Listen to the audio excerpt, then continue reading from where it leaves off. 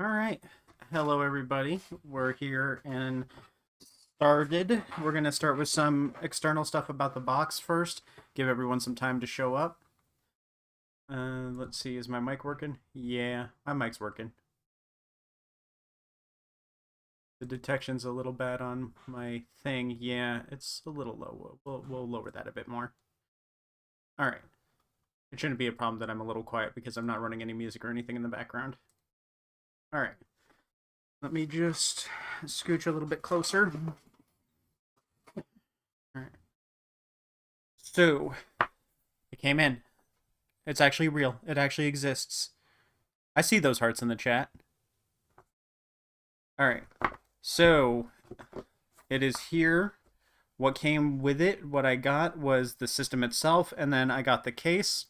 I got tempered glass, but I messed up on applying it like 3 times and I gave up. It's got a scratch resistant screen protector on it already, so I'll just deal with that. It's not like I'm going to be juggling chainsaws with this, so it's fine. All right, let me just turn off my preview real quick. So, well, let's just start with the box. It says Ioneo Pocket Air Mini. It's real. It exists. It's here. An Ioneo logo on the side. More Ioneo logos. More logos.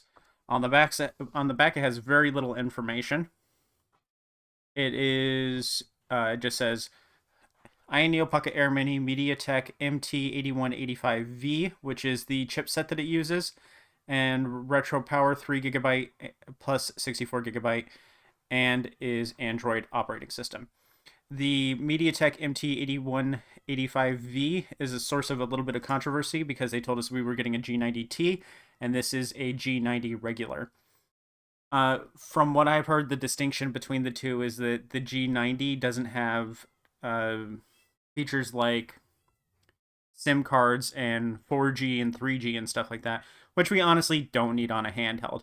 No one really used it on the PS Vita. I skipped out on this one because I felt like it overlapped my Ioneo Pocket Ace. Yeah, I think in your case, Richard, that yes, that those two do overlap pretty heavily. So I don't think you would get much use out of this. I think the Pocket Ace is also just a really cool system. You're lucky that's a cool one. All right. So there's not a lot of information on the back of these because these aren't like your typical like gaming products like a Switch or something like that. They have no promotional material or anything like that because these, for the most part, aren't going to be sitting on store shelves. So this was $80 for me for the 3 GB RAM model, and it I think it's $100 for the version now that is after the early bird pricing.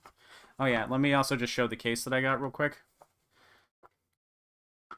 It just says Ioneo on it. It's a pretty nice looking case. It's a hard case. It's pretty plasticky on the inside. It's fabric lined though. It even came with a free packet of milk in case I ever get thirsty. Streets of Rage 4. You're getting specific. Let's wait until we get to the game testing to start talking about specific games. Oh man, I opened it up and my entire room reeks of factory. I wanted this so bad, but the shipping delay sucked. Yeah,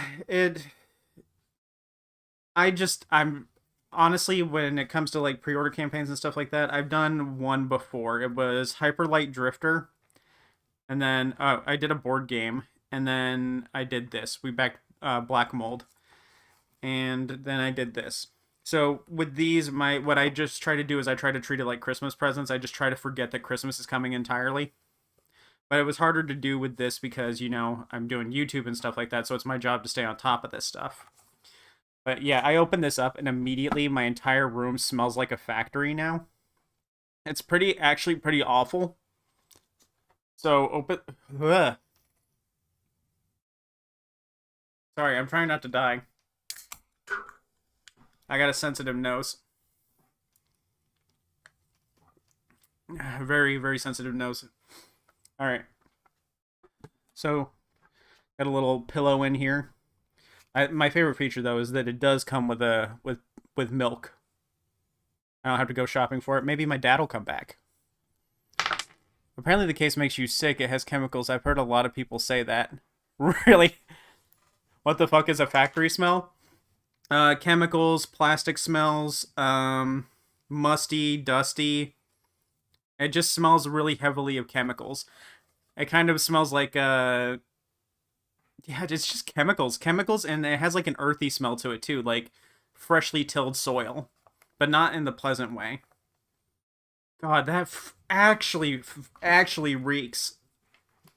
Oh my god, did they put like crazy purple knockout gas in it? Did I just get anthraxed? There's a little clip though. All right, I'm gonna toss that onto the other side of the room to let it air out. Oh my god, that is terrible. Hmm. Yeah, I hope it's not. I hope it's not a new COVID strain. All right, let's actually open the handheld. The handheld does not smell bad. So I have opened it a little bit already because I wanted to make sure it powered on because people were saying that it didn't power on. Their version didn't power on. Mine powered on fine. Leave it outside for a couple of days in the sun. Maybe. Oh man, it still smells over here. I'm trying not to die. It's hard. They made it difficult. We got a pretty long, pretty sizable cable. Let's see. No, it's not that long. I'd say it's about a 4-foot cable. And then we got a QR code to the digital version of the manual, which I read already. And then last thing that's in the box is 2 analog stick caps. Because this has replaceable analog stick caps, but rather than giving analog stick caps of varying lengths or, size of the thumbstick, they gave me 2 of the same exact size ones, so if anyone knows an online place where I can buy different thumbstick caps that'll fit this, let me know, because I'm in the market for it.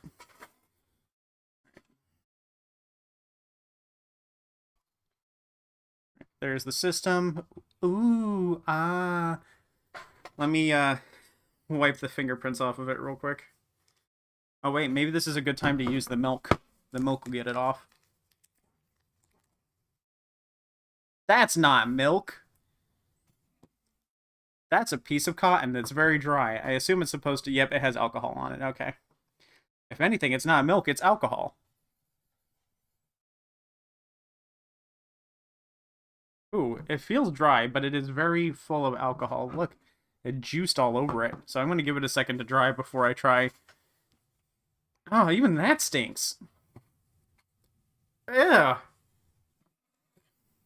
They're trying to kill me.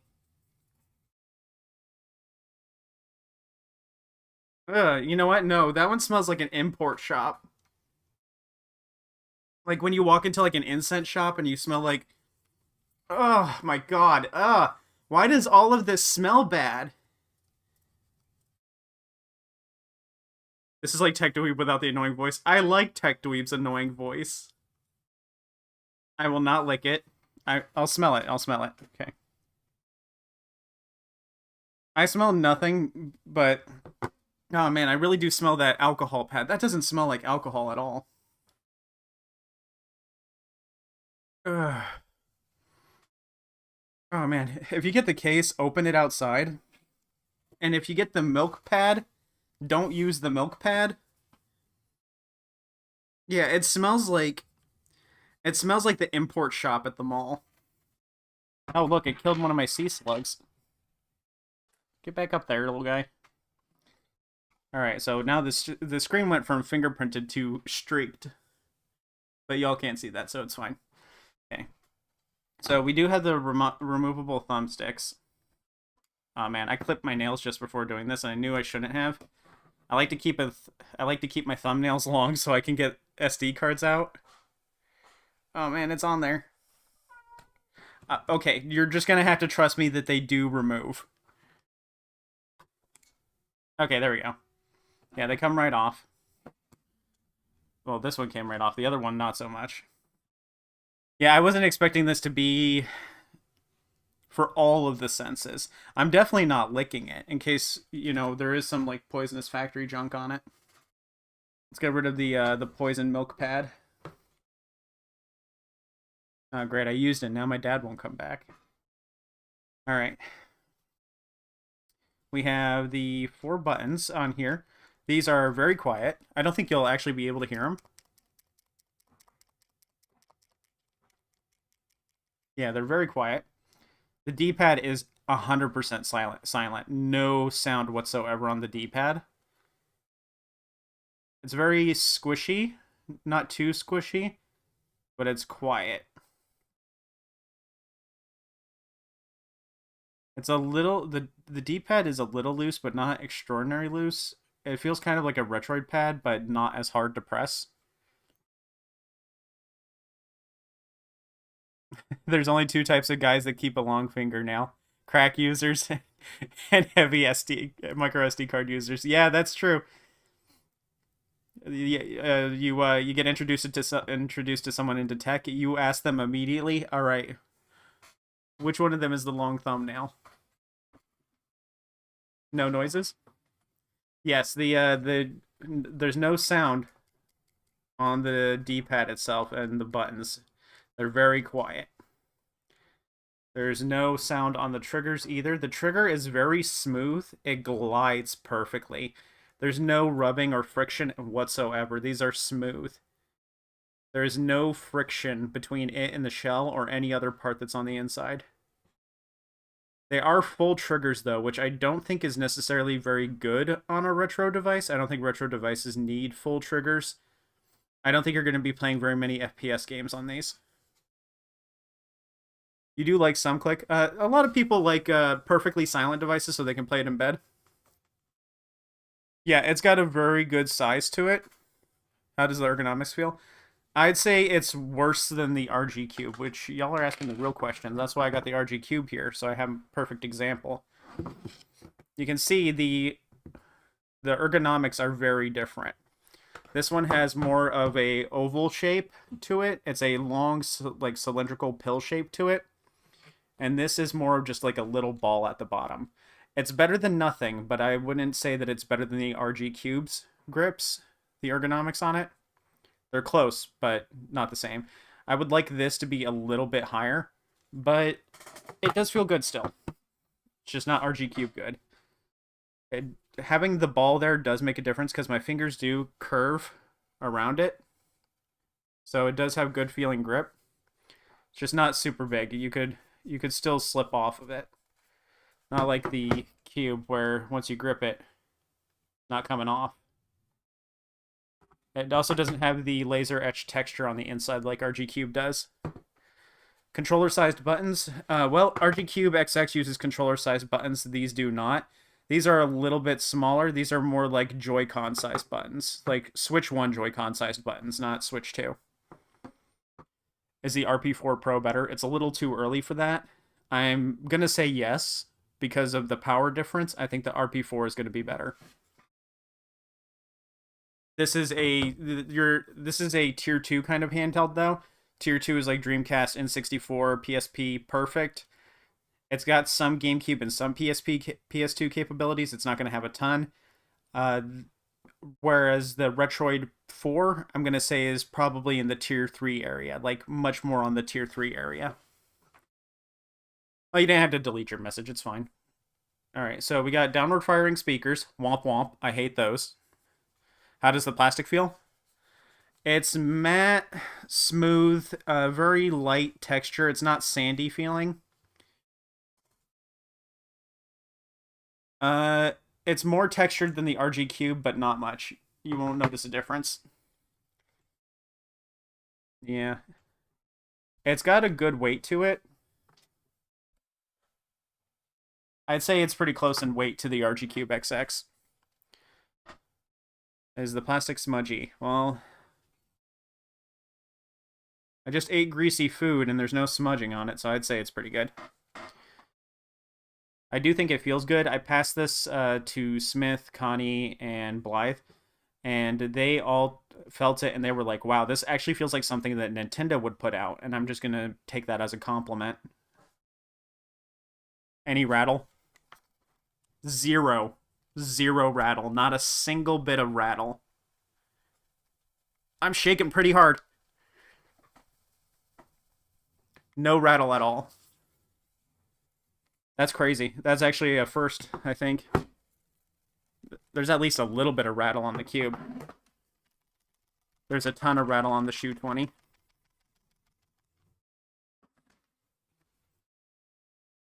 All right. Micro SD card slot. It has 64 gigabytes internal. So you might want something like another 64 gigabyte card. It's you don't need a ton of space unless you're carrying a lot of PS2 and GameCube on here. So I'd say like 128 gigabyte is probably pretty good for you. You don't need a terabyte card. Also, I don't think this supports up to a terabyte. I think this caps out at 512 gigabytes. Oh, okay. The select and start aren't clicky. Those are like two buttons I would want to be clicky. But they're very soft to press too. They're clickier than the face buttons are. You won't press them by accident. They've got good pushback. There's a mic hole for some reason. So you can do Discord on here if you wanted to, I guess. There's a headphone jack. That's good. I don't think this has video out, but I did check. The MT8185V is supposed to have video out, so maybe this switch to it, like if this is what they switch to, maybe it does have video out. I don't know. I don't have a USB-C to HDMI cable. Supports up to 2 terabyte. That's great, because you can actually make good use of that. I think this will make good use of that if you're playing a lot of GameCube and PS2. We got vent holes on the back and vent holes on the top. Most of the devices that I've played with don't have good ventilation on ones that really need it. So this one actually has a fan behind it. So that's really good. It does have good airflow. Whereas like this, those are very tiny, pathetic air holes. You can hardly see those. And this runs on the all-winter chipset, the A133P. So this overheats like crazy. So this one really needed more ventilation, and it doesn't have it. Yeah, this does look like an Ioneo device. It is very Ioneo coded. It follows their design ethos philosophy thing. What I would have liked is if they put some like little plastic caps on the inside of the screw holes so that this has a nice smooth exterior, but it doesn't. Let's get rid of this sticker. It says it's removable. Ooh, I don't know how removable that is. We're gonna have to get the goo gone.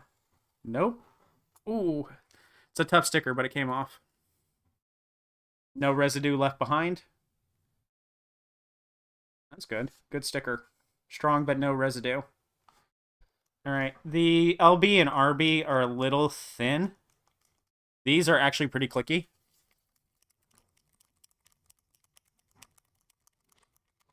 Is it Android 13? I don't know what Android version it is off the top of my head. Yeah, everything else is silent. Let's go ahead and turn it on and get started with the setup. Very clicky, volume up and down. Android 11. Does that mean I can play Roblox on it?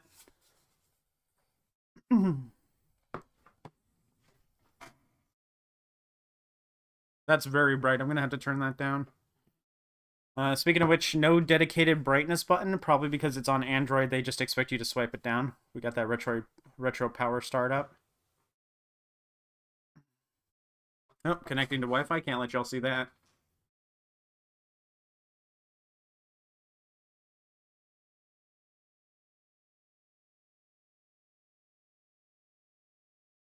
It rumbles with button presses, so there is haptics.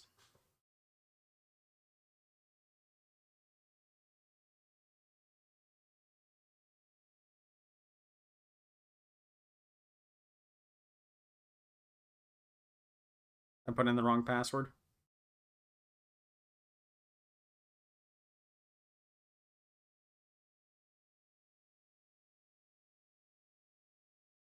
I hope I didn't forget my Wi-Fi password, otherwise this is going to be a weird video.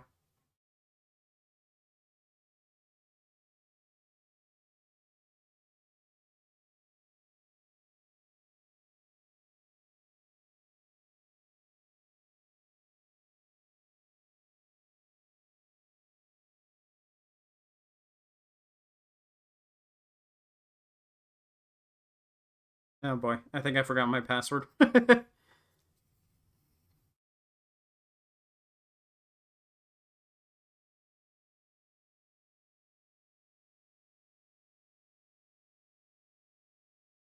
Okay, connected.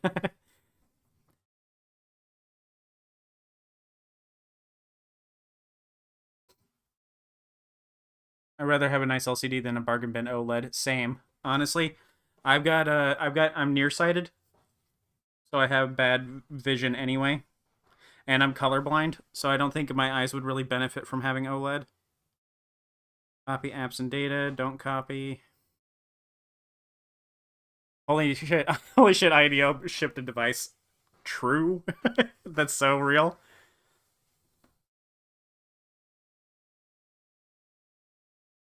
They actually shipped this one pretty fast comparatively. Google sign in. Do I do that on this? How likely is INEO to steal my information? Well, they actually already have it if I think about it. Because I already sent them my payment info. I don't know which account to use. I'm going to have to use some account to be able to access the Play Store. Alright.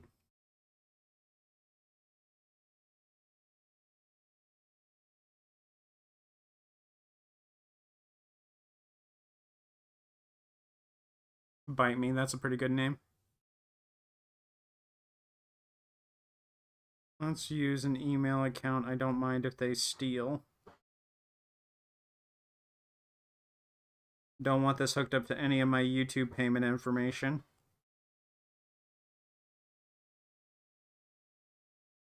The screen is a very good size. The keys for the touchpad aren't actually too bad.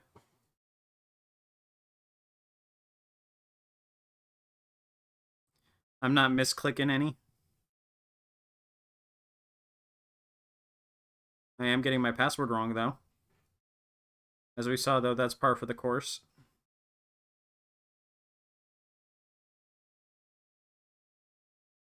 I'll get it right one of these days.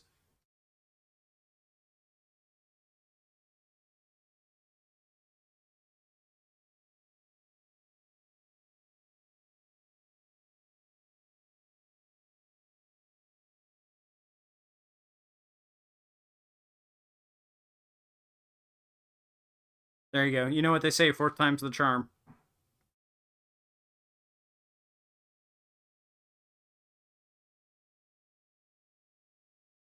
Just a second, making sure it's not showing any more screen.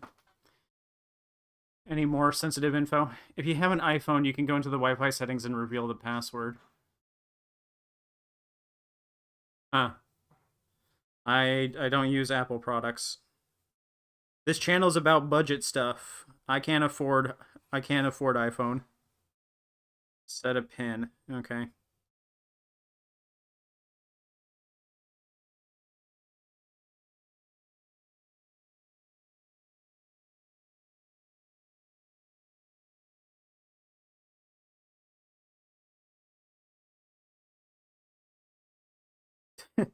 It's not even set up and Google's already asking me for a credit card.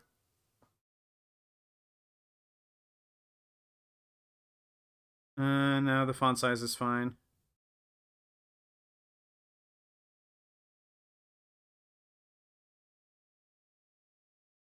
Oh, they might think it's an iPhone only specific feature because they you know, don't, have an Android.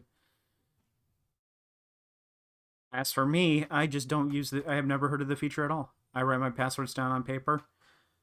That's not a terrible idea. I should probably do that. If something happens to me, I want my wife to be able to access my accounts. All right. We have the first actual screen that isn't Google. So we've got Chrome on here, settings, Play Store, IS Space, IS settings, gallery, system, files, and gamepad. Oh, gamepad to make sure that everything's working on the gamepad. Gamepad? All right. Let's mess with the brightness a bit. I'm going to turn it down a bit so it's easier for y'all to see. There we go. That's still bright. Okay. It gets pretty dark. That's off.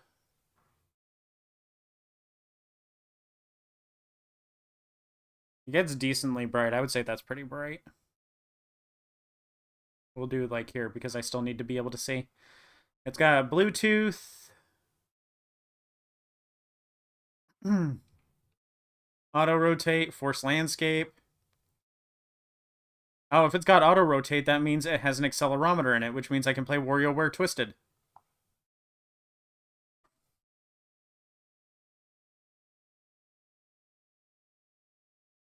I'm feeling like it doesn't have it. I guess it doesn't have an accelerometer. Dang, unfortunate. It's dark versus my eyes. All right, so well, I guess we should start with Call of Duty Mobile because that's the first thing that I would do to test this so that I could check the sticks. Because Call of Duty Mobile is very specific about what sticks it uses. It'll only let you use specific controllers. So if this can spoof itself as a Xbox controller and it'll let me play in controller lobbies, that'd be awesome. We're gonna skip adding my credit card because I don't need it. It's a free game. Verify my age. How do I verify my age? Okay.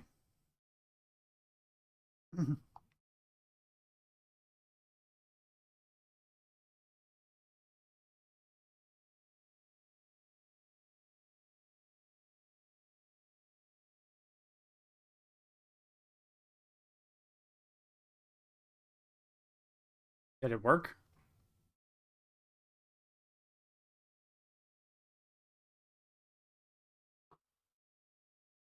I have no idea if it worked.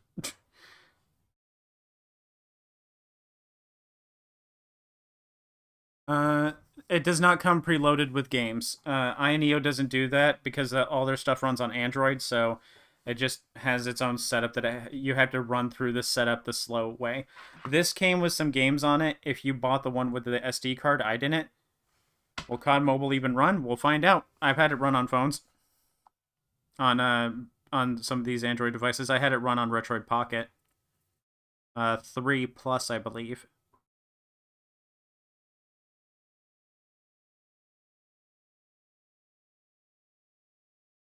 Very slow to load the store.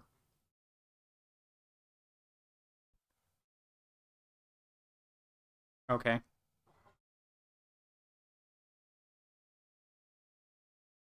I don't need to add my credit card.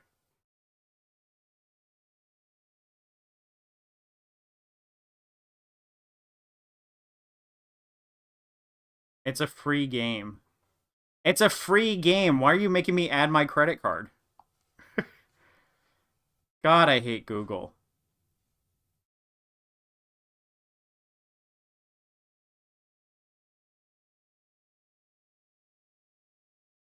That's impressive if so.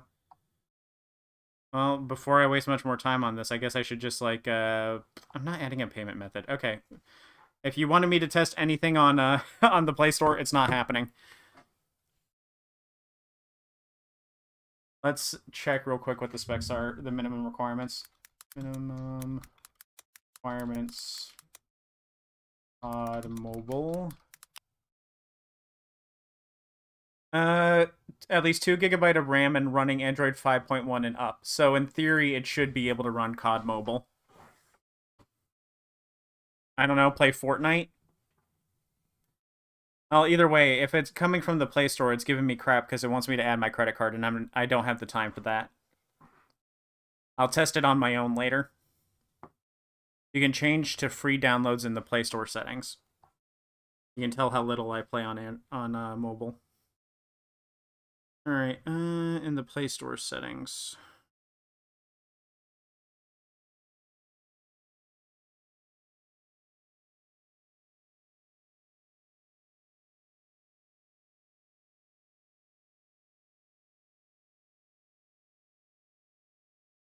Okay, the Play Store just crashed on me as I tried to change it.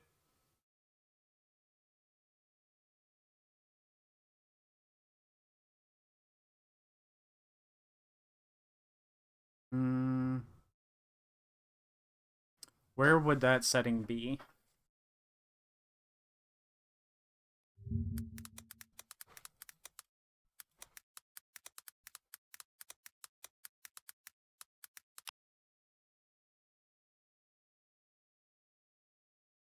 Download preference.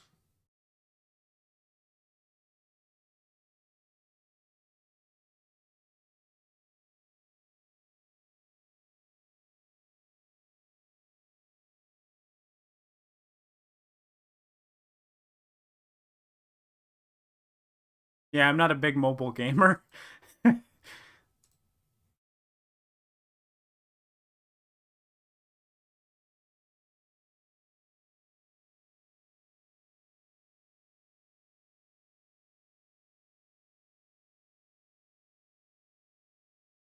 All right, this is a lot of junk to worry about. Something I will figure out later.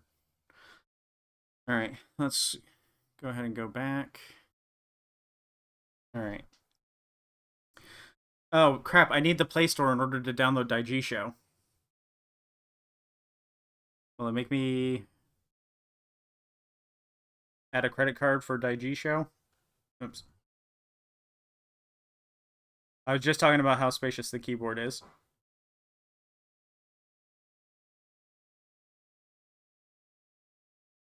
It lets me do Daiji Show. But for COD Mobile, it wants me to use my credit card. Make it make sense. Genshin Impact? I heard that it runs Genshin Impact. But not Wuwa. Try COD Mobile again. Maybe it was just being fishy. Verify your age.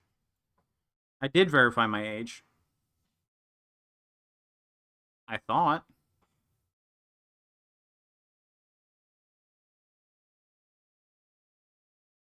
Okay, so to verify my age for... Oh, it's because it's a rated M game because it's a shooter. So I have to add my ID, take a selfie, this does not have a camera, or use my credit card. I will do that later if I feel like it. Okay, well, we got Daiji Show on here at least. So what we need to do is we need to download the emulators that we plan to use for various games, because it might not come with them built in already because it didn't ask me to opt into them. On Retroid, it asked me to opt into them.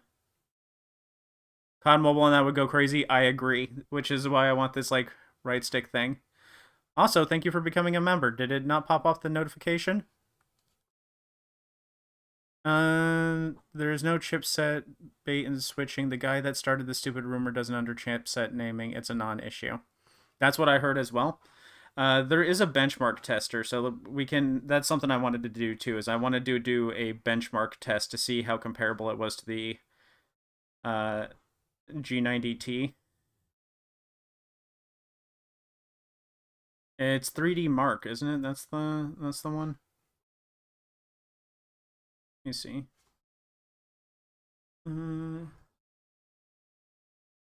Yeah, this is the one.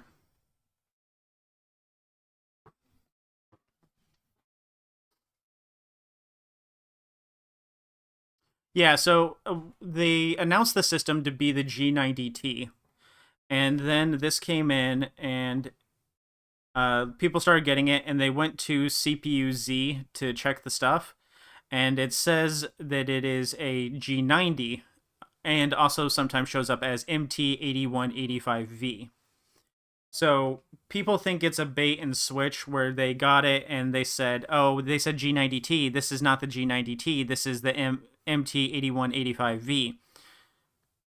Play some YouTube stuff to test speakers. Good idea. And it wasn't really a bait and switch. It's all of the same chipsets in the family. It's the thing is that the people that these devices appeal to are millennials and older. I'm sure there's Gen Z that want to play older games too. Gen Z loves DS and 3DS, but I mean for the most part, it's 30 plus year olds that have an interest in these devices. And honestly, as you get older, we aren't as tech savvy. Aren't they technically the same chip? You're seeing the issue. They're in the same chip family. and they don't know that there's multiple chips in the family. Admittedly, I don't know that much about mobile stuff. I've only repaired older physical tech. Like, let me find my Wonder Swan real quick. Should be right next to me. Here it is. I fixed this myself, and then I've also fixed my Game Gear and my, what's it called? 2 Genesis. So I only have experience with older hardware. Gen Z loves being nostalgic for things they never grew up with. That's because that's how you know we had it good. That's how you know millennials had it good. Wonder Swan, yeah, the one Wonder Swan fan. You have an NVIDIA Shield Portable. That is a flex. All right. Oh yeah, that's right. Gen Z is getting up to being 30 as well. Okay. All right, so we were gonna do YouTube as well. It did not come with YouTube pre-installed, so let's go ahead and add that.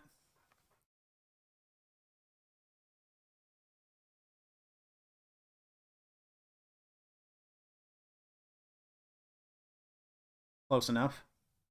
That's not YouTube. Okay. I didn't know the Wonder Swan existed until I saw your videos. That is perfectly normal response. It was Japanese exclusive. Right before the system died, it came out in Hong Kong, and that was it. So Japan and Hong Kong.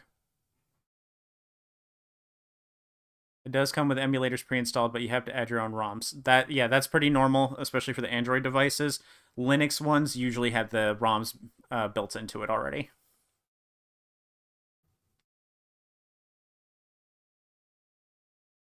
Okay, YouTube's taking a minute.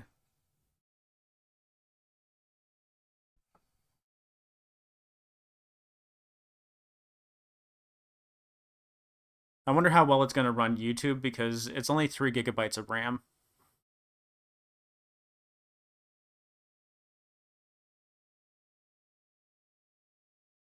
I like Chocobo Dungeon as well. I think I like the one on the Wii the most.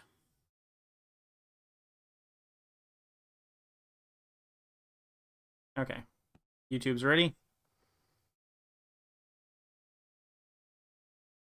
Let's play something that isn't copyright by going to... Nope, that's not... Forgot I signed into a dummy account, so we gotta find me. I'm not gonna watch the stream with this because that would cause a feedback loop and you would hear it twice. Let's I don't want to watch the all-time video. Let's do something more recent.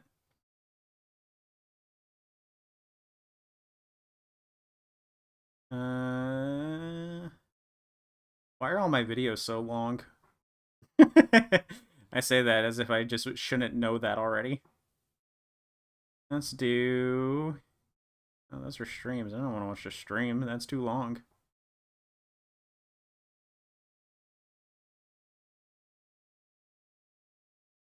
The problem is that I've watched all these videos like 4 or 5 times now because I'm the one who has to edit them. Here, Kirby Air Riders review. Let me take my headphones off.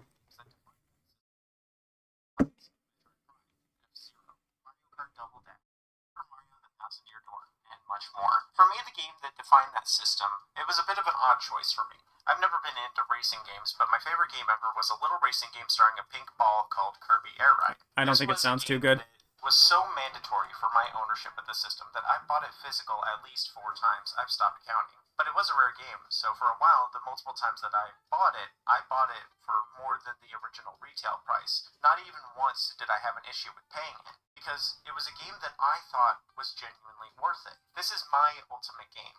This is my island survival game. Every person I've showed this game to was also immediately obsessed with it and joined me for entire weekends to try and clear that seemingly endless achievements check. Okay, so you can also see a preview of what 16:9 is going to look like on this. So if you're playing PSP, it's going to look like this. If you're playing GameCube and PS2, you should probably keep it 4:3. The shipping takes 2 weeks because they use 4PX, and it is coming from China, and I live on the opposite side of the globe. I live in America. So it did take 2 weeks for it to arrive. Don't know how good any of these kinds of speakers can get. It depends on the positioning of the speaker as well as the quality of the speaker. I find that this sounds better because of the positioning of the speaker, but this is down firing. It sounds a little what's the sound? What's the word? A little hollow, a little echoey, maybe a little tin canny, but it doesn't sound like tin. It just sounds like it's being played in a cave. List. I never did finish the checklist, but I might this time. If it wasn't 50 turn Mario Party games played over the weekend, it was Kirby Air Ride until the sun came up. So when Air Riders was announced, I was shaking with enough excitement to power a small city. I'm telling you this now, though. I don't really consider this a review. You're not going to get me sipping on coffee while I use my salubrious lexicon with words like ludonarrative dissonance and critique every aspect of Air Riders. You're not going to get me to, sit here and be journalistically impartial. INEO equalizer is pretty good. You can look up good settings. Yeah, I heard about that too. I saw it on TechDweeb's video. Okay, so that's not bad. I would have a better idea of it if I was like. I think it kind of just makes me sound like I'm in a cave. I don't think it's echoey sounding. It just sounds hollow. Like not like I'm speaking to you, but like I'm speaking to you, like this kind of. You kind of get what I'm saying with that, maybe. It's just okay. It's serviceable.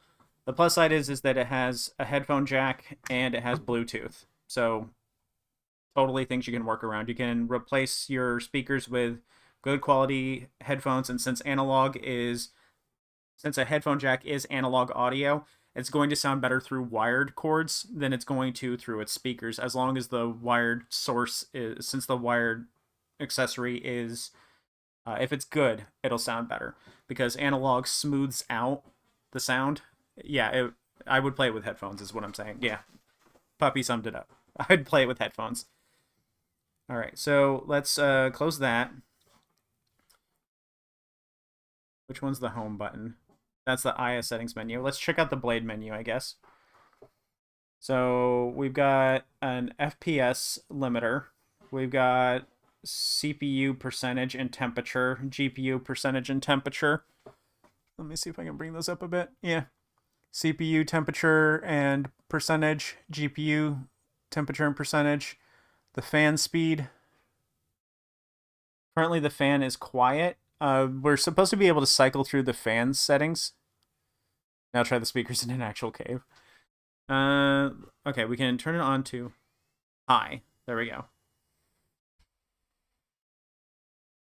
You might not be able to hear it on the microphone, but I can hear it, and there's a whine to it. It sounds like a laptop. It sounds like a laptop fan. Yeah, it's not coming up on the speaker. So I guess it's not that loud, but there's a slight whine to it.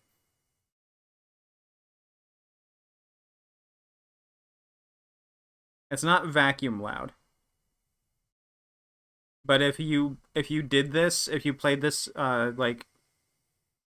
if you played the fan next to another person, they'd be like, "Damn, is your jet taken off?" It's not like as bad as the PS4 can get. My last retro devices were Digu and the original RG350, so I think that'll be okay with the sound anyway. Oh yeah, RG350 is a pretty old device. We have one of those too. I bought it for my wife when they were new still. I had a Retroid, not a Retroid. I had a Retro Pocket. I think it was called a Pocket Go. Yeah, it was a Pocket Go by Miu back when they were still calling themselves BitBoy. And I broke that, and I was like, I'm just gonna emulate on my PC. But I got an RG350P for my wife, and she really liked it. Until I got tired of my Retroid Pocket 3, and I gave that to her, and now she's playing the Retroid Pocket 3. So someone's benefiting from me buying too many devices, at least. Yeah, so that's pretty loud. Not the loudest.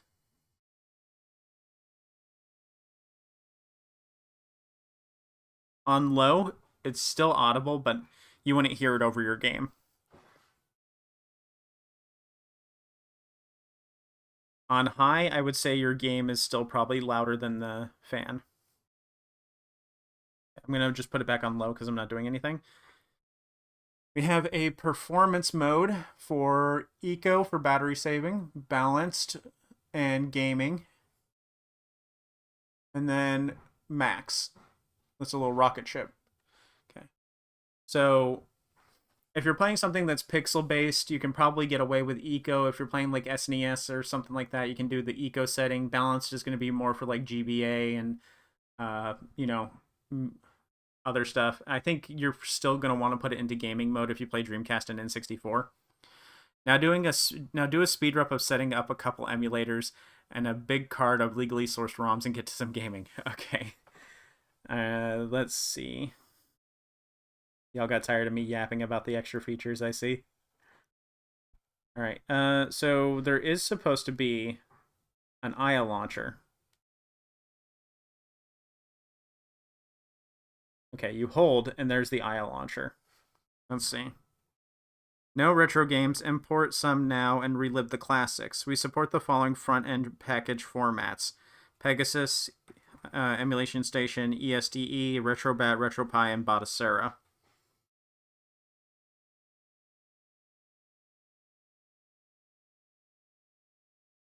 It did not set up a ROM folder to start with, which means you'll have to create your own ROMs folder. So it didn't come with a ROM folder in it already, so you're going to have to set up your own. So just plus, name it, ROMs, use this folder, allow access, no games detected, which is fine. I think that should build the folder. Most systems that I played with will build the folder with that. Okay, so you double tap that to get back to this menu. So let's go to Files, Menu.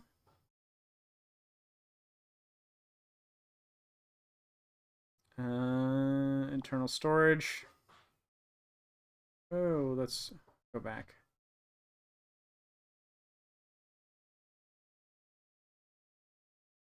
ROMs, nothing in here. Did not build a file system. So we're going to just hook this up to my PC and add some games to it. Since Aya is its own launcher, I shouldn't need to use Show, but I grabbed it just in case.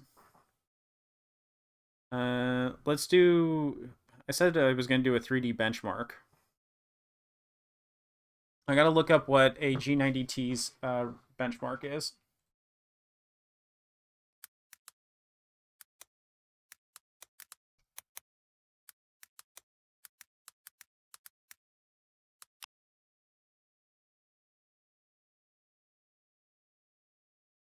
Let's see.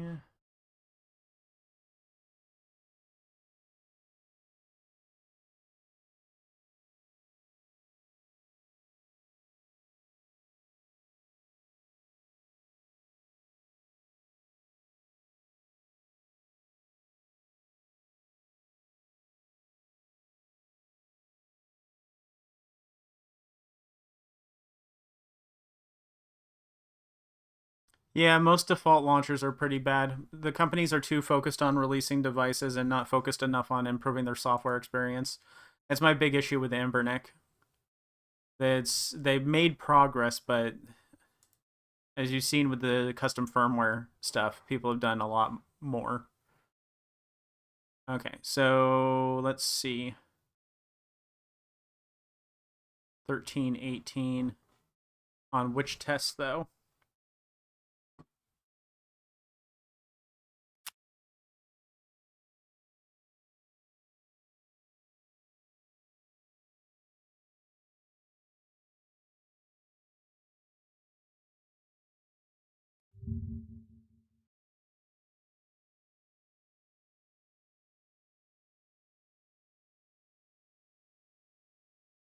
Geekbench and Tutu 3D benchmark. Doesn't say which test it used. Okay. All right. Well, whatever. We'll just run one. Wildlife.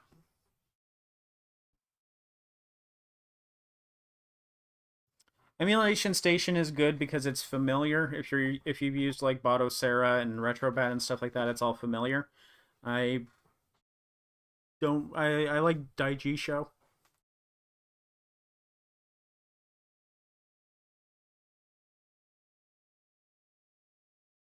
It's free and it's what I'm familiar with.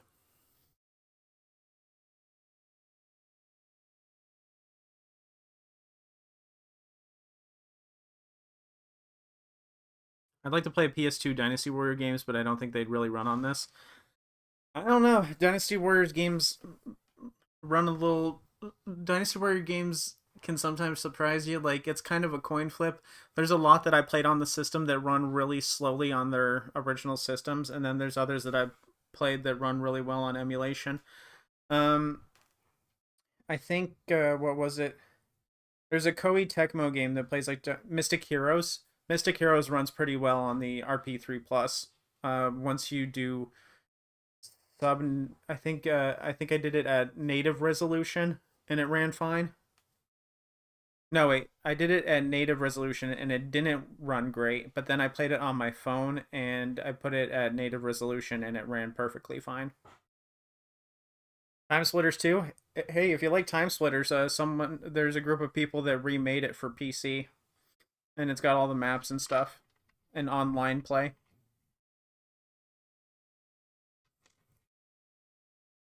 Mine is the 3 GB model, which I think is a bare minimum.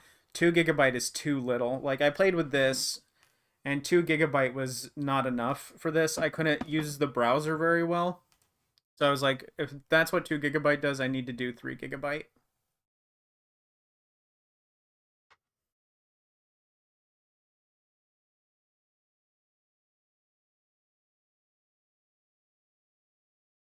Yeah, 3 GB not very much, but I think it's a bare minimum. I don't think the other should be running 2 GB. I'd recommend that for anyone thinking about buying this device. They go for the 3 GB version. The performance in PS2 games is way better, at least from what I've seen in other reviews. Yeah, sometimes emulation can be held back by RAM, and they underdo it on some of this stuff. You either see underdoing it or you see total overkill. Like you've got devices out there with like 16 gigabytes of RAM in them, and it's like, okay, well, yeah, that's not gonna really that's overkill for retro, but that's still really useful for people who are doing Game Hub, I guess. But I'm not wanting to do Game Hub on this. I've got a gaming PC.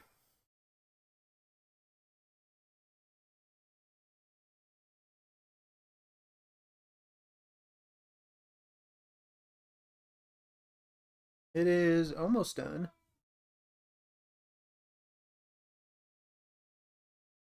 I'm gonna have to delete this afterwards. This is oh, it's just downloading slowly.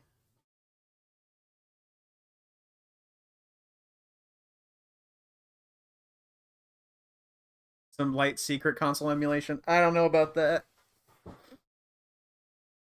I don't think you're gonna be able to play much secret console.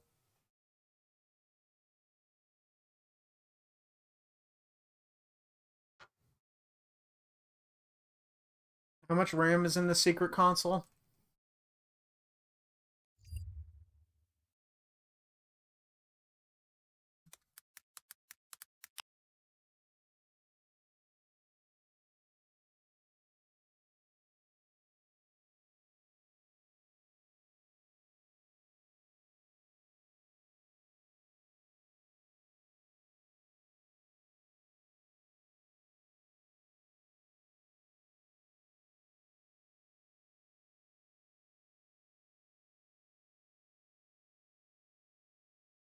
It's downloading a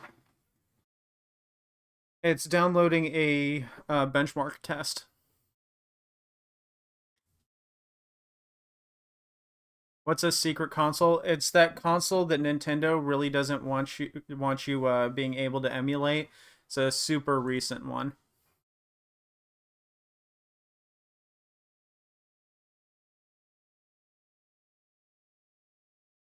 It rhymes with itch.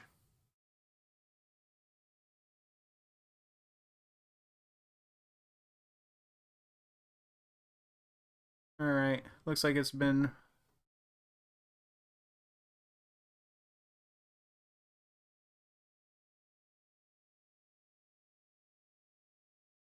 Oh, maybe I should put this into gaming mode. Let me put it into ultra gamer mode first, max. All right, and then go ahead and run it. It's in ultra gamer mode. The fan is going crazy. It even did a little animation to show a rocket ship lifting off. Secret console has 4 GB LPDDR4. Yeah, I think that's I think we'd if you were to do secret system emulation, it would have to be indie games.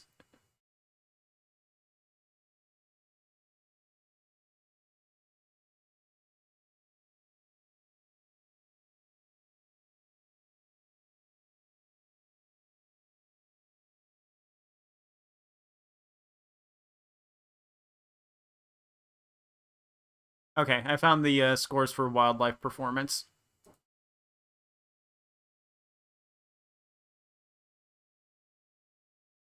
If it looks bad, it's supposed to. It's a 3D benchmark. It's supposed to push it.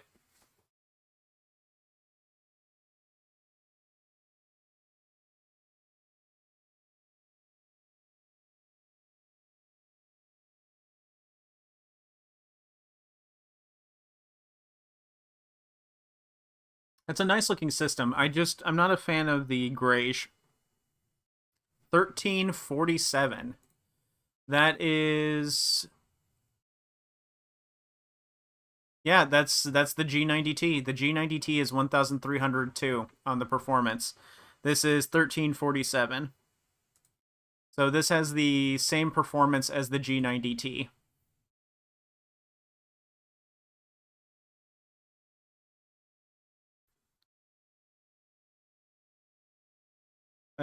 It's not a good score, but it's at least comparable to the G90T. So I think it's a G90T in it. All right, let's set it back to balanced. And then run it again.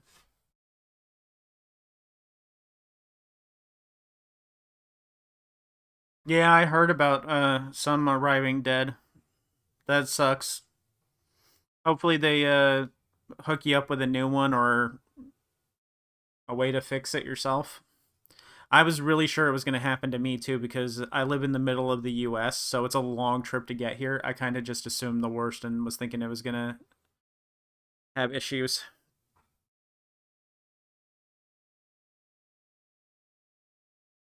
Okay, so it looks like there's a pretty big difference between balanced and gaming mode.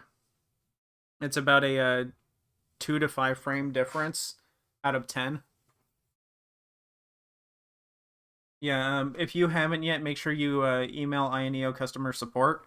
I heard their customer support is pretty garbage, but you know, the alternative is dealing with a broken system. I'm thinking maybe it's probably a bad Android install, but I don't know for sure. That would just be my first guess because usually that's the issue with Linux handhelds that don't turn on is because of a bad OS install. But I would just email them and see what they say to do first.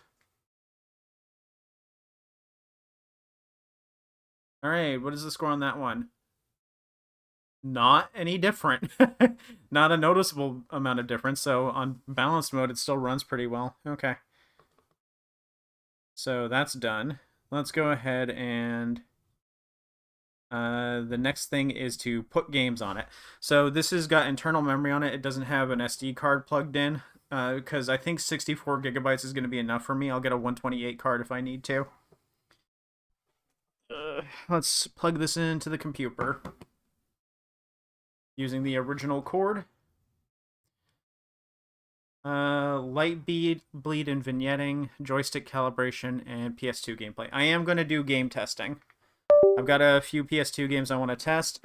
Ratchet and Clank, which I know is not going to work. And then Dragon Ball Z Budokai, which might work.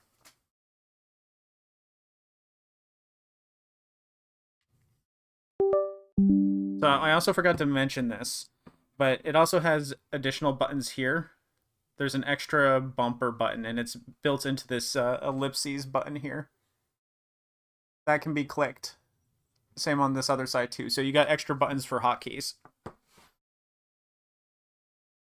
I'm pretty sure it's been confirmed to run Saturn and Dreamcast just fine. Well, at least Dreamcast, which is what I want it for, because I want to play Skies of Arcadia. All right. It is charged, but it did not pop up a window for me to transfer files, which means I have to enable USB mode somehow. Finish setup.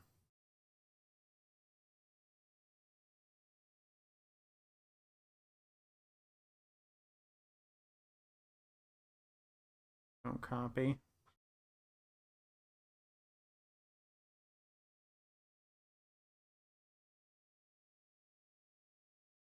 No, it's just Google asking me for my credit card again.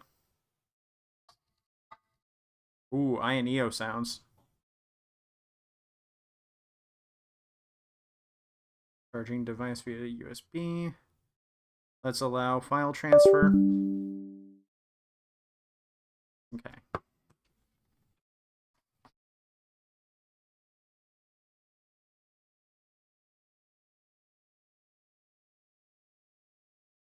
So there's devices we know are going to run perfectly fine. Oh, a Vanillaware game. Okay. I like Vanillaware games. Uh, so there's some systems we know are going to run perfectly fine. Like there's no reason to test pixel-based systems. We all know GBA, GBC, GB, all that is going to run perfectly fine. So let's. Well, did it open up the file share? Yes, it did. There's the ROMs folder. And then open up another window.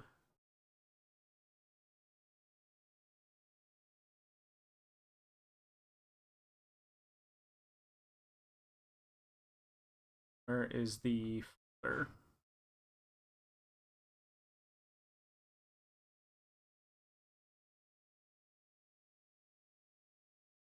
I changed the name of the folder.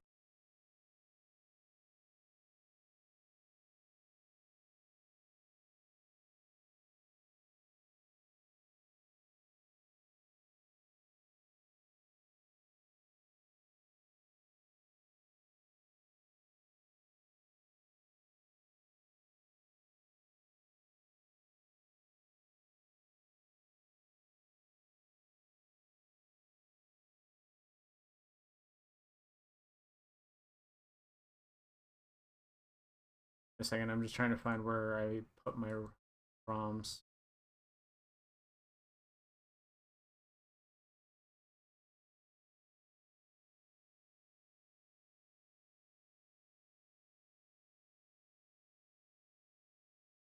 I guess I'll just, you know what? I probably moved them to the individual emulators because I stopped using RetroBat because it was getting clunky. Let's see, where did I?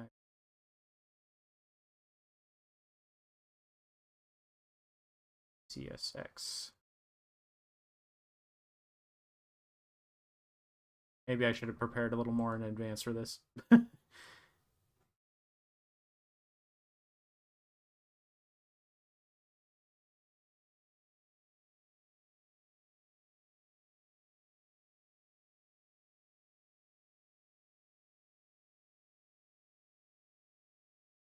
Is GameCube going to be possible on this? Very light GameCube. I think lighter end GameCube is going to be. I don't think you're going to be playing Paper Mario: Thousand Year Door on it.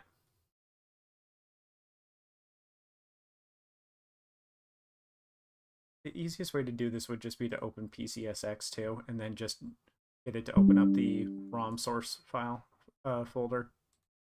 So let's see. Settings. Games list. Okay. In the C drive. Oops, don't open Chrome. C drive. And then under PCSX.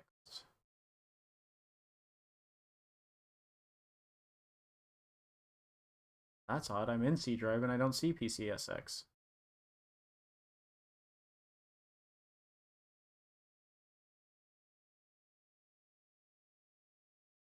Also in Retrobat. Bombs.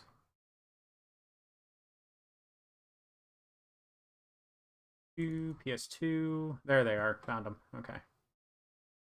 So open that. Close that. We need to make a PS2 file folder. PS2. And then add over Dragon Ball Z Budokai. That's going to take a second. Yeah, I was having issues with Dolphin on PC running Paper Mario. It's because of the graphics engine that it uses.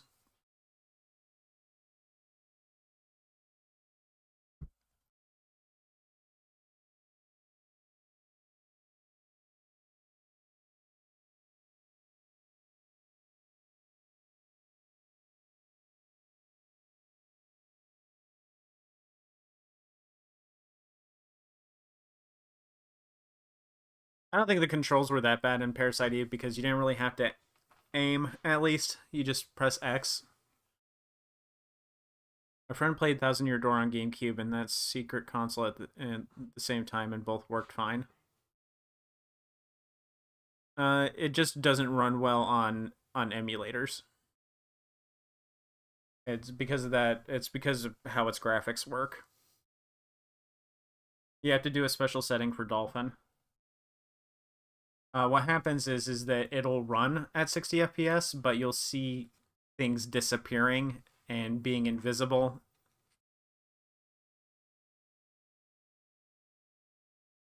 Like in the very beginning of the game, just some graphic effects would just not appear.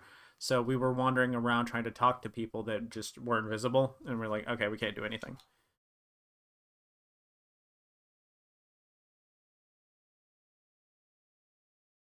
Well, if the secret console is doing the emulation, then of course it's going to run better because it's being supported by Nintendo. All right. Since someone said they wanted to see Dynasty Warriors on here, I've got Samurai Warriors 2 that we can check.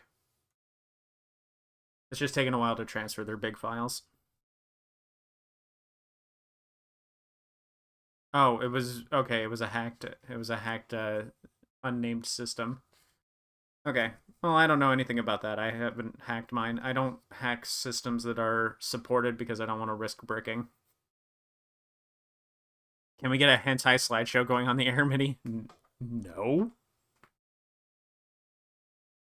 I wouldn't even know where to look for hentai. Don't give me suggestions.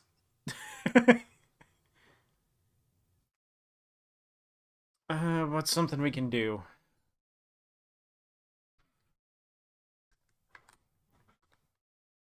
Wow, have you seen the new Ioneo Pocket Air Mini? Yeah, I heard it could play GameCube and PS2 a little bit. Sort of.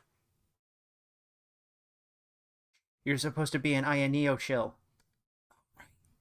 It plays GameCube and PS2 flawlessly, especially hit games like Ratchet and Clank, Deadlocked, Samurai Warriors 2, as well as GameCube games like Paper Mario and the Thousand Year Door. Too hard. Uh, it it played the video game. Very good. Yippee! All right, that killed 5 seconds. Spyro. Okay, I'll add Spyro. Spyro will be pretty good on this, honestly. I think Spyro would do great on it. Because this plays PS2. We remember last time, last stream when I did that, this played PS2. It just didn't have analog sticks.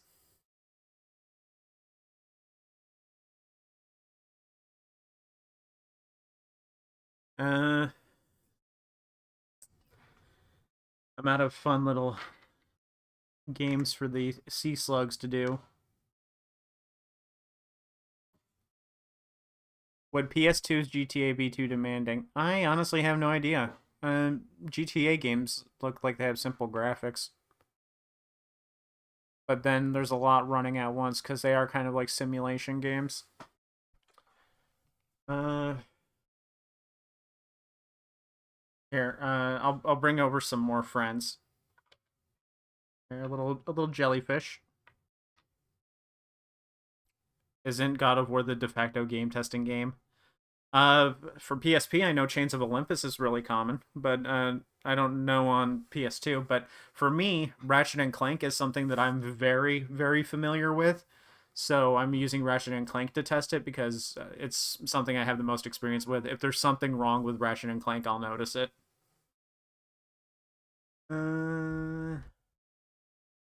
Let's bring another little friend over. Somebody name an aquatic creature, and I'll bring the closest thing I've got for it.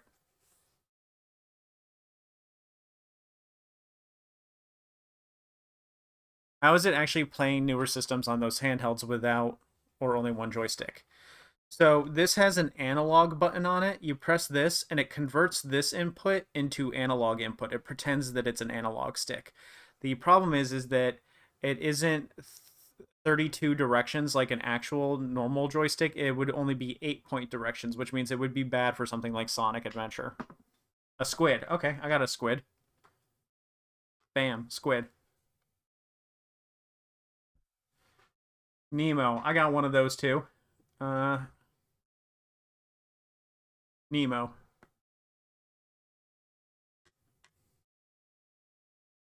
Sea squirt. What the hell's a sea squirt? Sharks. I've got sharks. Here's a hammerhead.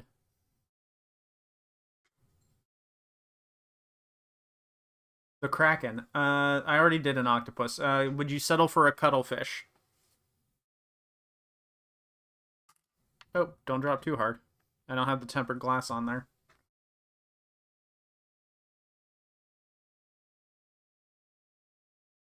Okay, that's... I still need to transfer over Ratchet deadlocked. Ratchet is definitely going to be a good test for it. Although deadlocked is really instance based, so maybe not deadlocked. Do I have going commando right here. So we'll do going commando. I gotta extract it first real quick.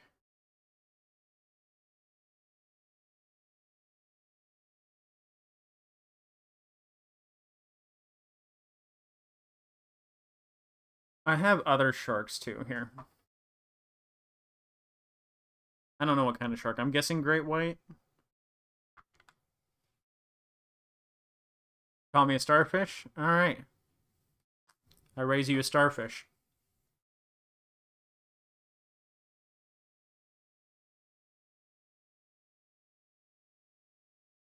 Are y'all shocked at how many I have yet? Because this isn't even a fourth of them. I think I think this is probably a fourth of what I have. That's Bruce. I win.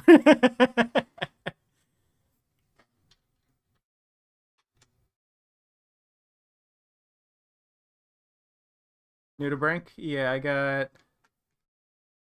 sea slugs. Sea slugs are nudibranchs, right? These little guys. Sea bunnies. You don't think I have a sea turtle? I got a sea turtle.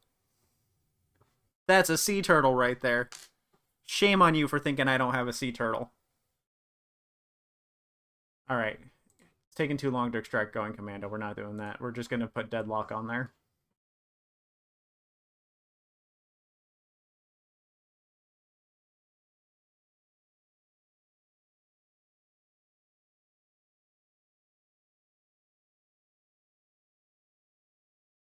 Sea cucumber. You got me. I don't have a sea cucumber. Yep, I'm looking. I don't see a sea cucumber.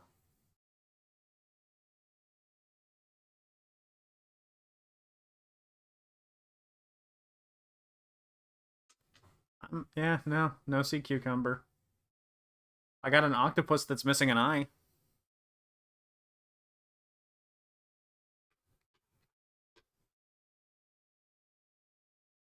Sea Turtle might have dethroned Hammerhead. Yeah, they got a cute little smile.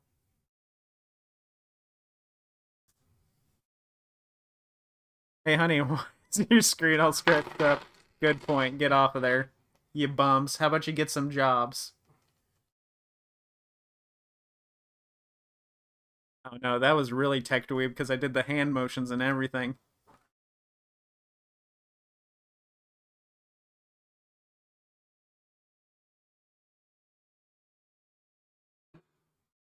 All right, y'all got to go back over to the desk. The sea slugs,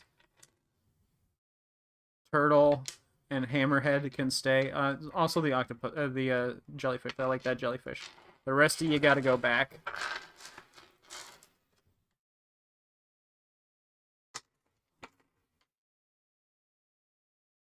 Here's a kalimba. I don't know how to play it.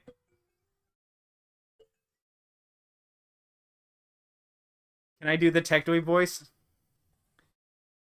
Oh gosh. I don't think I can. I'm willing to try. I need something to say.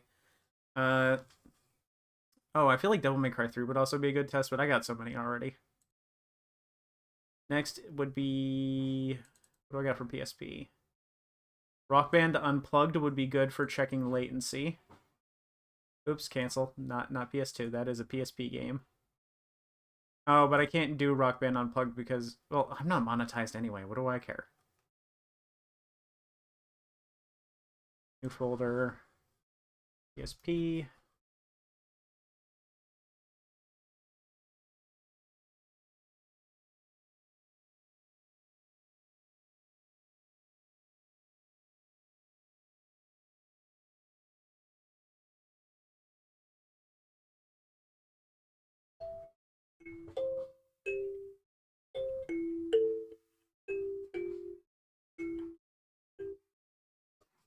It'd be nice to see how it performs when running games from the SD card slot. PPSSPP is pretty iffy with SD card speeds and the CHD format.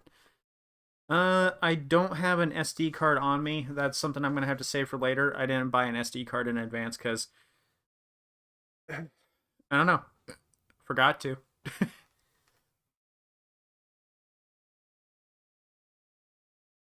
Man, I watch so much Tech Dweeb, and yet I'm drawing a total blank on something that he would say.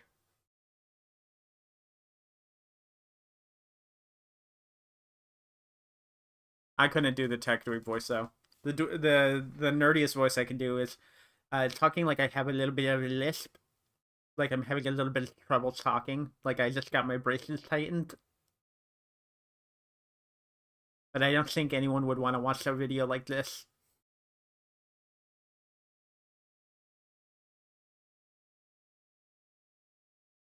All right.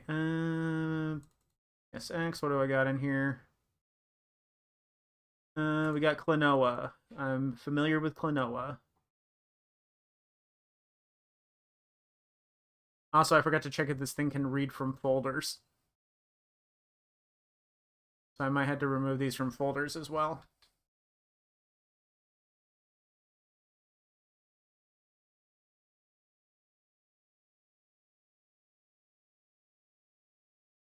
We'll leave Klonoa in there raw to test if it needs a folder.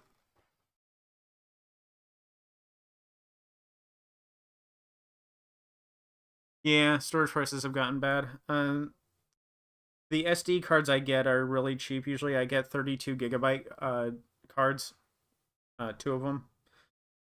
I don't need a ton of storage space, like I said, because I don't think I'm going to be playing that much PS2 and PSP, GameCube on this.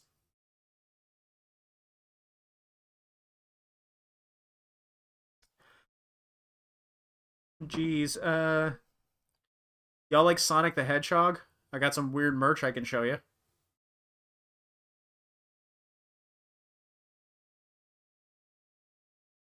See, I need to go back and get GameCube now.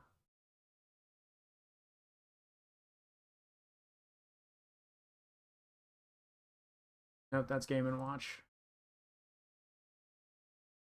GameCube.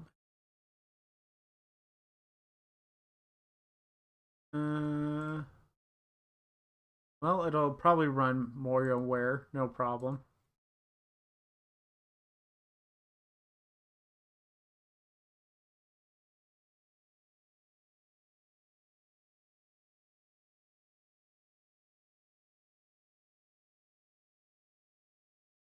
Oh boy, Sonic merch. Okay.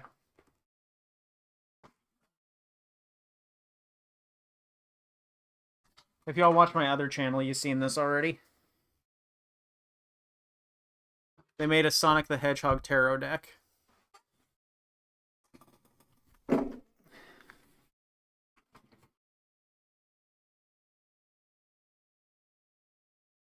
I fell asleep the other night and woke up watching Sonic 3, and I actually enjoyed it a lot more than I thought I would.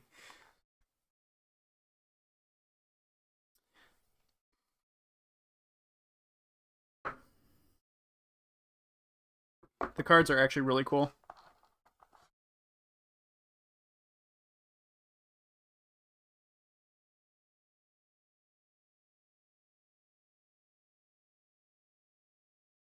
Really high quality. They're pretty thick card stock.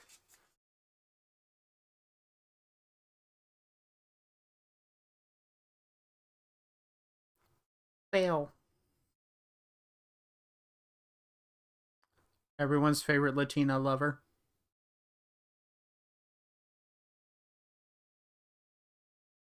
Chaos.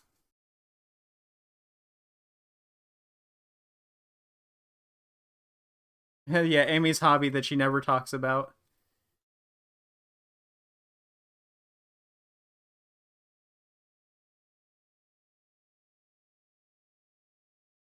Knuckles the Chow. I love the Knuckles Chow. Oh, I gotta transfer another one. Hold up. We got F-Zero GX that we can toss on there. Angel Chow and a Devil Chow. Smooching it up.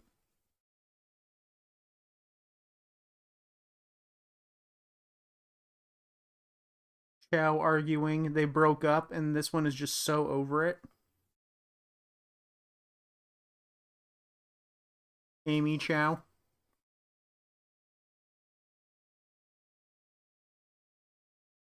Silver, honestly. Silver could disappear and I'd be fine with it. Gamma.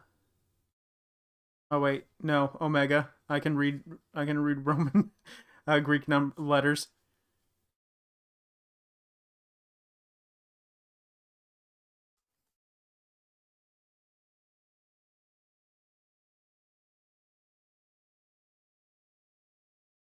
All right, this is hurting my arm.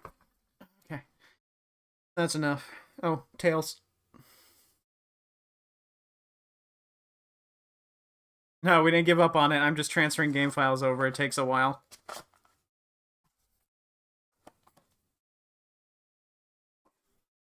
I was killing time while transferring files. Making sure y'all didn't get bored. That might have made it worse.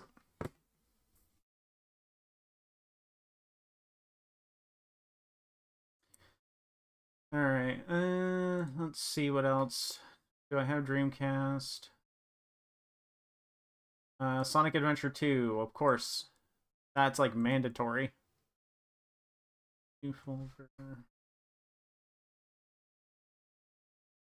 I'll have to find out if it uses the Dreamcast folder or the DC folder. I'll also have to find out if there's a way to make it so that it creates the file names for me. These are way cooler than I thought. Yeah, they are really well designed. A hentai slideshow would have been really good. You'd think so, but Japan really likes their copyright strikes. Personally, I appreciated the Sonic Tarot cards. I need to learn how to read tarot again so that I can do Sonic the Hedgehog tarot readings. But it's so much reading.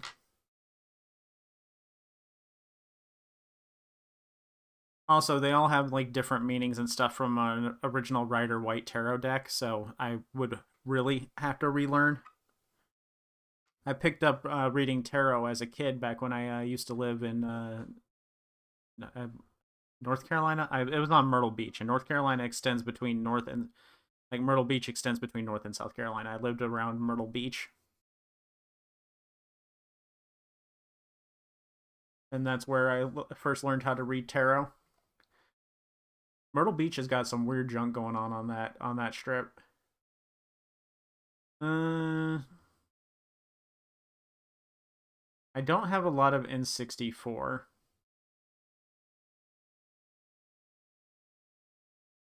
I don't have any. Okay, well, I gotta find where I stored all of my stuff. Oh, well, that's why I couldn't find it. I was in the wrong folder. Okay. Let's see. Backups, ROMs report. Okay, there we got more PX games there. Spyro was said. I have Spyro. I do not. SP, we've got Space Invaders. No one cares about that.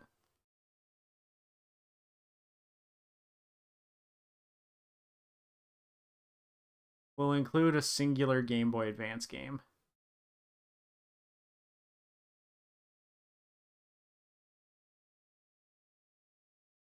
We'll do Castlevania Aria of Sorrow.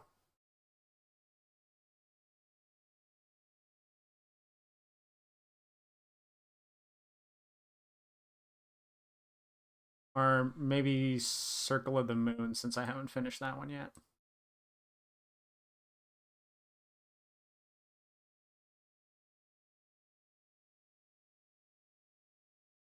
Pick my dinner, pizza delivered, chicken burgers made at home, or meatballs and mashed potatoes.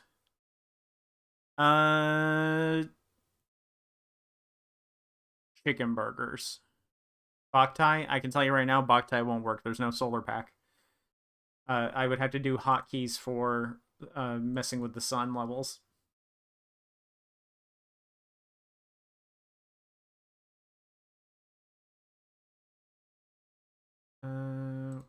Wonder Swan. We'll do Digimon Anode.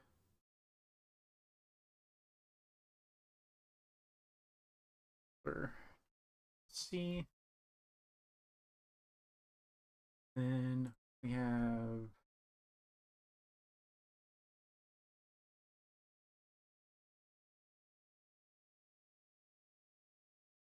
we'll just transfer over all my Wonder Swan files. Then I don't feel like digging through them all.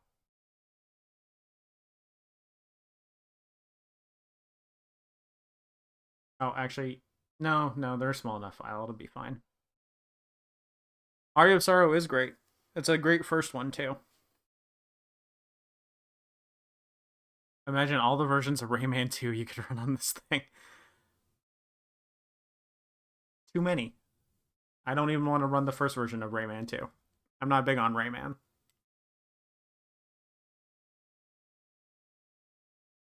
I don't really like platformers to begin with, and Rayman's too hard. It's just too chunky, not enough screen to see. It's the same issue I have with what's his name? Tempo.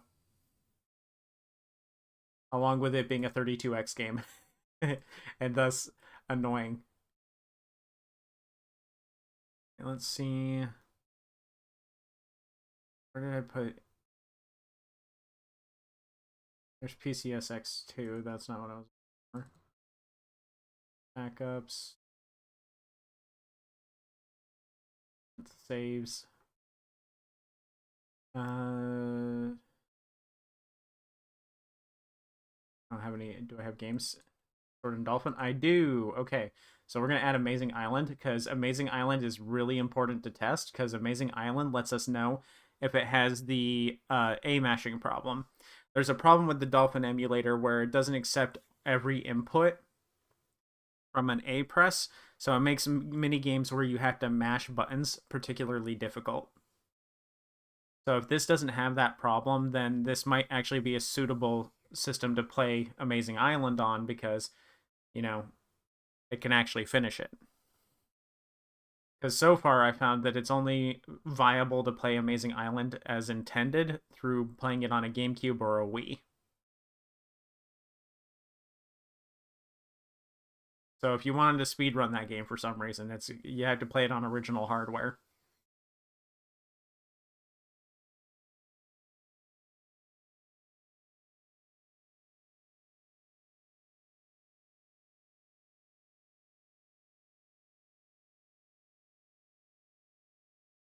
Rayman came out on a lot of systems.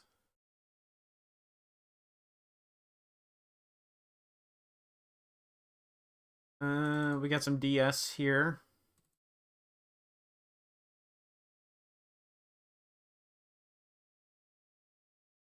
I want to find where I put the rest of my DS.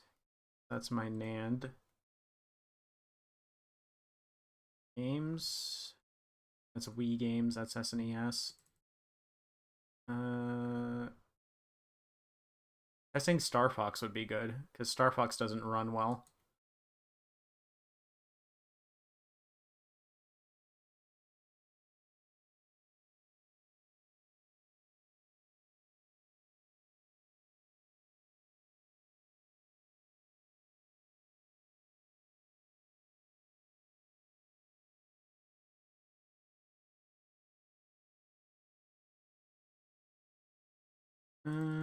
That's Game Gear. No one wants to see me play Magic Knight Rare. Backup of Connie's Golden Sun saves.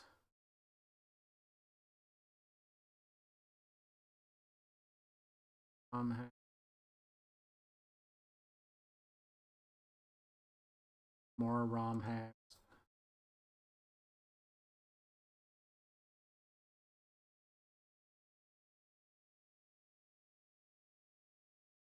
Where did I store the rest of this stuff?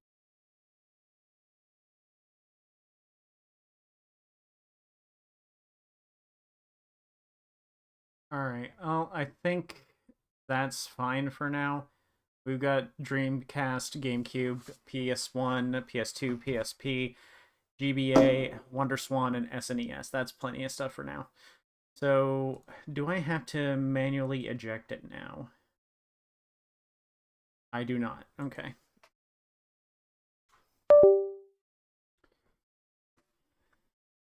Alright.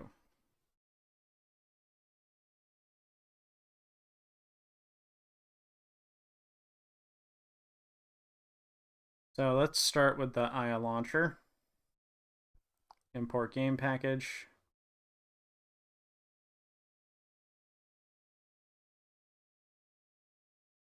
Okay, there we go. All the games showed up just like that. It didn't create the folder designations for me, but the folder designations are pretty easy to do if you know what you're looking for, if you know the names of them. So GBA is obviously going to run great, but let's go ahead and do it. Castlevania Circle of the Moon. And then it wants me to choose an emulator. We're going to do RetroArch. Because, of course. Which is the correct RetroArch? Is it 64 or just RetroArch? I'll do RetroArch. So we're going to install the emulators when we go to play them.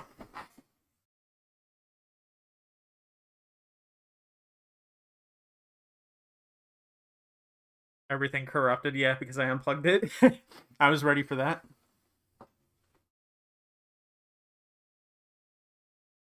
All right, you need to grant access to read external storage. Right to external storage, okay. Allow. Okay. Now we can close this down and we should just be able to run it. It marked itself as being a 360 controller, which is interesting.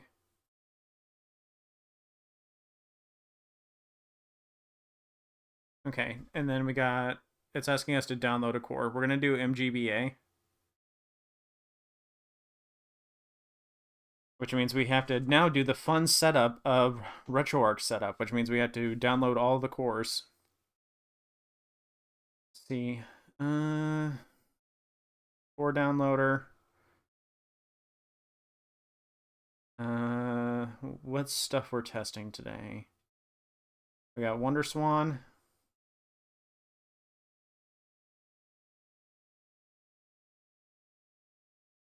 DS. I'm going to download these because I'm going to use them myself.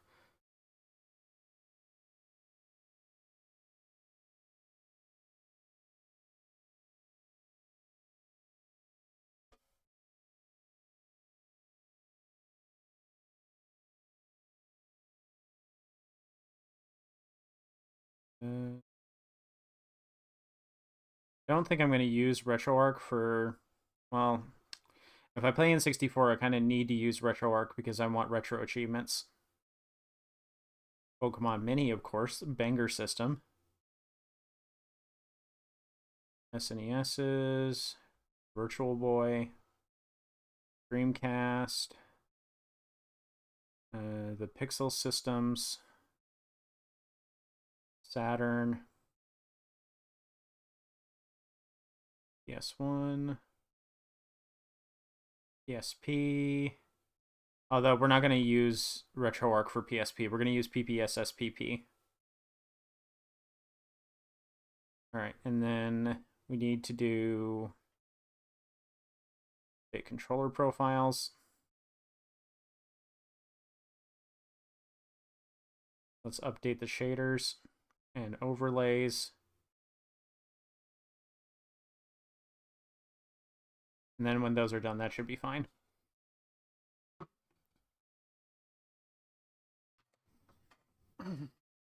Yeah, I think modding original hardware can be a little more difficult sometimes, so I haven't messed with RetroArch on those either. When someone in the future asks for a good Android-based setup video, I will link them to this video and see the light disappear from their eyes. Yeah, that's great. That's actually great. There is no good, easy Android setup. The best one that you can find is probably Russ's, because it's actually more tutorial formed, but this will like make you go, oh, there is no good fun way to do Android setup. It is a truly all joyless experience. So let's go ahead and close that again. And again, we are just doing this so that we can just play Game Boy Advance. No suitable core found. No, we got it. We're good. Hey, look, we got all the touchscreen bullshit that we got to take off. Ah, it's so loud. Okay.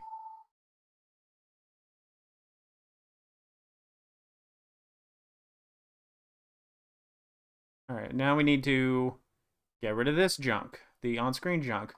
Gosh, does Game Boy Advance look great on this or what? I mean, look at that. That's so big.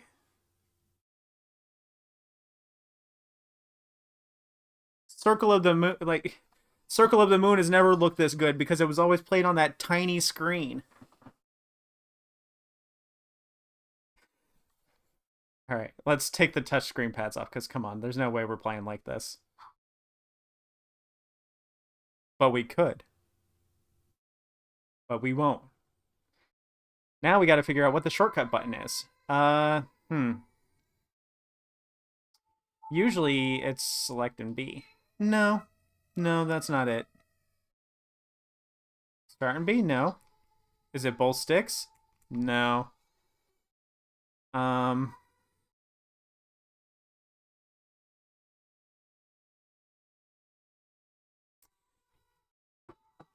Anybody know what the default button combo is for RetroArch menus?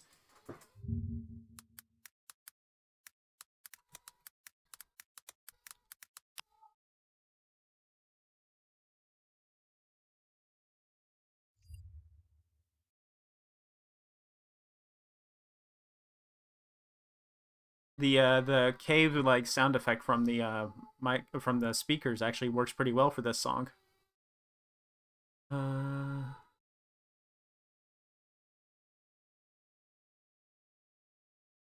F1 on keyboard. Okay, that doesn't help me.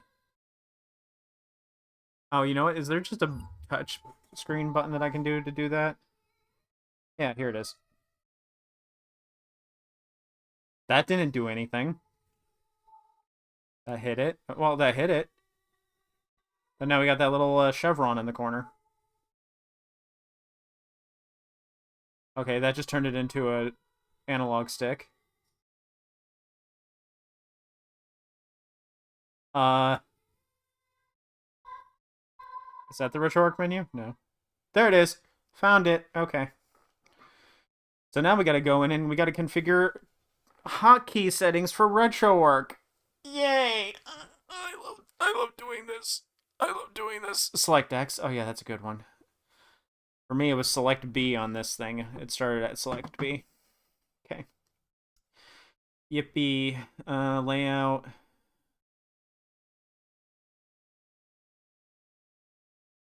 D-pad is so good. It's so soft.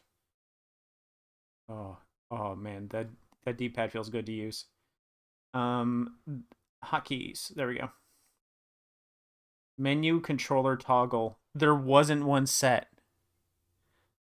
Why is there not one on by default?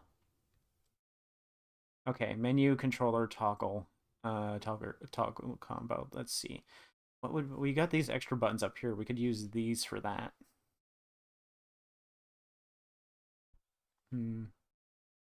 Or we could do the L3, R3 click because most of the games that this is going to be running are not going to use L3 and R3.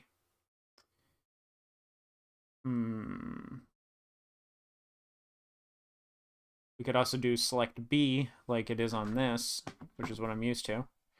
Okay, we'll do select B. Oh, holding select for 2 seconds is also good. We'll do that. We're not going to do a quick combo because I always accidentally press it. Hotkey enable, we'll do... Oh, wait. I set it to select hold, so we don't want to do select as hotkey enable. We'll do ellipses one. Okay. Fast forward toggle. Oh, it's mapped to space. That's great. Fast forward toggle. We'll do...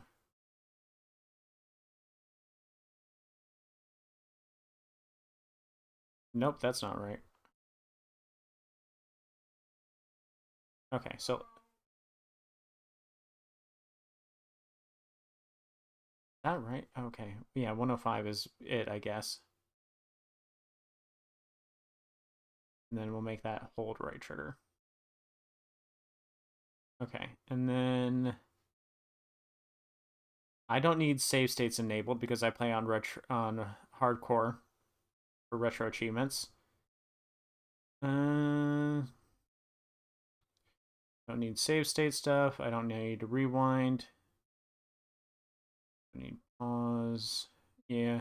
Makes it really easy to remap this stuff when retro achievements hardcore mode it bans all of them.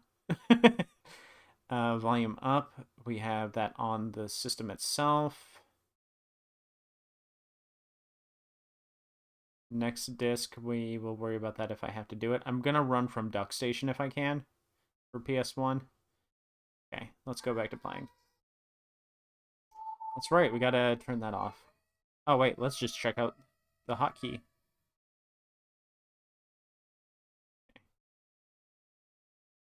That D-pad feels really good though.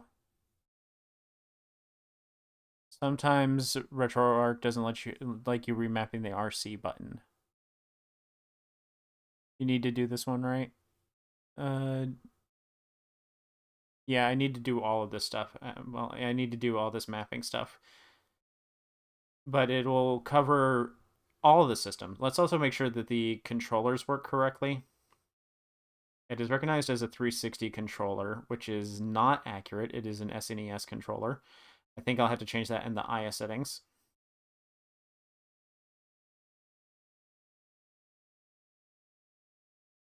This is actually like a really nice D-pad. Some people might not like this because it's not like other D-pads, but it's very soft. Very easy to press.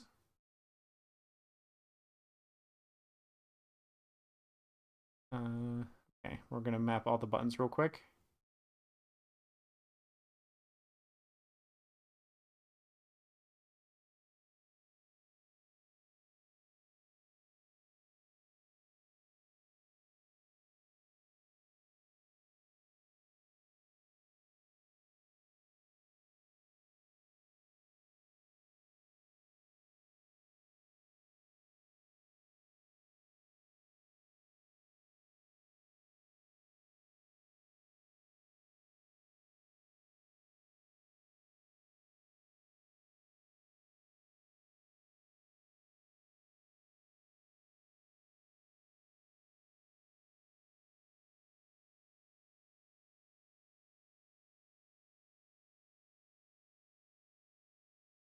Oh, fuck, I inverted those.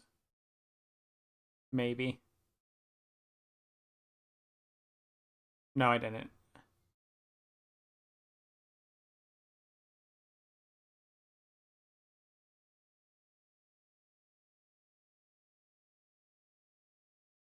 Okay, that's all the controls set. Nope.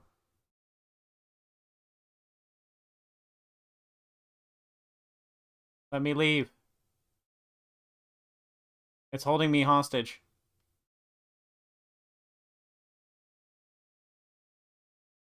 How do I... I can't hold select to do that. How do I get it to stop testing? I guess we gotta live like this. This is life now.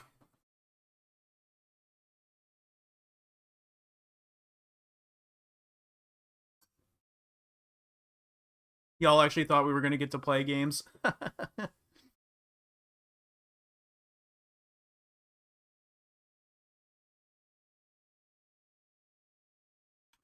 At this point, it would be faster to just close it and reopen it. Oh, yeah.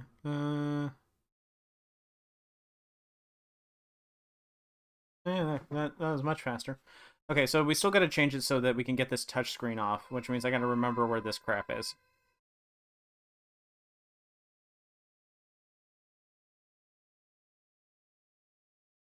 The other fun part of RetroArch, it doesn't save your settings by default.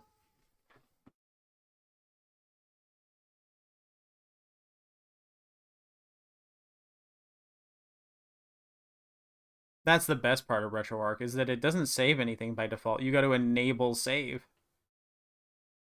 You gotta go in here and save.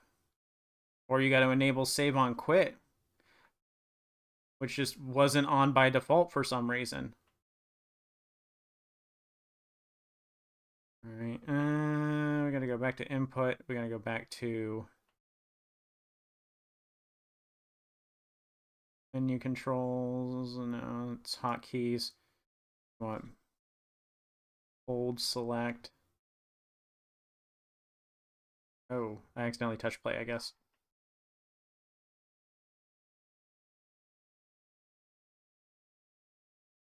Not in time to actually map it. I didn't. Okay, that one.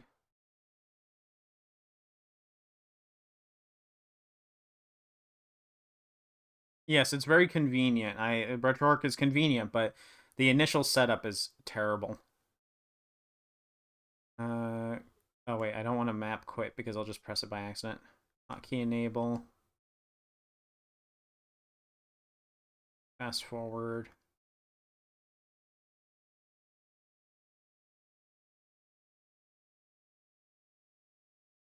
Okay, and then we'll go back to home. Save current configuration. We gotta go back to settings because there's some other stuff we gotta do. Or was it here? No, it's settings. Save configuration on quit was on, it just did not do it.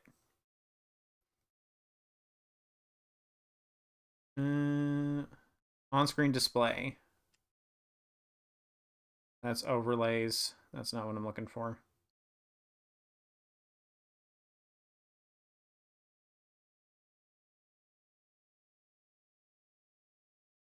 Well, it says it in there. Let's see if that was right. Yes, that was. Okay, now let's actually play.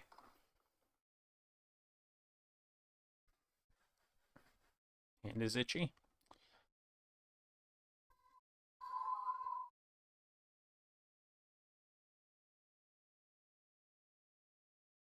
Actually sounds pretty good.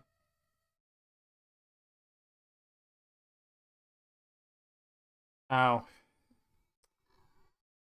Is it swapping the inputs?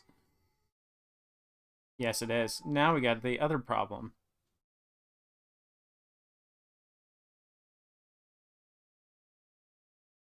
Uh...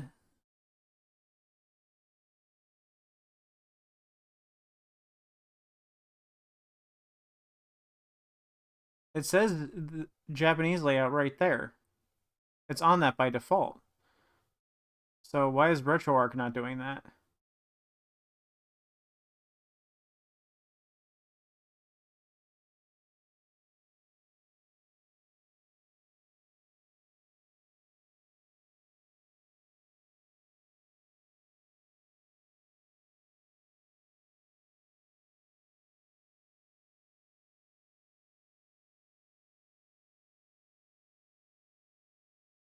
You can turn the Bluetooth off right now. We're not doing anything with Bluetooth.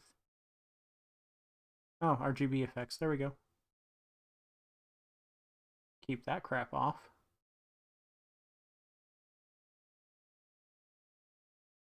Does RA have a extra button flip on? It's possible. Well, it's detecting it as an Xbox 360 controller, so I think that's what it's doing, is that it's flipped the controls.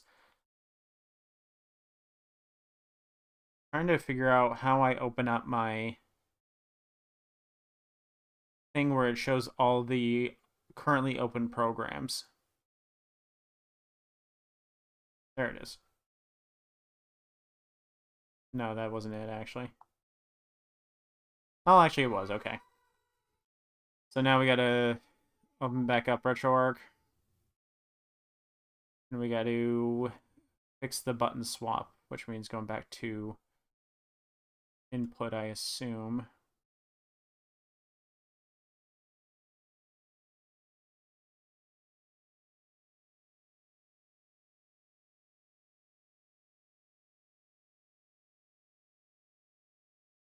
Wait, did it maybe remap my things? Yeah, okay. I gotta remap it. That fixes it. Okay.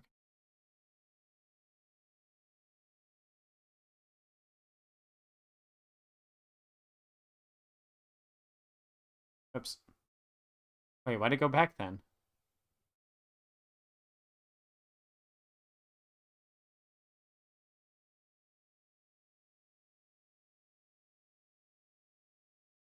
Okay. It says A button is confirmed, but when I press it, it goes back. It says A is A, and when I press it, it goes back. So what?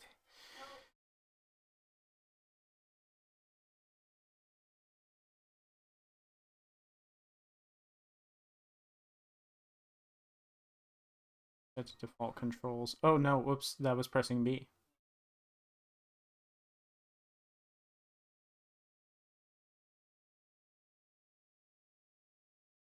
Yep, okay, I went back to the auto one, which is what it was before, but when I get into the game, it's reversed.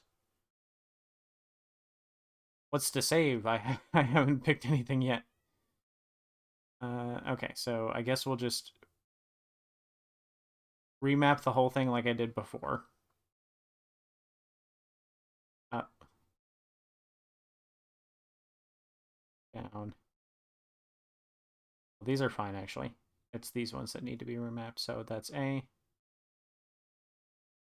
Then this is B.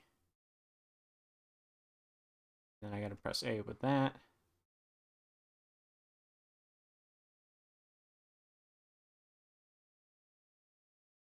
Everything else looks fine. All right, so then I got to save the controller profile.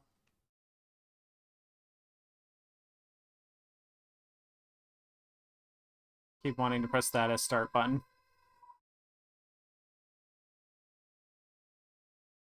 Okay, B is working as B.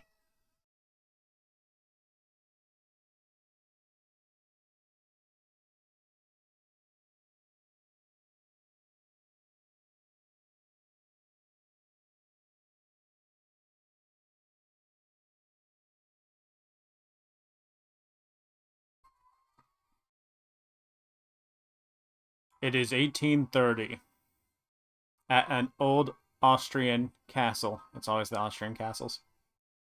Can I skip this? No.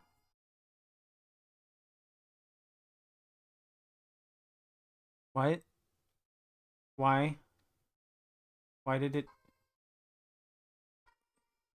I mapped that to to be the hotkey input. Why is that opening up the menu? This is supposed to be opening the menu holding it. Oh my god. RetroArch. Restart. Do it all again. Gotta be very careful because B is now confirmed. So, hotkeys. Hotkey enable.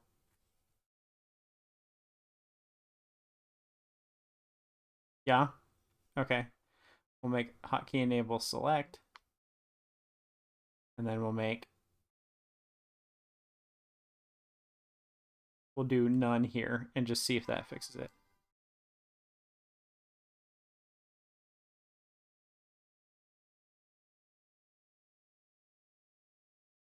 Okay, that's great, but now I can't open RetroArch.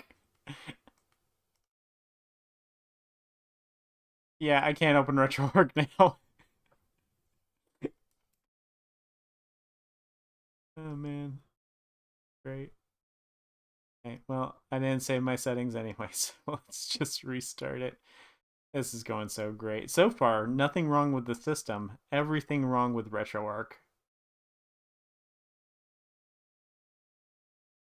Did it not save my overlay options? Did I forgot to do that, didn't Okay, so what's the setting that I did change so I can tell? Input hotkeys. Okay, that stayed. Okay, that went back to what it was. So why is this enabling the RetroArch menu when I have it set to hotkey enable? So I guess let's just change the hotkey enable to something else. Let's do left trigger.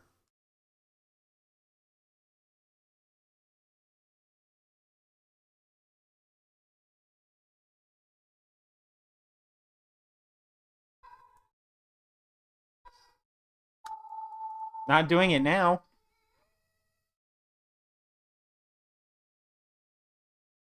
It doesn't support extra buttons, but it was still using some extra buttons too. It was still using extra buttons to open the RetroArch menu. So like, which is it? Because like when I set this to hotkey enable, so like I do this, and then I press play. It's not doing it now. It was doing it before. I swear. I swear I'm not crazy. I swear I'm not crazy. I'm being gaslit by the handheld. I'm being RetroArch is gaslighting me.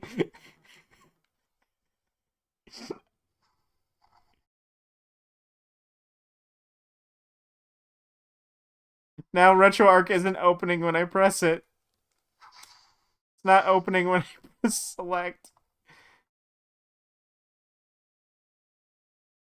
It's on hold select for 2 seconds. It's not doing it.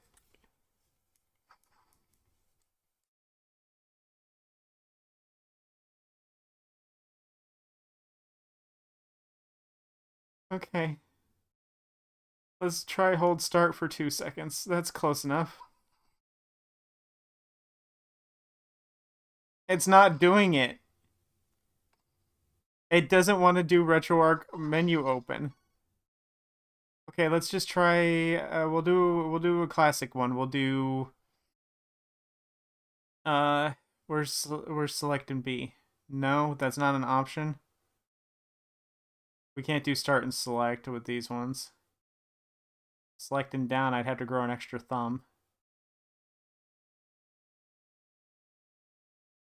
You can't hear any device sounds because I'm spending all my time in the RetroArch menu. Uh, why can't I map my own?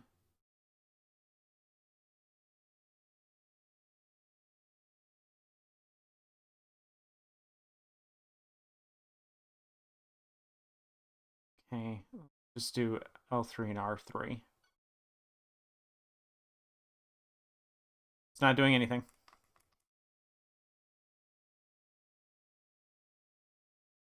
Yeah, the RetroArch menu hotkey isn't working.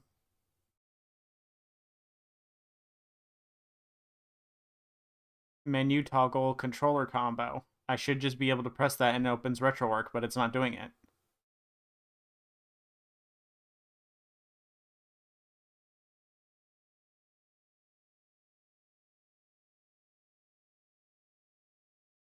This isn't even like the fault of the handheld. This is just this RetroArch being weird.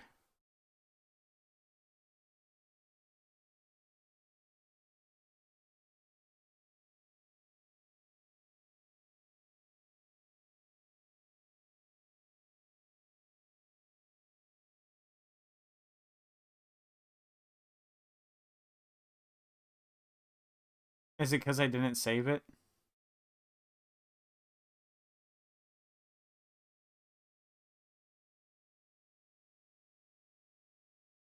Let's just...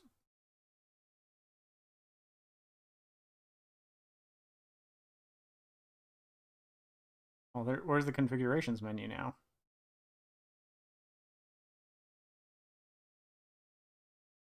There it is.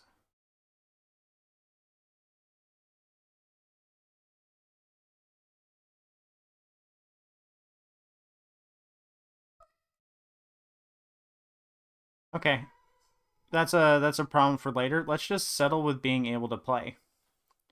Let's just do that. Well, start isn't opening up anything. Okay, so we actually do still have a problem. I think it might have unmapped the controller.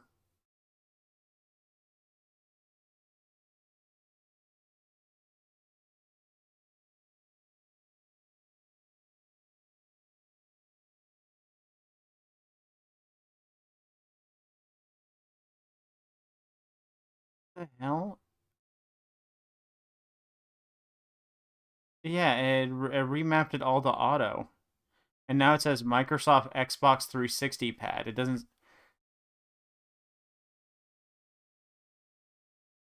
What the hell is going on with this thing?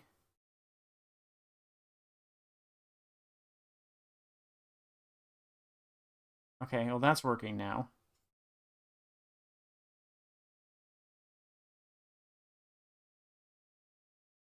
Okay, well, whatever. We'll settle with being able to play the game. I don't know, I just tried... The buttons are inverted again.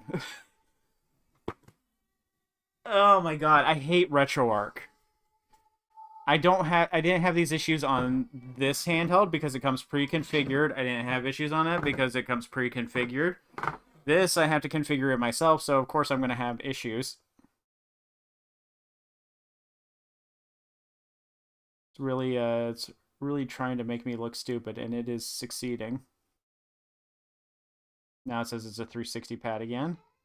It it maps the controller based off of the first button I press.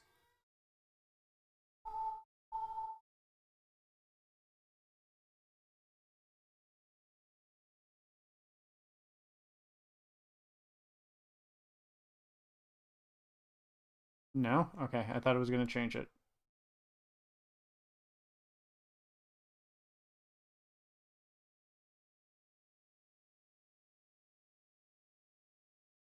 Okay, now it's working? Nope. Nope.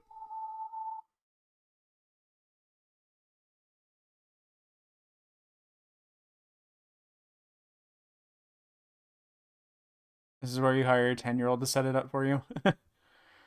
That's not an option. My niece moved away. Okay, so the problem is the controller. It's recognizing it as something else. Now, virtual isn't even an option anymore. Oops. So it has something to do with what it's recognizing the controller as.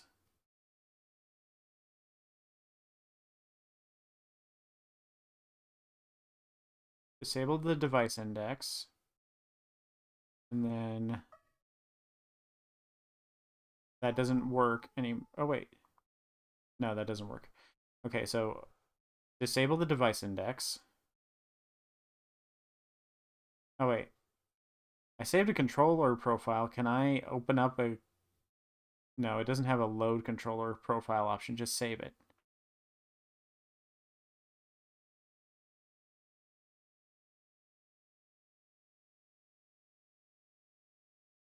Okay, now it's not recognizing it as having a controller at all. So I have to do that device profile thing. Okay. I will set up the controls one last time. If it does not work, we're going to pass on RetroArch. We already know this is going to play Game Boy Advance.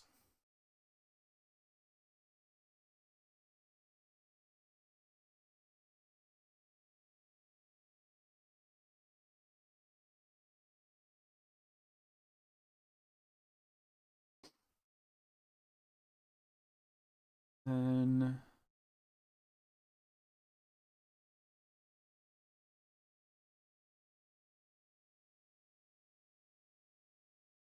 Okay.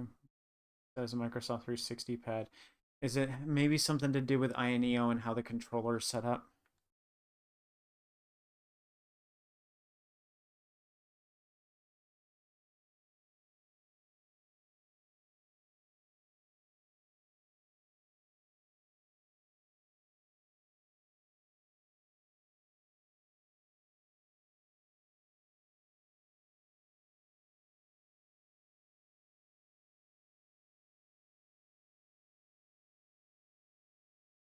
I don't see what it would be.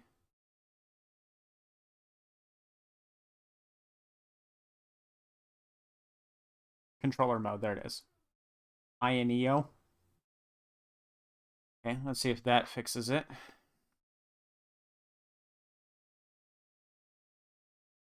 INEO controller not configured using fallback. Okay.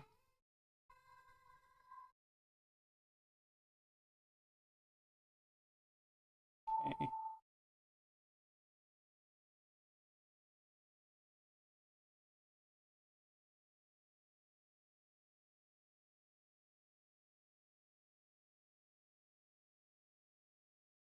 I'm going to give it one last try. I'm going to map everything one time, and then if it doesn't work, I'll save it as a project for me to do later. Okay, INEO controller. And it used these auto keys. So let's go ahead and map these. Let's just do all the controllers. All the controls. D. Y. Select. Start.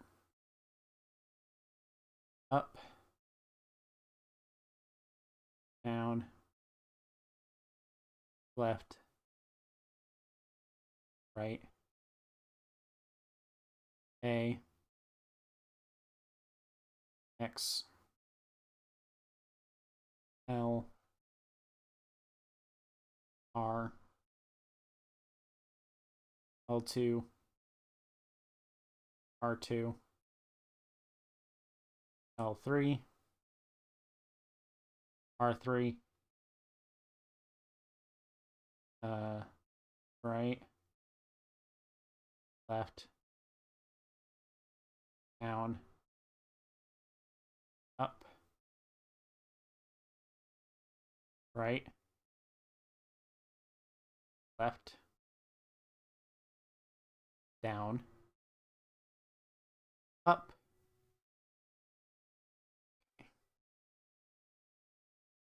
Now let's save that. Okay, let's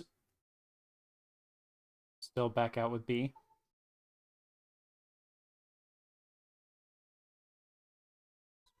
Pop that down and go ahead and play.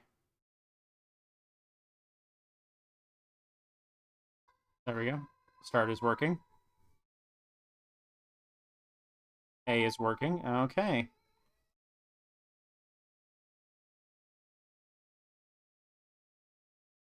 The saga of Ligma continues.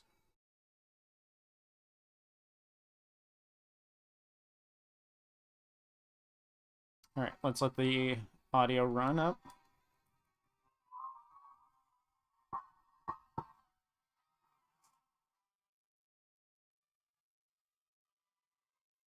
Oh, my microphone doesn't pick that up.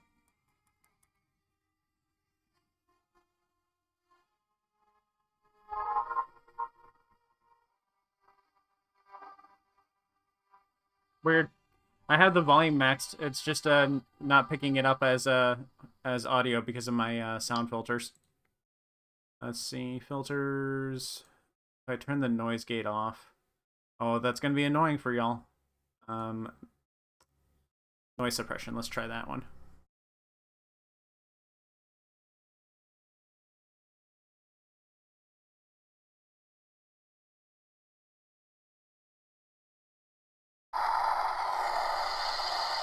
There you go. You can hear it now.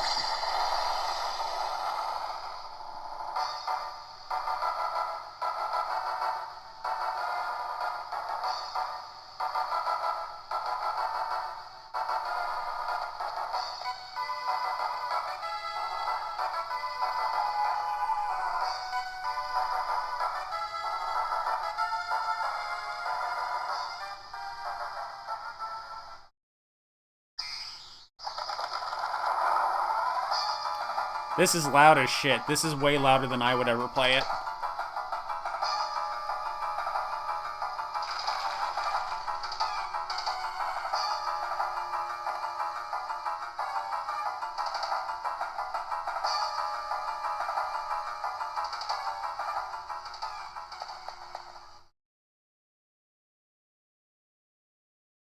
This is a launch title?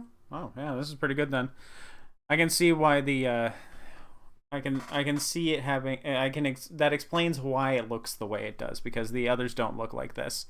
The Nathan is a little too tall and skinny and small and would not look good on a regular Game Boy Advance screen.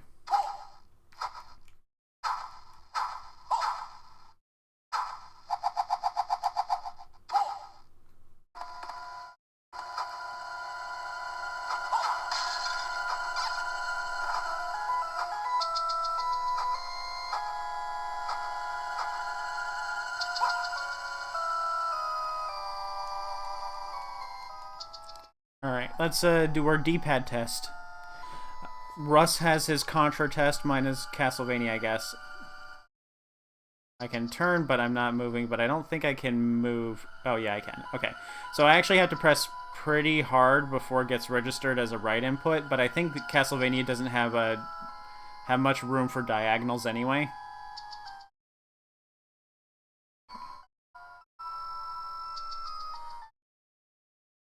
Okay. It's not bad. Soft. I like how it feels. Yeah, I know this. I know this one's pretty bad in a lot of ways. I'll try to put it back there so y'all can see it a little better. This screen is huge, though. This is really big for Game Boy Advance. Here, let me bring out the Game Boy Advance SP, and y'all can see the screen comparison.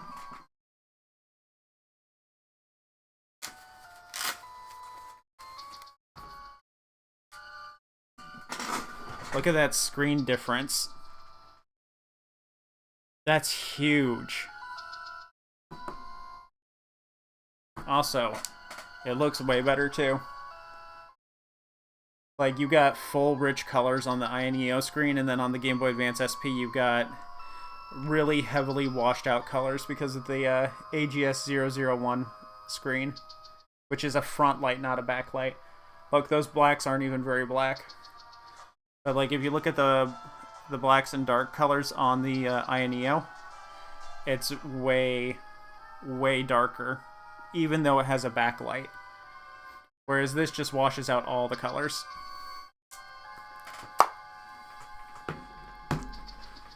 I had measuring tape here somewhere for measuring different screen sizes, but yeah, I think the Game Boy Advance is 2.8 inches diagonal.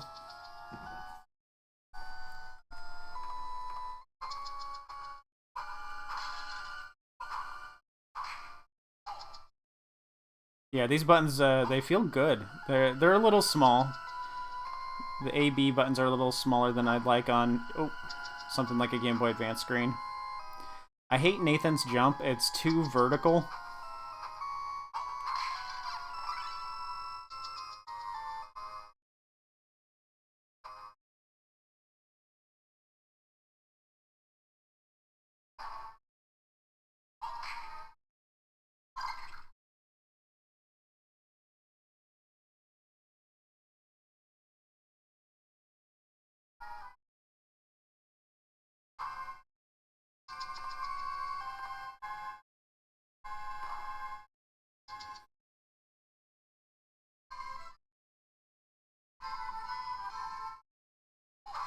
Yeah, but if you keep like all the comparisons to for 2003, it's of course going to sound great. It was a great system for its time, but I'm just saying like if you're someone who's only played original hardware and then you're switching over to this is a really big upgrade.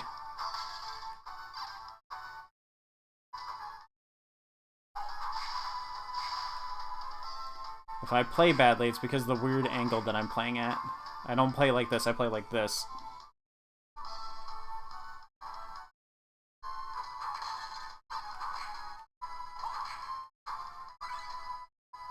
Actually, pretty lucky to get both of those off the bat, because the drop rates are pretty bad in this game, where hopefully the Mercury one isn't guaranteed and I don't look stupid.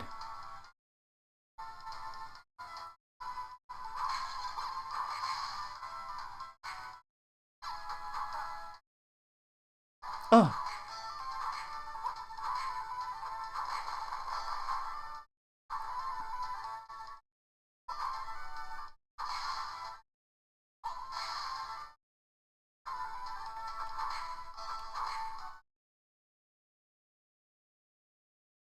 Yeah, the buttons are a bit small. It makes it a little harder to play Game Boy Advance because Game Boy Advance has got like such bigger buttons on it. Like these are full-size buttons. These are almost bigger than the no, these are still just slightly bigger than the RG Cube's buttons. I'd say the RG Cube is kind of perfect though where its buttons are at. And if we compared this to like a controller I would use every day, my everyday controller, my other EDC. Oop, let's careful. The buttons are much smaller. Like look at that.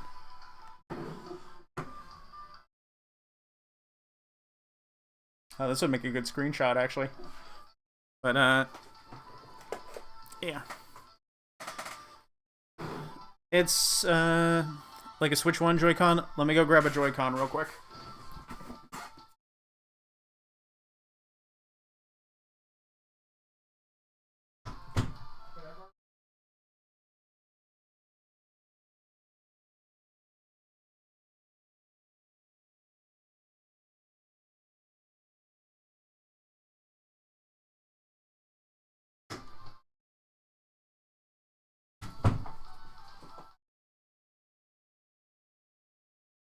Yeah, it's about the same size as Switch 1 Joy-Con buttons.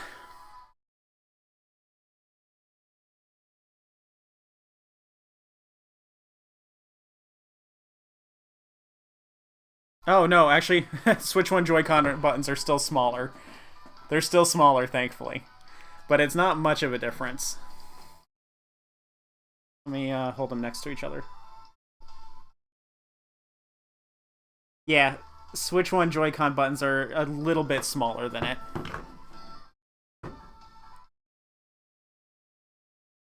But it's still better sized than the Retroid Pocket 3. I think the Retroid Pocket 3 still has smaller ones. Let me go give this back to Smith. He was playing Pokemon.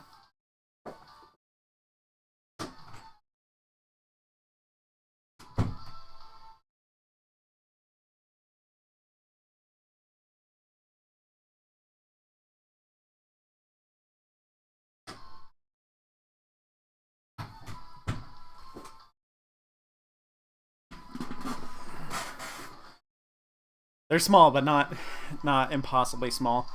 I could still play it like this. Let's go ahead and save. And now we need to check if saves work. So, to do that, we close the game, play,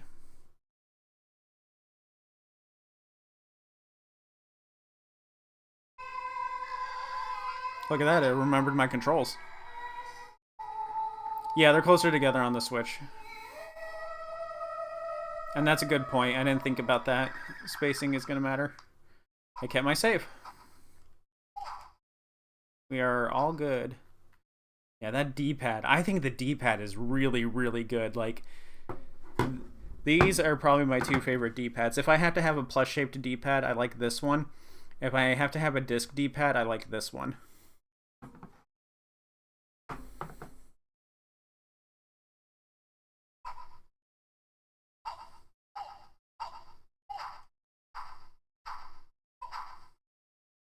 You can see where my thumb is. I'm not accidentally pressing the other buttons. This is what it looks like when I press X.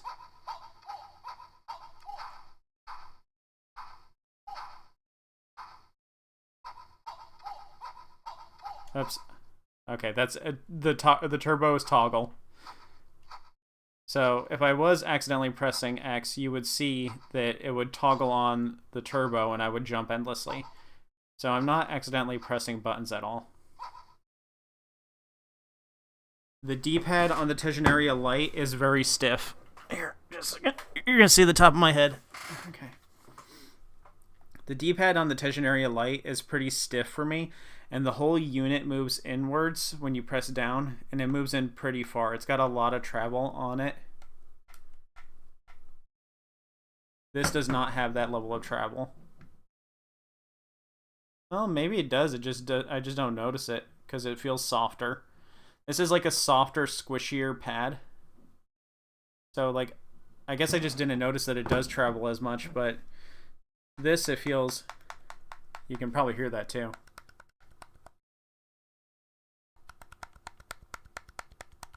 That's the Tegenaria controller. It's a lot clickier and heavier. The D-pad isn't a D-pad I would play retro games with. And then, yeah. This is more clicky. You can feel the click in it. You can't really feel the click as much in this one.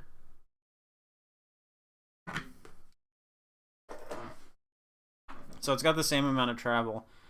Just you don't feel the click in it. It's not a solid click like you would get from like a normal like rubber membrane controller. I don't know what they did with this one, but it doesn't feel like rubber membranes. But it is, I'm sure, because I mean it's not dome switches. If it was dome switches, we would be able to hear it. All right, so let's go ahead and close that and get on to the next game. Let's do the main event. We all want to know what PS2 is like. Let's just jump right into PS2. Ah, psych! I got to install something.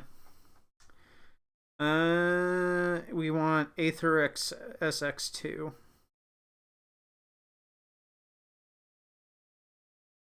And would you look at that? It's not on the Play Store.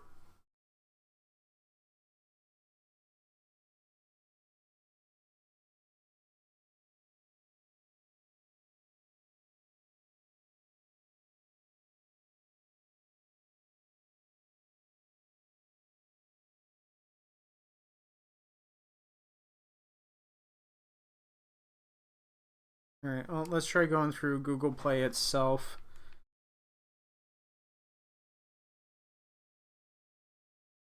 And searching it up.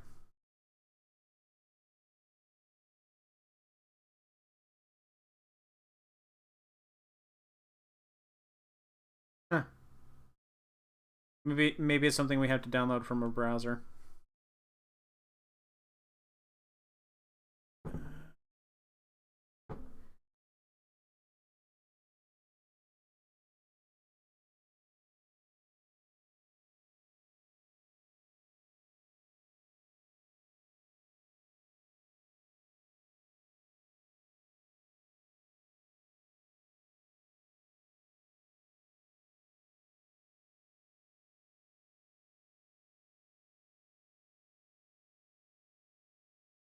Come on, Reddit, answer my questions.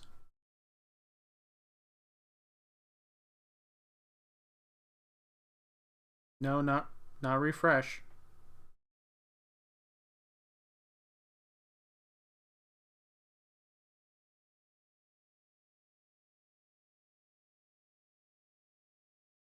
Oh, right. I gotta get the BIOS. Well, I have all the BIOS already. I just have to transfer them over.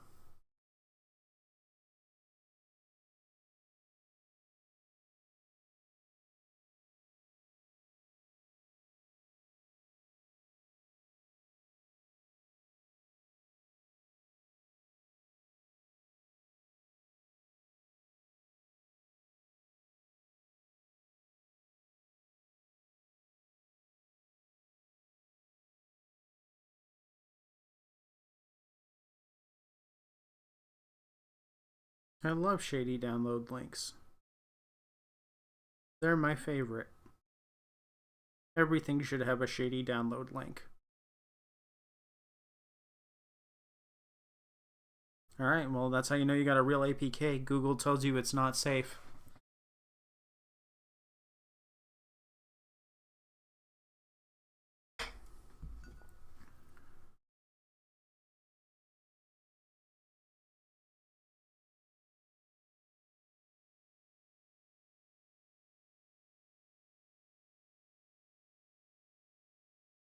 Okay, so we're gonna have to transfer over BIOS files. So that's gonna mean I have to open this back up.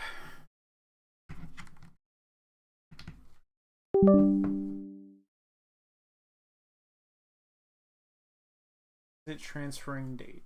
Yes, it is.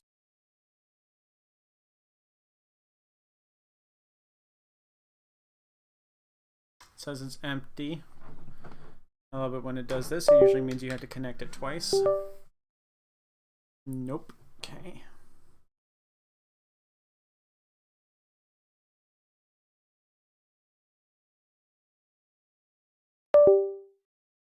Okay, that should just stay on by default, but that's just me.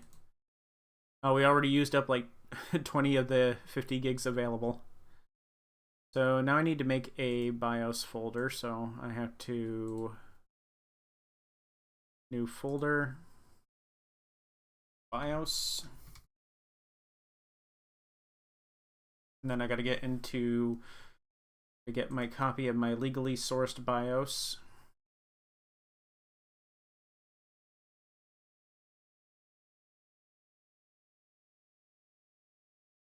My home raised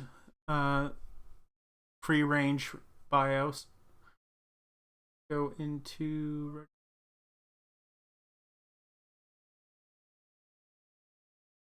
and copy and paste all of that. This is only going to take forever. And go ahead and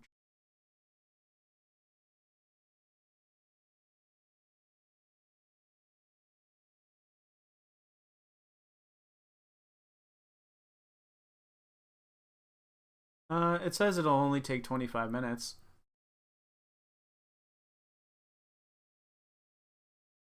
I'm sure it won't actually be that long.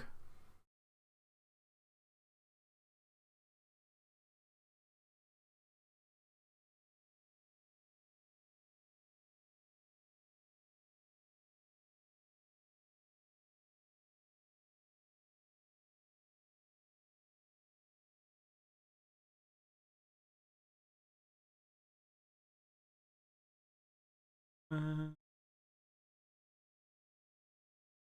it closed the folder when I started the transfer.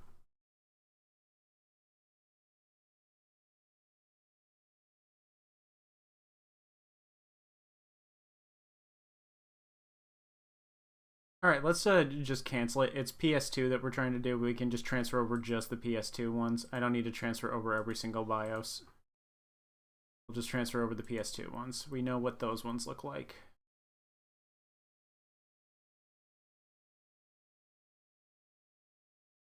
We'll also need the Saturn BIOS.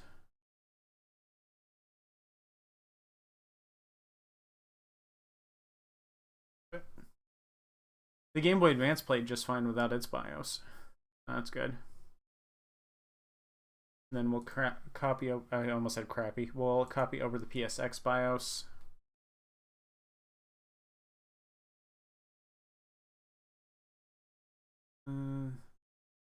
Do one.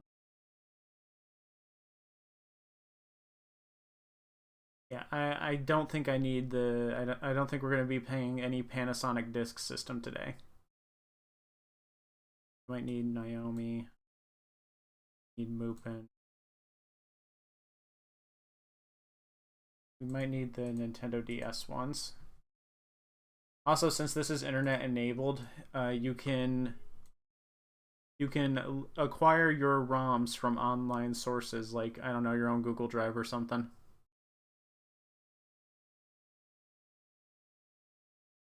All right, I think that's we got DSi NANds that we got to transfer over to.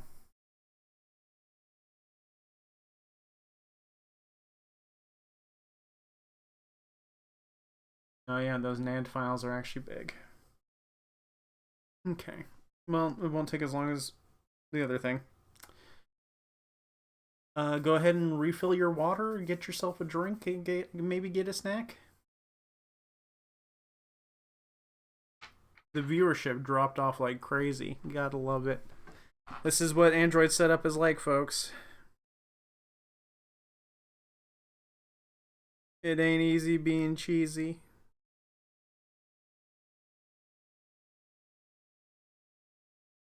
The next setup stream will be a lot simpler because we'll be playing with a system that is Linux based, so all I have to do is just drag and drop the ROMs. Well, actually, that depends on how Funny Playing does their thing, because I don't know how Funny Playing works with their handheld, the Retro Pocket Pixel.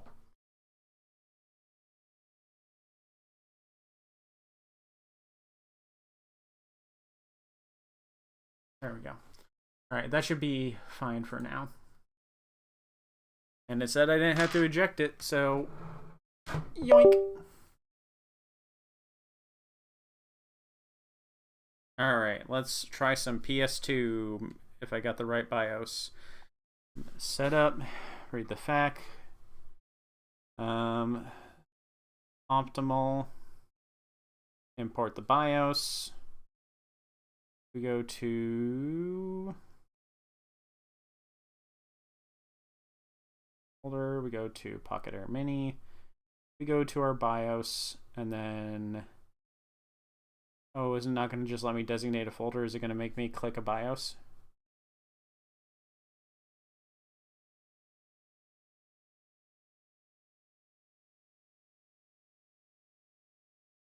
Can't just let me designate a file. Now let's find one of the, there we go. Oh, that's PSX. Womp.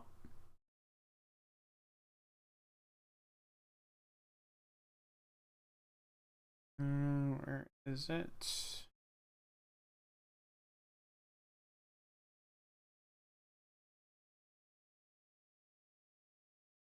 This one? Okay. Why can't it just like do it like PCSX does it, where I just pick a file and it just automatically pulls the ones that it needs?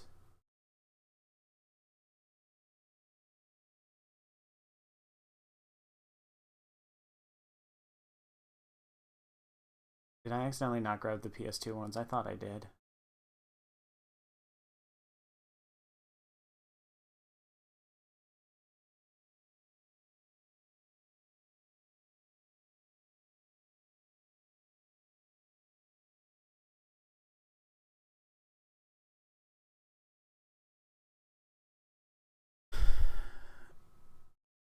Let's see, maybe I just grabbed the wrong BIOS files.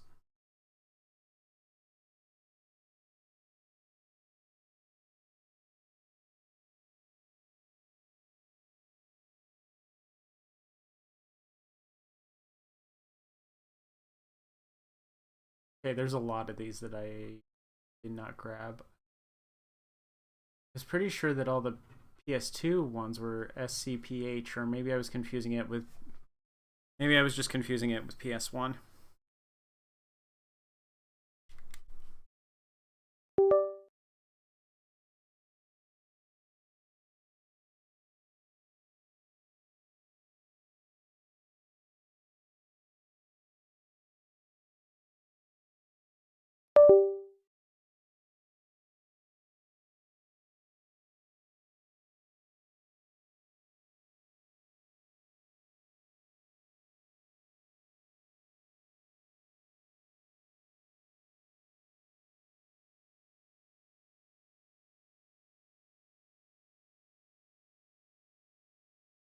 Chicken stir fry sounds pretty good. All I've eaten today is a sausage.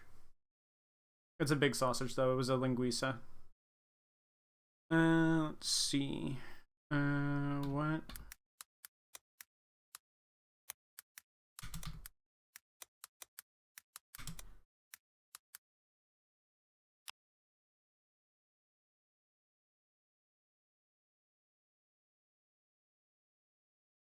Okay, so all those are fine. Okay. All right, all that is transferred. I believe the cable can be yoinked now. Yoink. It explodes.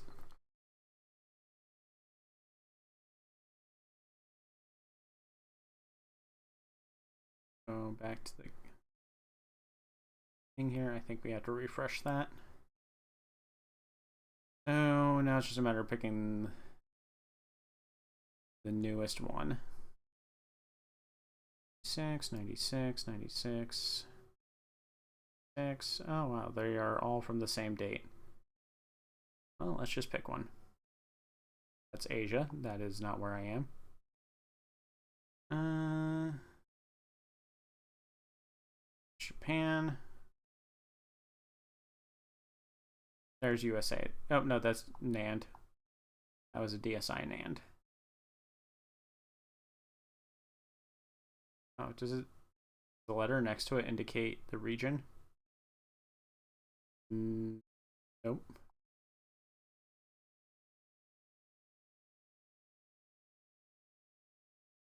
Just. Oh, I can import multiple. Excellent. Okay, let's do that. That's way easier. Wait, I can't? No, I can't do multiple. Crap. Let's just go with the bottom one and work backwards.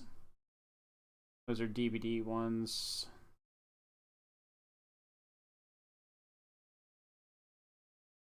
It has J in it, so I assume it's Japan, but let's find out. Yep, okay. J is Japan.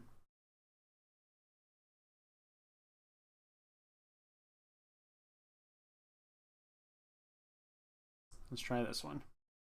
That's Europe. Okay. Oh, so A is America. I figured it out. I cracked the code.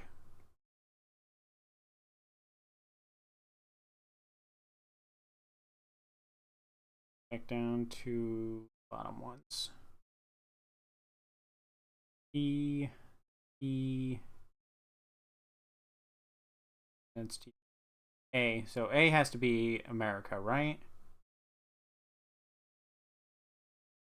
Yeah, I don't see a U one for United States. Oh no, A would be Asia. So stupid. Why can't it just read the whole folder and just pick the correct one for me, like PCSX does? Android emulation fans just be like, use your phone, use your phone.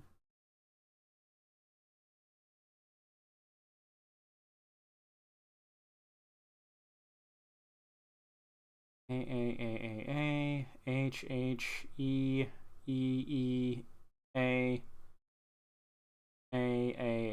J H E. Yeah, there's none that has a U. R H C. Okay, so we'll just keep working backwards and click all the A ones. That one, let's do this one.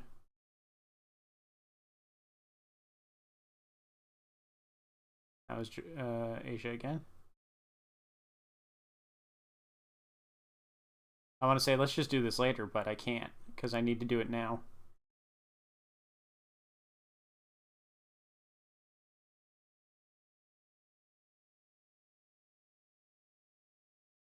There's a PSX one. Maybe it's because of my like front end choice, because I didn't remember having to do this with it when I used IG Show. No, that's DVD. I was gonna say there's one with a U in it. Try this one. There we go, USA. We found it, baby. That's the one we want. That's the one I was looking for. Game directories. This is the easy part.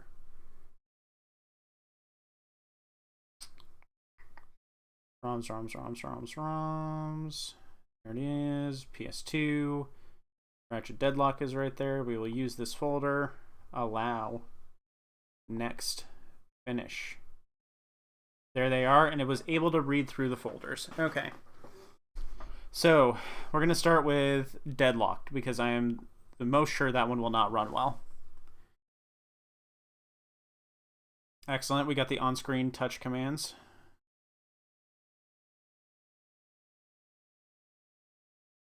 Okay, let's turn off the on-screen display. We also need to set up a hotkey for the thingy.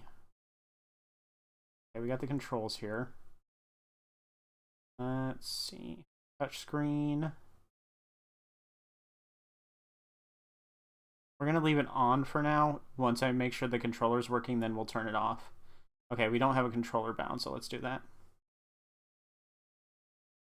Oops.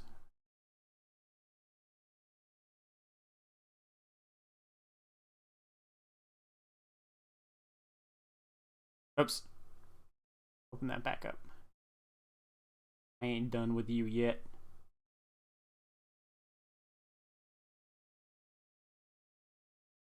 Get over here so I can configure you correctly. The famous Scorpion line. Next. Select. Start. I can just use the D-pad as well. Okay. Nope, that closes it. Why does B close it? It's supposed to be cross. I'm cross now. Maybe we will do this by tapping. L1, L2, R1, R2, L3, R3. It doesn't need analog toggling. Left stick up, left stick right, left stick down, left stick left, up, right, left, macros, and all that is set up. We're not turning the touchscreen off until I can be sure that it works. We're going to save the profile just in case.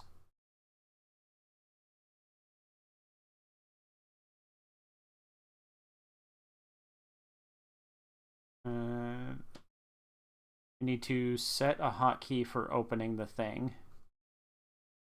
Maybe that's in settings. System. Okay, so for Ratchet & Clank to work Deadlock, I found that, well, this is just a thing in general, the EE cycle rate needs to be a little higher. So it needs to run faster than a PS2. So I'm going to try leaving it as is at first, and then I'll raise the EE cycle rate if I have to. But when I play on PC, I've had to play as high as 180% EE cycle rate. In Europe, the Ratchet games had numbers. So what is that? For Deadlock, it was called Gladiator in other regions. I don't think it had a number. Save state on shutdown, no. Display alignment, UI, theme, on screen, show FPS, yes. Show speed. Show CPU and GPU usage.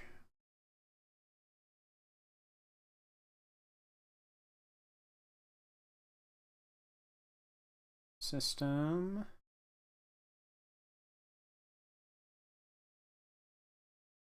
Graphics. We want to change to Vulkan. We're going to leave it on native aspect ratio.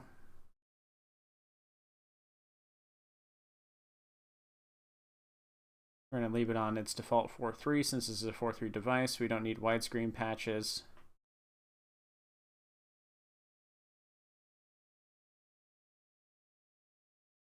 Audio, don't need to worry about that.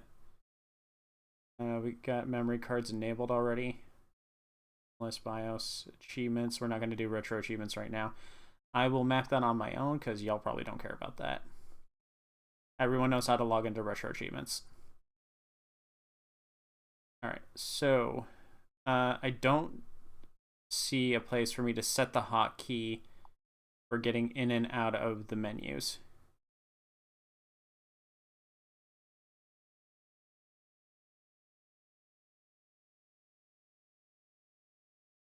Oh, there was automatic mapping I could have tried.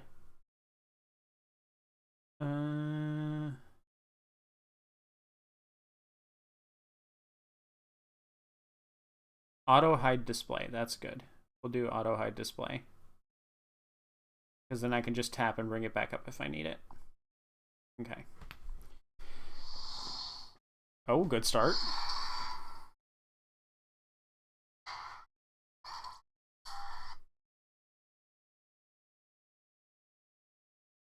Menu is full speed.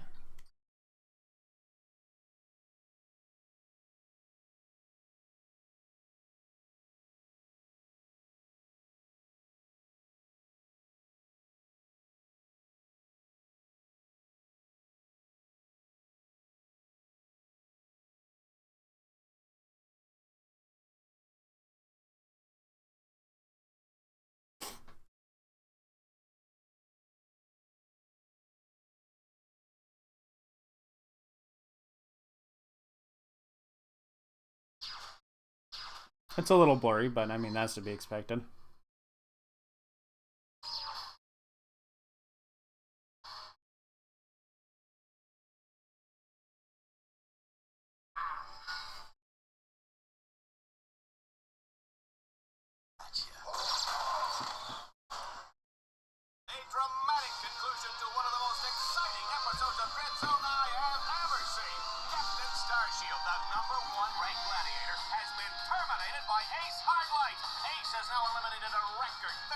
Audio on PS2 sounds great.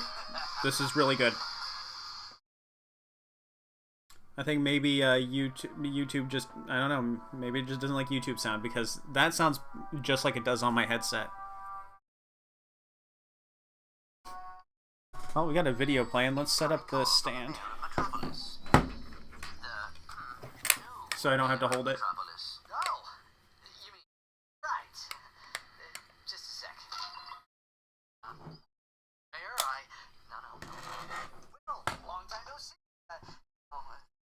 So Metropolis still in one piece? Captain. I can skip it. Never mind. We're just gonna get straight to playing.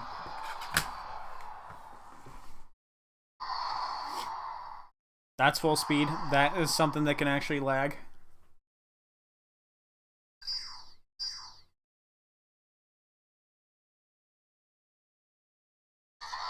Oh, nope, there it goes. We must calibrate your battlesuit's targeting matrix. First, look over at the holo target on your left.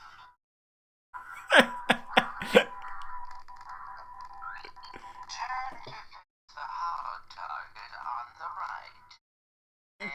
right. What is the frame rate here? I can't see the frame rate. I was sure I enabled the frame rate. Let's see. I was trying so hard not to laugh. It's got a little bit of a slowdown on Ratchet Deadlocked. Oh, you know what? We didn't put it into gamer mode. That's the problem. We did not put it into gamer mode.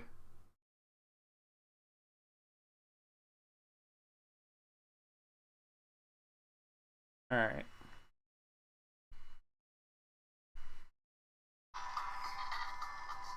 Oh, there we go. That's a little faster. Good.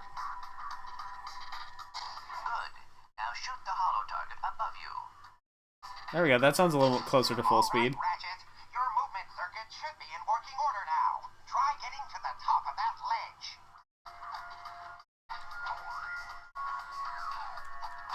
I am transmitting a digital minimap representation of the area.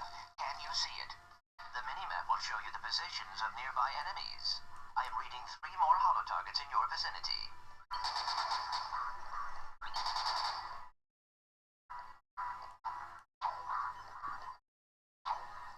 I wouldn't say this is playable, but it's better than I expected it to be. Good, Ratchet. There should be a teleporter nearby that will take you to the next stage of the qualification course. But we don't have a lot of enemies on screen yet. We're getting 60 frames occasionally, just not a lot. I think maybe if we capped it out to 30.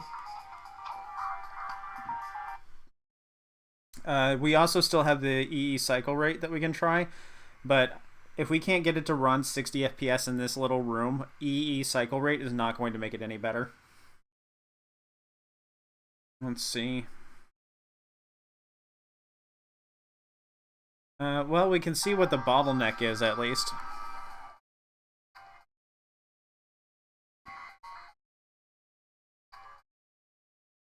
Good, Ratchet. There should be a teleporter nearby. Will take you to the next stage of the qualification course. Let me get into a fight.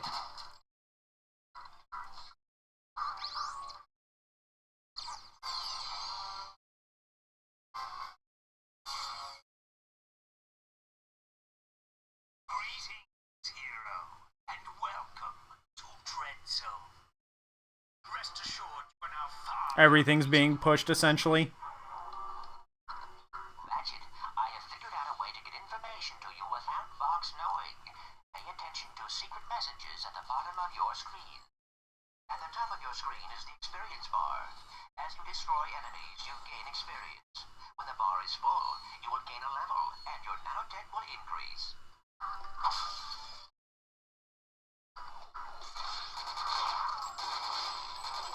Hold R2 or triangle, and use the left analog stick to select any weapon.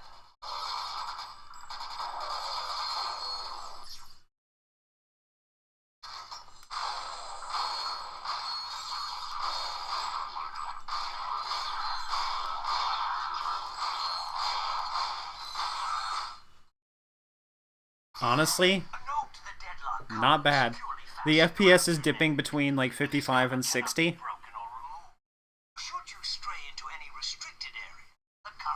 It's getting a little warm. Not as bad as this gets from just GBA.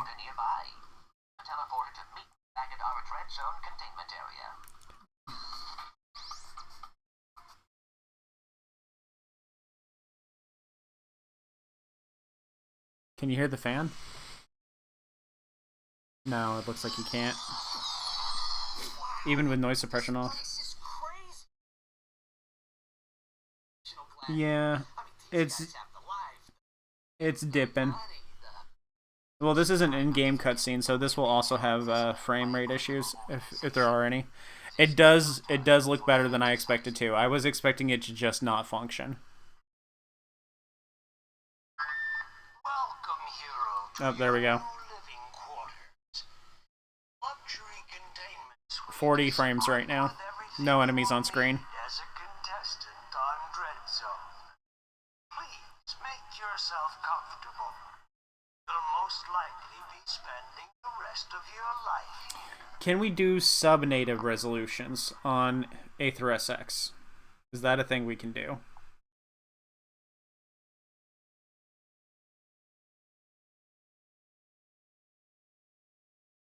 Yes, we can. We can do a sub-native resolution. It's not pretty. And it does not make a difference. I mean, if you want to... This is what it looks like when I take my glasses off.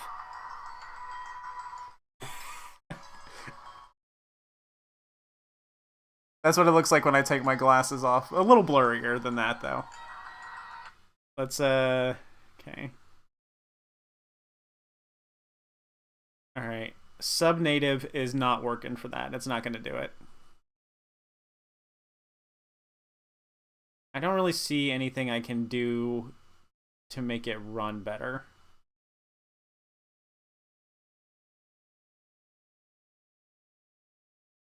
If I change the bilinear filtering, it will affect the CPU, but I don't think it's going to make a big difference. And we want it on Vulkan. Vulkan's the best option. Open can get more accurate, but Vulkan's going to have better frame rate. Well, better performance and frame rate. OpenGL doesn't have very good frame rate. Let's try overclocking or underclocking. Oh, let's also turn back on native resolutions. Did I do that already? Yes, I did. It crashed. It crashed.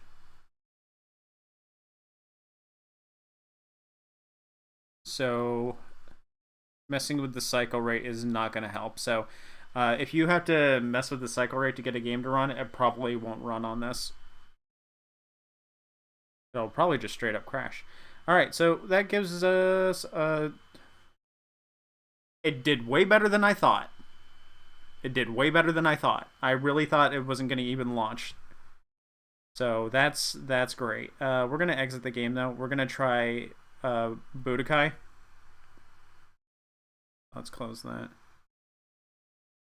Let's just open up Aether-SX. Aya's launcher was not able to see things that were in folders. So I probably won't use the Aya launcher. Yeah, it crashed it. Okay. All right, so we're gonna turn gamer mode off real quick. We're gonna put it back on balanced mode.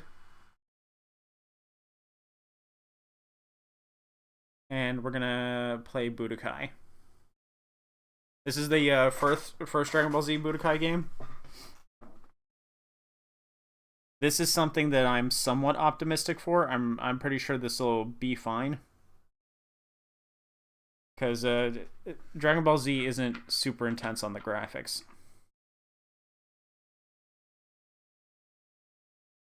There's also Puzzle Quest. Puzzle Quest is on the PS2, and that's probably going to run just fine.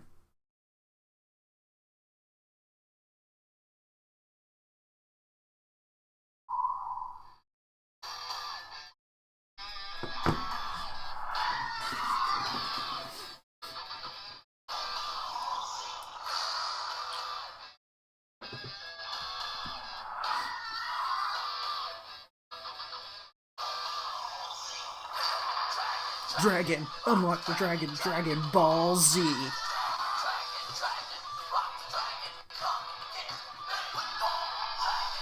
It's a little at times.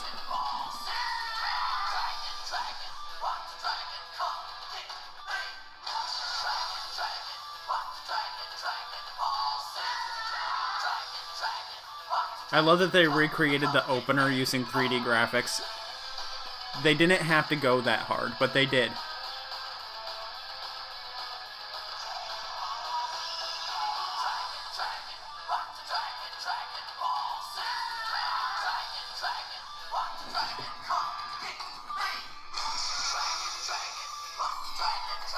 It's playing just fine in non-gamer mode.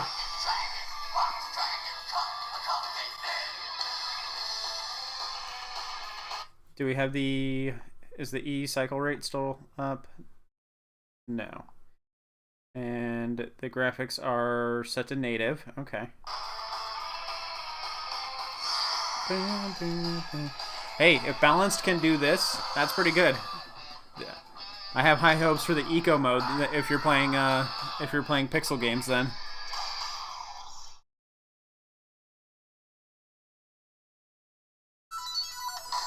Oh, it sounds so good. The speakers are actually really good for PS2 games specifically. So weird.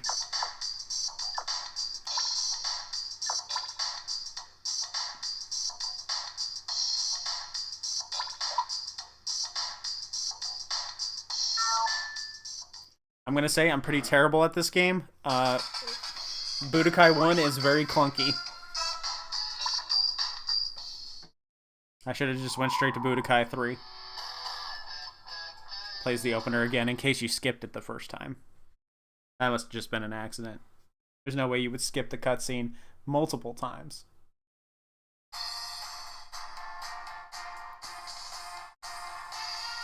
Goku, the victor of many great battles.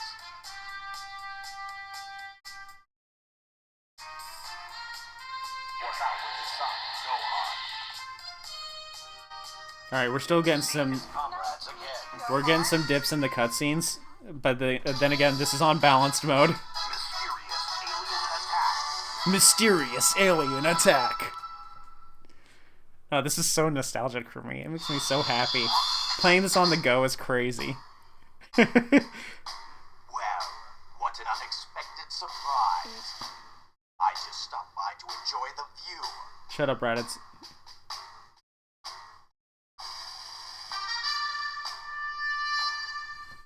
Alright. Okay, so P-P-P-P-E. Yeah. Okay, we got this. We got this. I'm so jazzed. I'm jacked on caffeine right now. Okay.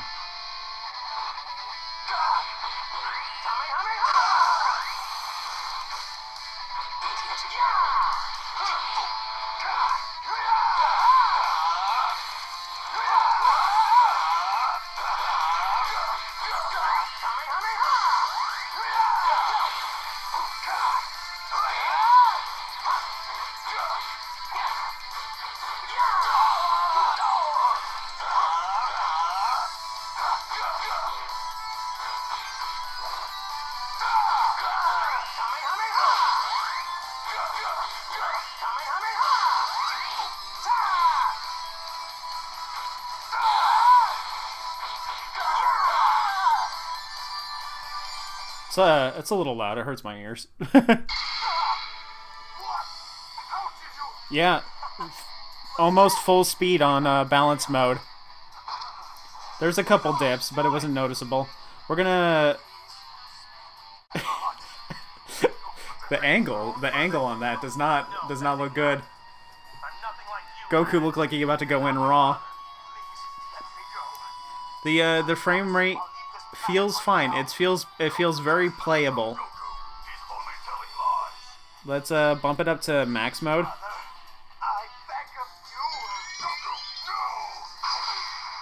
Brother, no.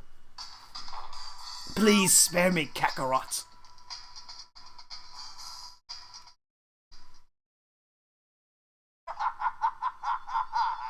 I can't believe you fell for that trick. Too bad. Now you're all mine. Yep, 59 the whole time. 59.95.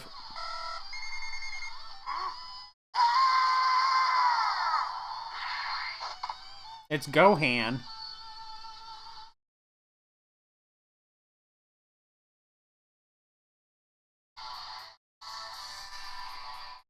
The game is, like, it is louder than the fan. It is starting to pick up some heat. Oh, this shit. Oh, I hate this shit. No. No. You get back. Don't push up. Your mama a hoe. Forgive your father. Can I use D-pad? No. I hate this. I hate this minigame.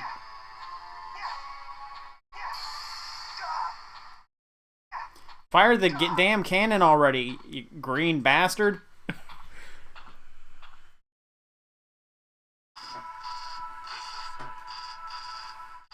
finish it.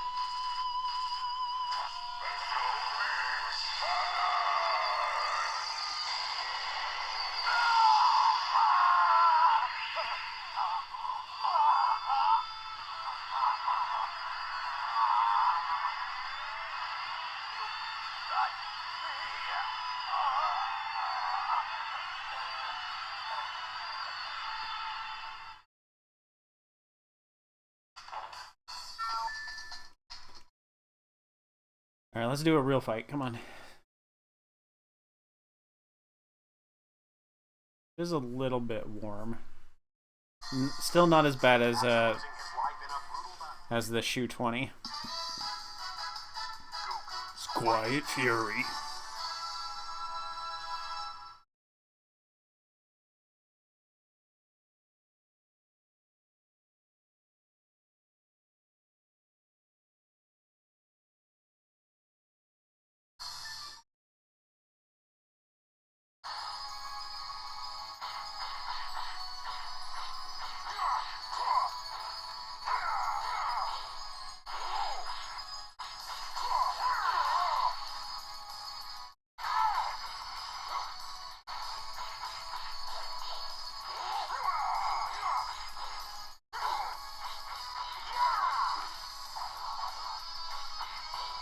There's a little bit of a frame dip on max, more than there was on balanced, which is weird. It might just be because of the increased heat.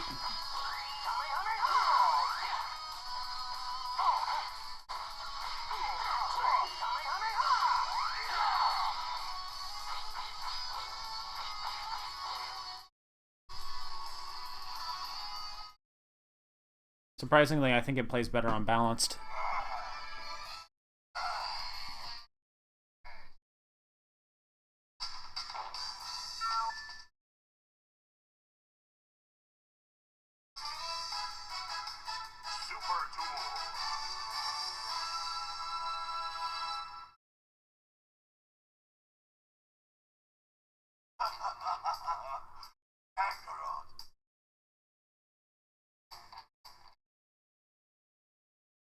I don't think this is going to do Budokai 3,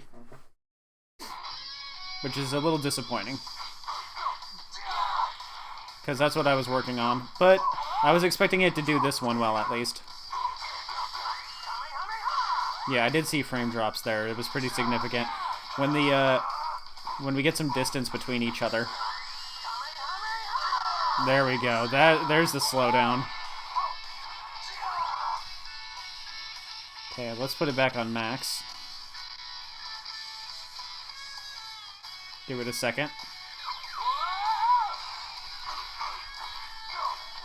Yeah, slowdown horrible. Let me dodge, you bastard. Stop. Yeah, it's not doing it. Dang.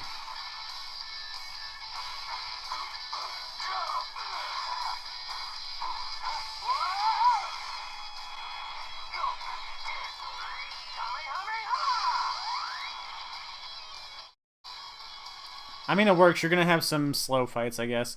I wouldn't play this, though. But that's because I've already beat Budokai 1 a bunch. Your first stream here? Hello.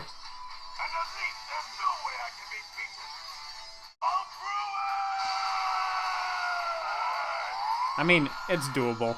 I mean, I could say I could still play that. I could still play that.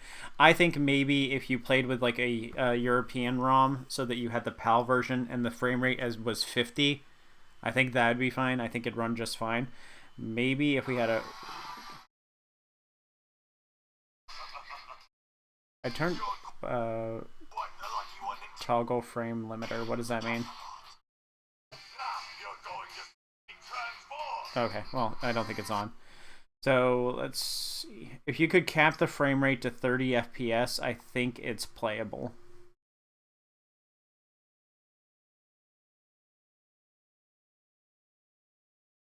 There we go. Enable frame limit.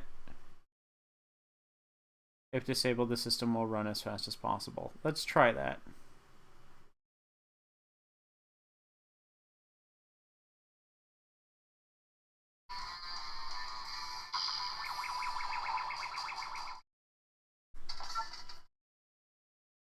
Oh no, that just means it fast forwards.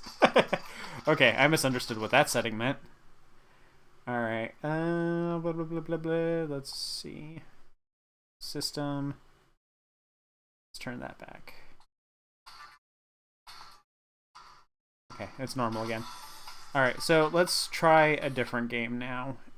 We got one other one. What was the other one? Samurai Warriors 2 Extreme Legends. This is a game that's going to have a lot of enemies on screen, and it's full 3D action combat. So this is something that's like a good in between for this and Ratchet. Ratchet uses up a lot of resources because the original didn't just use up the PS2's resources. It used the PS1's resources, which were inside the PS2, because the PS2 had a mini PS1 built into it.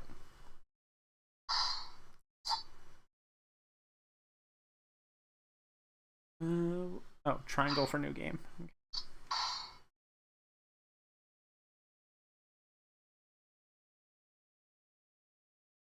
We're starting off in max gaming mode because I know this game can be resource intensive.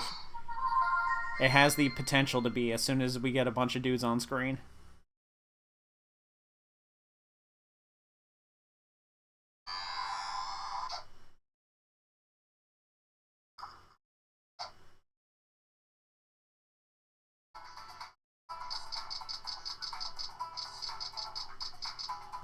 People said that there was a ghosting issue. If it's there, I don't see it. Maybe I have dumb eyes, though.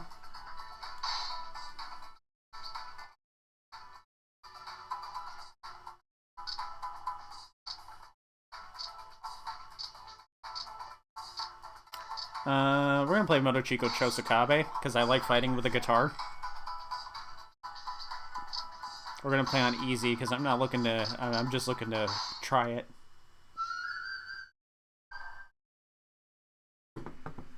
If you don't know anything about the Samurai Warrior series, it's basically just Koei Tecmo's Warrior series, but it's set in Japan rather than during... it's set for, like, the unification war during Japan, in Japan's history, rather than the Three Kingdoms War that was in China, which is what Dynasty Warriors is based on. So it's a little more flavorful and flamboyant.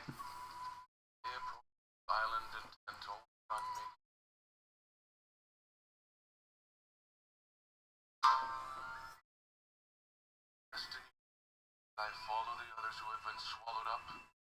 I will go. Remember my name.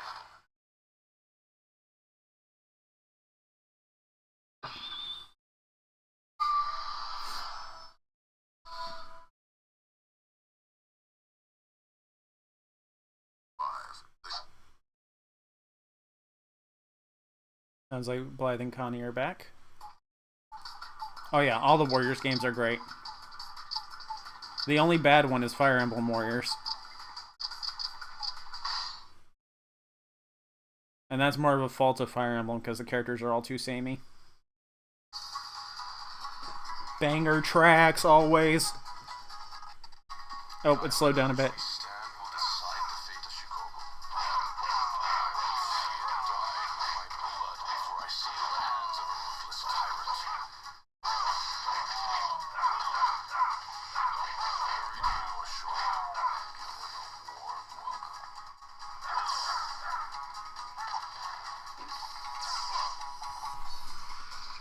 I gotta see the map a little better. I will be proud to die defending the land I love. This sea may be full to the brim with our corpses before we surrender. Waiting for you, my lord. Death would be an honor. This actually isn't terrible.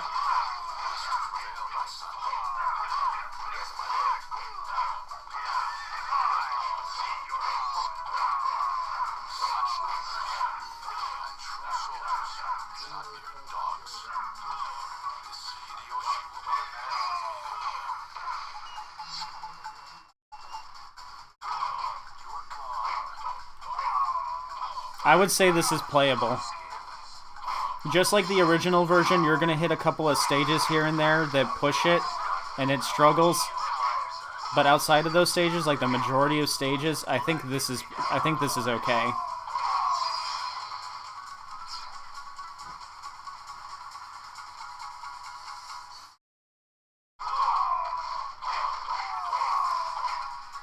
As long as you don't use it to try and play co-op or anything. But the Warriors games never ran well in co-op.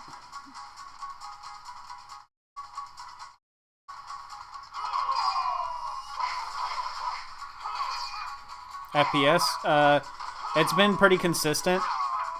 It hasn't dipped down into the red. If it dips down too low, the top text will turn red. And I haven't seen it turn red yet. So that means it's staying within 55 to 60.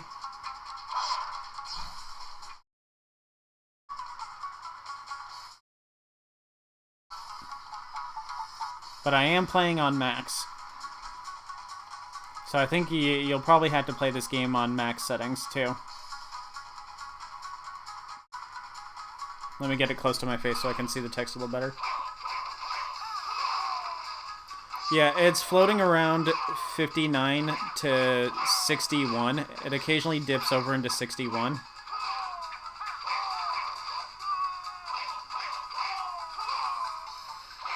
Yeah, this is not bad. I am forced to expend my valuable energy just because these fools will not see reason.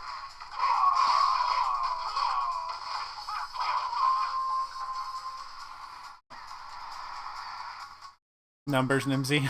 Sorry. The text is small, and I had to play it at this distance so that y'all can see the gameplay too.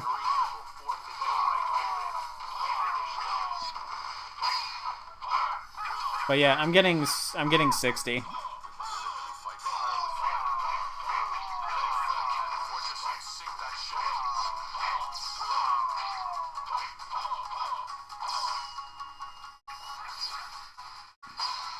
I think if you played Orochi Warriors or Dynasty Warriors and you got onto those stages with the heavy foliage, I think you might start seeing some frame dips then.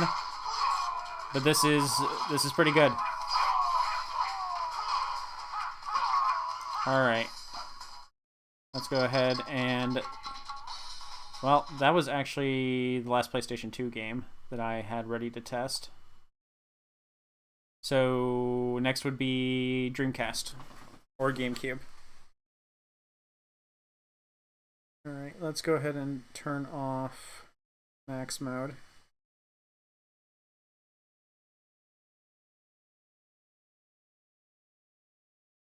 Oh, okay. It did have some applications running in the background, but not anything that would have caused it to slow down. In the past 3.5 hours that we've been testing this, it's gone down 33%, which is not bad, but I haven't really spent that much time playing. Next, we need to download Dolphin, and then Flycast.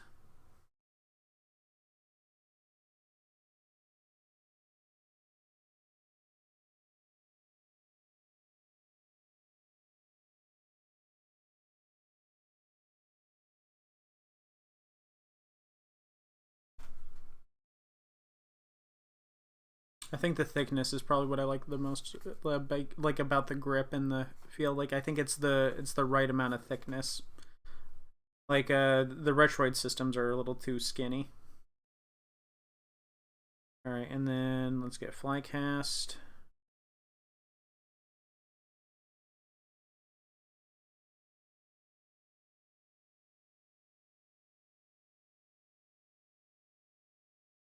I think we're going to see pretty good performance out of Dreamcast. Now that I've seen PS2 and like when you said like Samurai Warriors and Dynasty Warriors and stuff like that, I was like, ooh, I don't think that's going to do well. But the graphics are dialed back enough on those that it's not too bad. All right, so let's do GameCube first because that's going to be what everyone's curious about.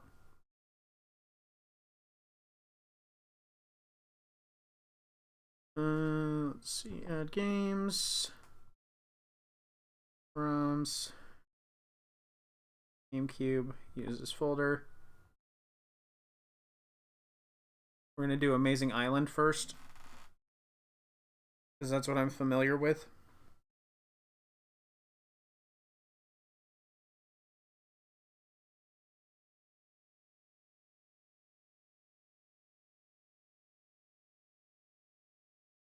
Did it automatically adjust the screen? Is it integer scaling itself?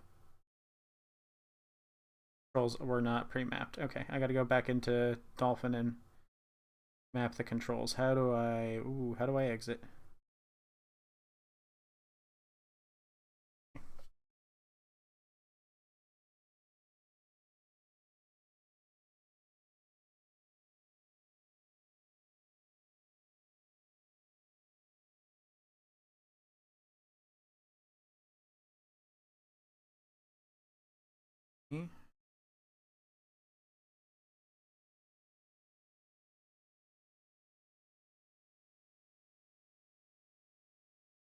There's GameCube input, but oh wait, I gotta click the gear icon.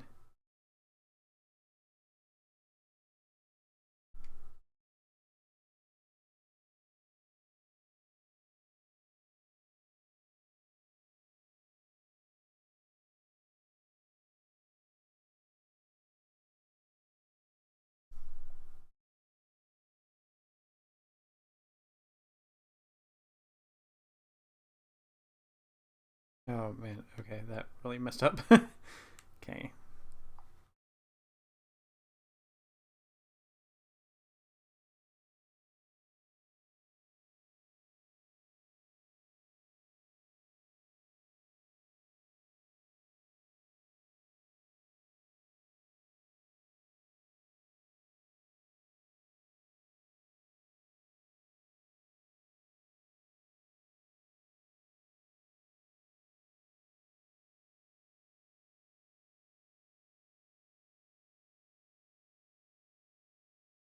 Well, it does have a microphone setting, so if you wanted to play the Mario party game. Oh, I also need to check if the accelerometer works or not. It didn't.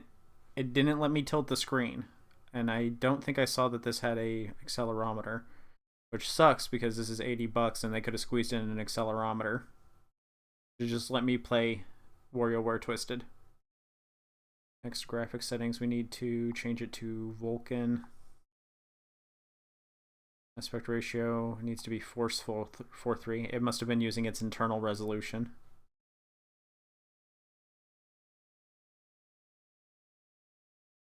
Then graphic settings, I already did that. What was the other thing I said I needed to do?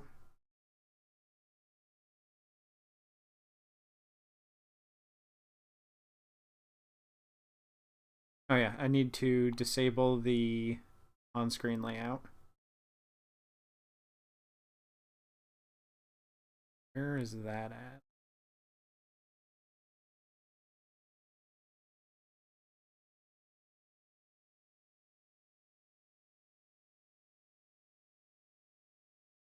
Are handhelds good for online play like Fightcade? Well, this one's Android based, so it wouldn't be any different than playing on your phone, other than it has controller input. I read that Roblox should be able to run on this, so I'm gonna try Roblox because I like to play Dandy's World. But that's gonna be for later because I'll have to do logins and junk like that. We have VSync. That can help with ghosting if there's ghosting issues. I don't know what Fightcade is. Let me see what Fightcade is.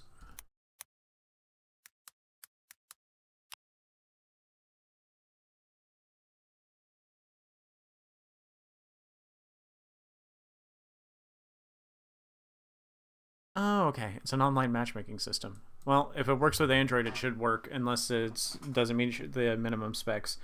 I don't know. I don't play fighting games. I also don't play these online. But I know the Linux-based handhelds like these can play online play using RetroArch multiplayer settings. So as long as you get an Android one, it should probably be fine. I don't know. I'd look more into it. Ask someone who knows a little bit more about it. All right, let's go back. I need to find the overlay thing and turn that off.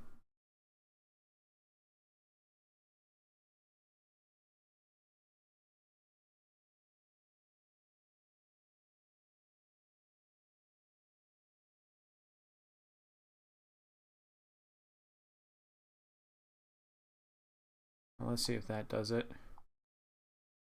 Nope.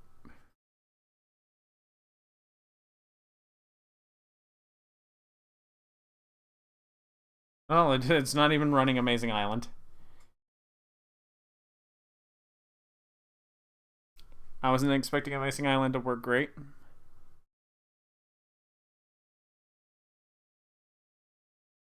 That could be because of VSync, though. Let's disable the VSync.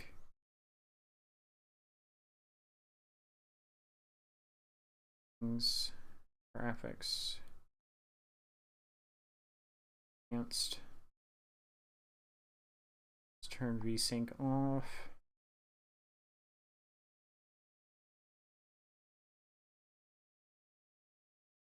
I really don't see where those touch controls are, where I can turn them off.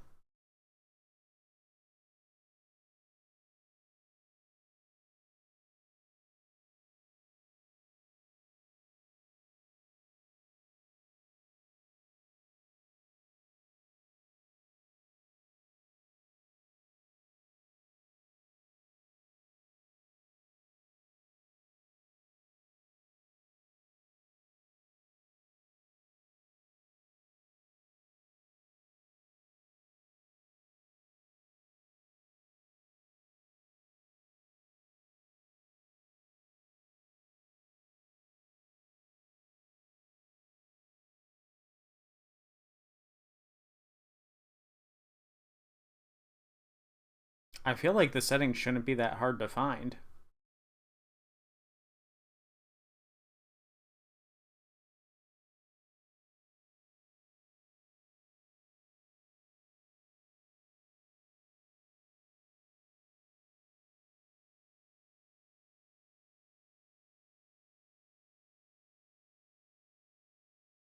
it's on its native resolution. I guess just try running it again.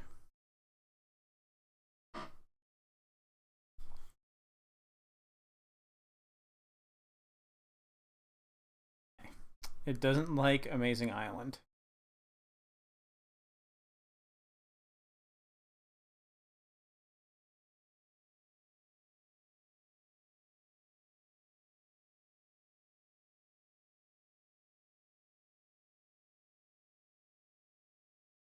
It didn't want to stretch the graphics to match the resolution of the device, so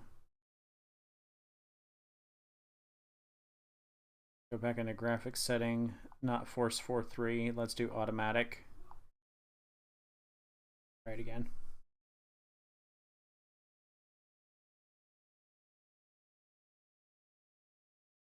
Nope. Okay. Amazing Island is a no.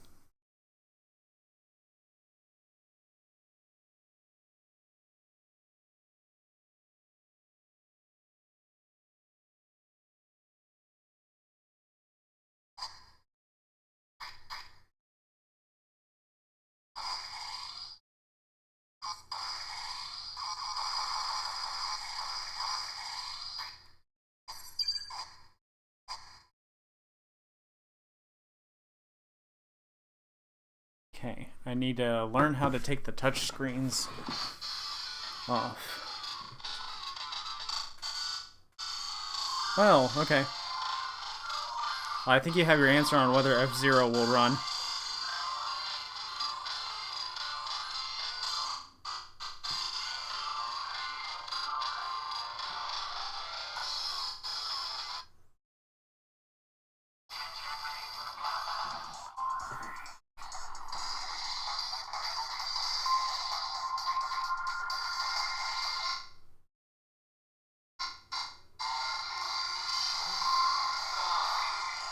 Yeah, it doesn't even like the menus. Okay. Alright, so you're gonna have to be pretty choosy about your GameCube games, too. Alright, Flycast.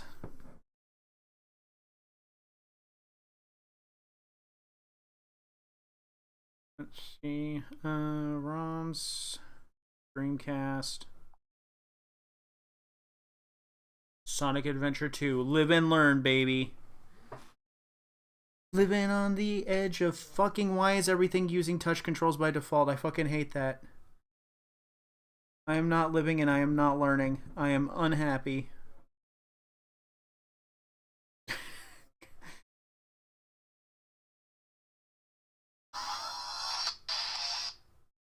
Not living my best life right now. I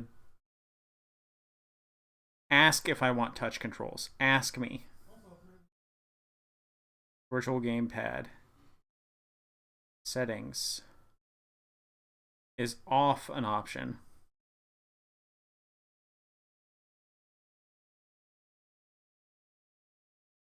Let's just make the transparency 0.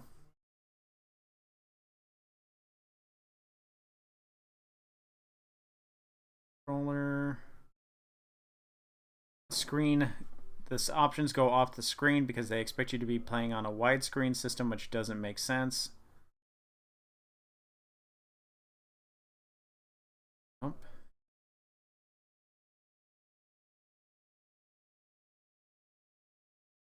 How am I supposed to map the controls?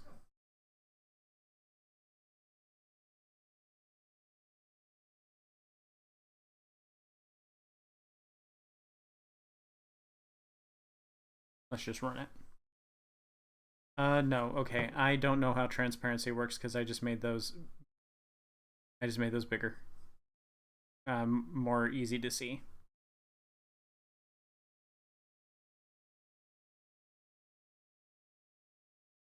Settings. Full transparency. All right. Unlearning and dying. Yep. Now Dreamcast should be pretty good on this. This just barely ran it.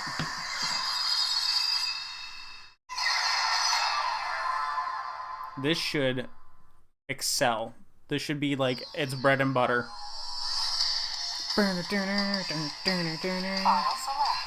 Auto match my buttons. Excellent. Story select.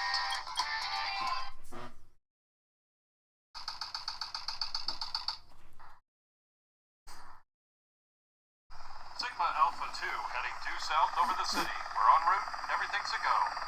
This is Control Tower. We have you on radar. That's so loud. Status of captured Hedgehog. That's just half volume. That's a 10-4. Cargo secured on board and... What? Didn't copy that. Over. It's taking out everyone aboard and... What's wrong? Come in. Over. Freeze! What do you think you're doing? Get that hedgehog! Talk about low-budget flights. No food or movies. I'm out of here. I like money better.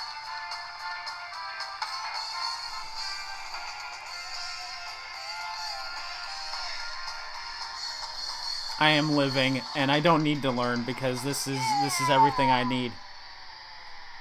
Who needs to learn? Who needs to get better? This is perfect. Well, let's actually play the game first. Attention all units. Suspect seen heading south. Block all major roads. Capture the suspect. And around at the speed of sound. Got places to go, gotta follow my rainbow. And I have to keep moving on.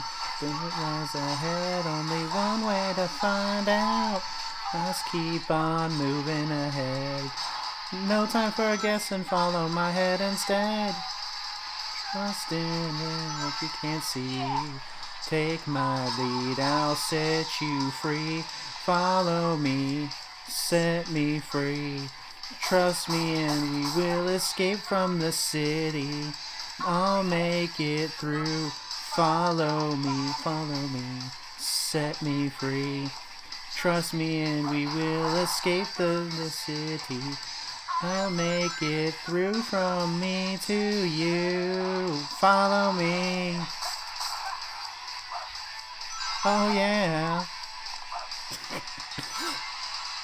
Danger is lurking around every turn. Trust your feelings, got to live and learn. It's so lucky that I'll make it through. But there's only one thing to do. I don't care what lies ahead. No time for guessing, follow my head instead. What they may be. Take my lead, I'll set you free. Follow me, set me free. Trust me and we will escape from the city.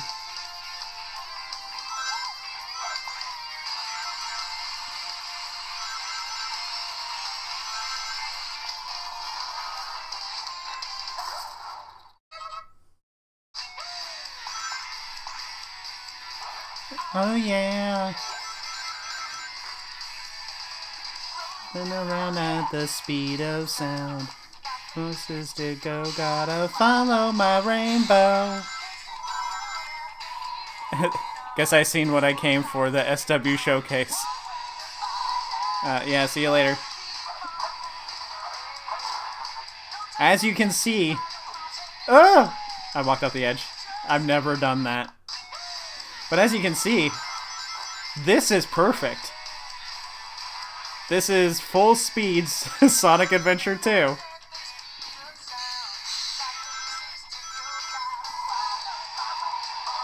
It's perfect.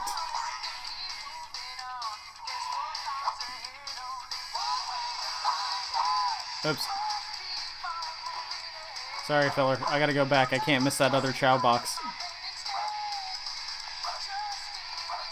Eh.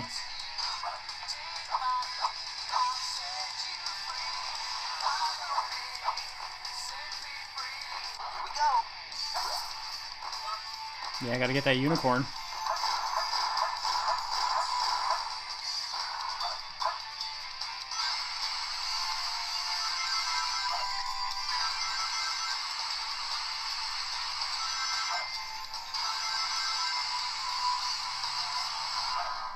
Oh, right off the edge. The game works. I am not magically better at it though. But if this can do Dreamcast, this can do N64. Those two are like hand in hand. Those are like besties. So, the thumbnail makes it look like the Archie Cube. Yeah, it does make it look a little shorter.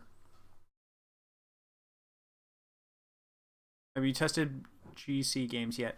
I did test 2 GameCube games. The first one was Amazing Island, and it did not start. And the second one was F-Zero GX, which played like a slideshow. It didn't like its menus even. I didn't check a ton of them. So let's see if I can do another one, because I pretty much tested everything I wanted to test. Dreamcast works perfect, which means N64 is going to play perfect. Sega Saturn's probably going to play just fine too. PSP is going to run perfect. It's not going to be as big as the PSP screen is, but it's good. And GameCube, it's going to be a coin flip, and PS2, it's going to be more like a die roll. We did find some surprising stuff. Samurai Warriors ran perfectly fine, 60 FPS on Samurai Warriors 2 on the PS2. GameCube was not able to start the 2 games that I tried. And yeah, Sonic Adventure works perfect. So yeah, like I was saying, I think this is a tier 2 system. I think it's not. I don't think we can say that it plays GameCube and plays PS2. That's a little disingenuous. Yeah, that's what tier 3 systems would be, Saber. So tier 3 systems would be your $200 plus handhelds, and those would be the ones that play GameCube, PS2, and all of that. This is not going to do it. It almost ran Ratchet Deadlocked, but I wasn't expecting it to do Ratchet Deadlocked at all, so that's fine. But yeah, it's good. It's great. It's probably the best system I own now. The best handheld I own now. I didn't like the Retroid Pocket 3. The Retroid Pocket 3 was a little bit more capable, but I didn't like it. There is a GameCube game that we could try real quick. Resident Evil, it would take a little bit too long to get to the point that I can do something in it. So instead, we're gonna do Mystic Heroes real quick, which is a Warriors-like game. So if you wanting to play something like Samurai Warriors, it would be a decent alternative. It does not recognize that it is plugged into a USB, because I didn't plug it in all the way. I hate that I have to keep tapping file transfer every time I want to do this. I would like it to just default to file transfer. Alright, we got time for some requests. If anybody has specific games they want tested, we can do that within reason, as long as it doesn't take forever to get into the game and have it playable. Because GameCube and PS2 games will take a little while to transfer. Get those open. Let's open up another folder.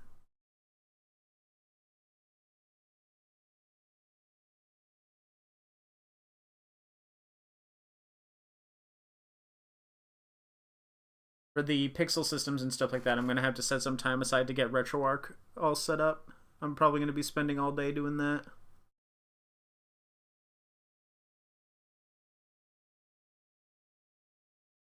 At least the RG35XX has competition. Yeah, for the price point, I guess the 2 gigabyte version of this would be fine. But I think if you're getting this, you should get I think 3 gigabyte is the bare minimum. I'm also going to try Roblox on this later on my own time. So let's grab a...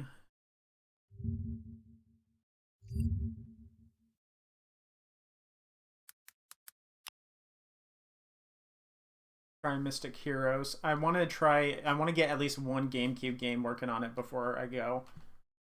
So I guess why not? We'll do Resident Evil. I think that's something that a lot of people are going to want to play, especially since it has 2 sticks. And I think Resident Evil 4 was well optimized for the GameCube, so there's a chance that it runs well. Not like Wind Waker, which ran at 24 FPS. Wind Waker would be a good test, though. Because if we can get more than 24 FPS on it, that'd be great. But it takes too long to get to the point that you can actually do anything. Resident Evil 4.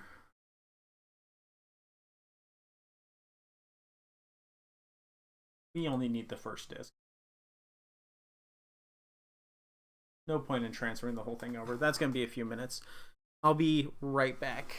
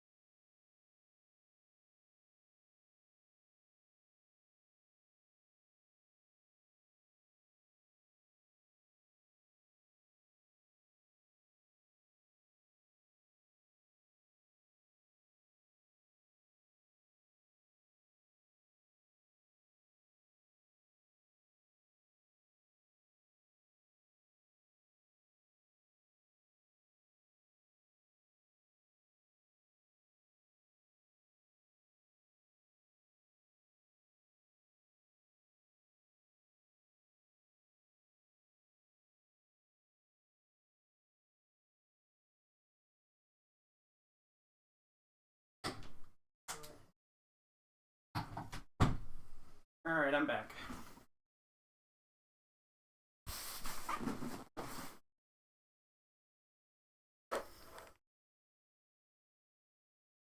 I don't know why I put my headset on. I haven't been using it this whole time.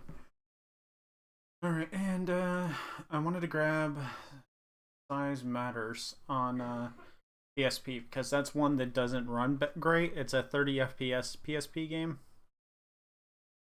It also just doesn't play great because it's Size Matters, and Size Matters is bad.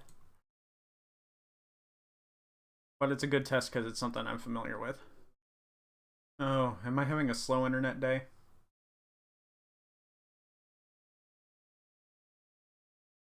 I'm not getting any warnings that my stuff is slow.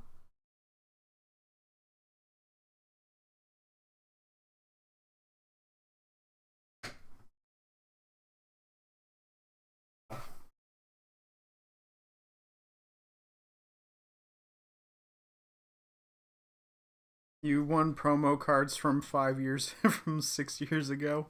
Well, no, mine's 2025. This one's 2019. I know, it says 2023 at the I bottom. was gonna say, but that one's a reprint, but with alternate.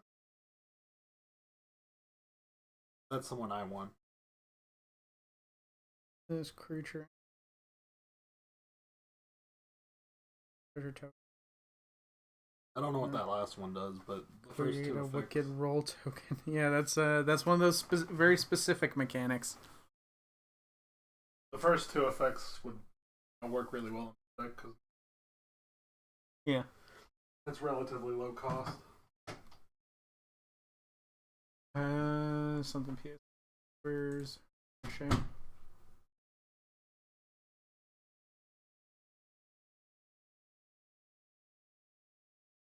They were just talking about Magic. I told them I was going to be busy streaming today, so they should go hang out. And they went to go play Commander at the local game shop. Alright, so...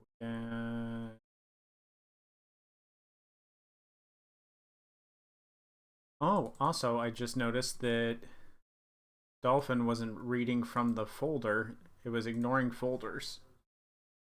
So we have another GameCube game to test, but it's WarioWare, so that should play.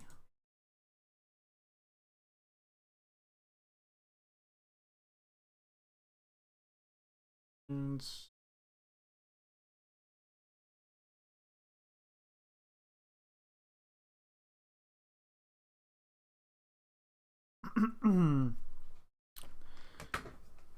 a lot of this stream has just been waiting because we gotta transfer stuff and it's not the fastest ever.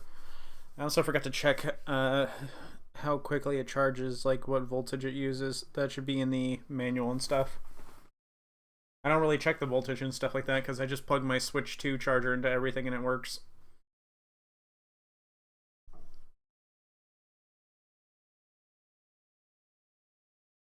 I also got to test PSP. I forgot to test PSP. Is that something that works for like the most part on Linux handhelds? But it does have its touchy moments.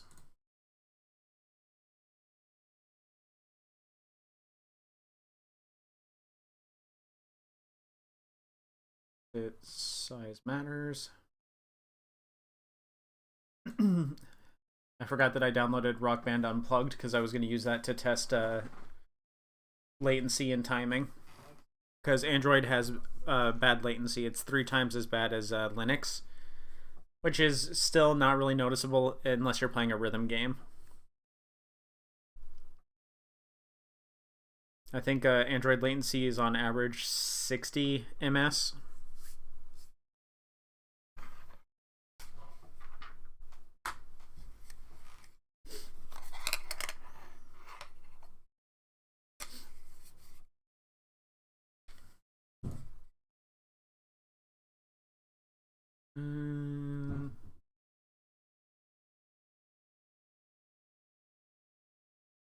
Alright, Resident Evil 4 is done transferring, just waiting on size matters.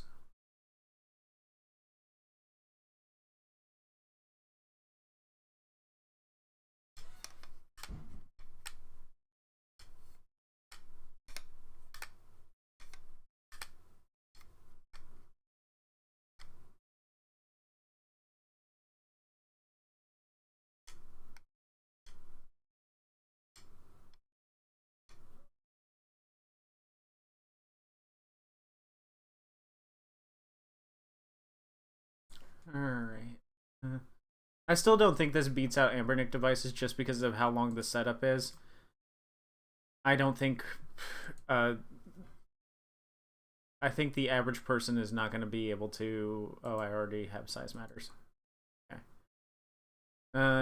I don't think the average person is going to enjoy the setup process of this. Because it has been laborious. I mean, I've done it before. I've set up the Retroid Pocket 3 Plus before. I've set up a few Android devices. And like I still have to, and I still feel like I'm gonna go back and watch Russ's video on setting up Android just so that I make sure I do things right, because my RetroArch is weird. All right, size matters.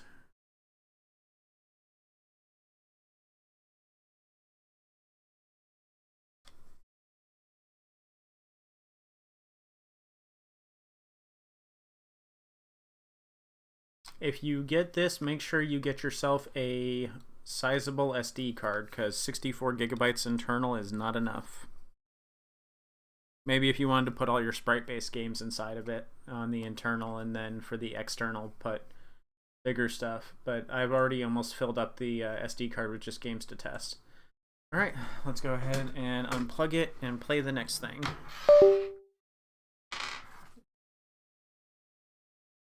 Ooh, hey, maybe I shouldn't show you my pin. I don't want you breaking in to my my INEO PAM.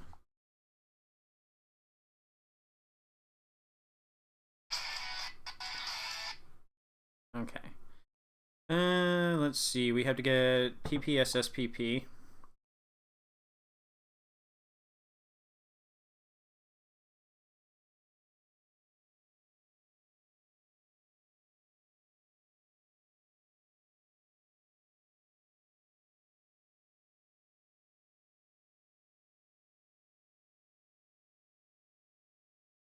And then what else? No, we got GameCube already. So let's go ahead and try out WarioWare Mega Micro Games.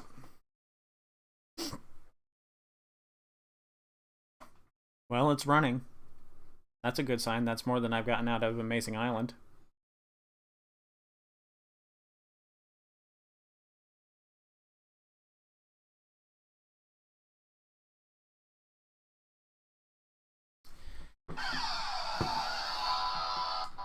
Really need to get the touch overlay off that.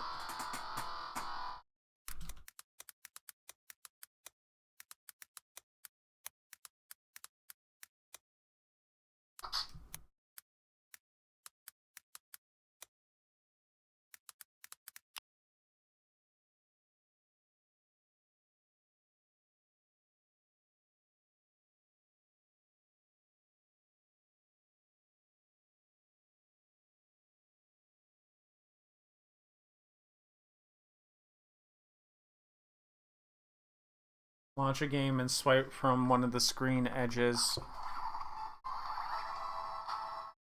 Okay. Overlay controls. Alright, there we go. I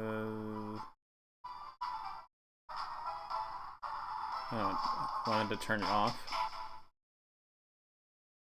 Overlay controls.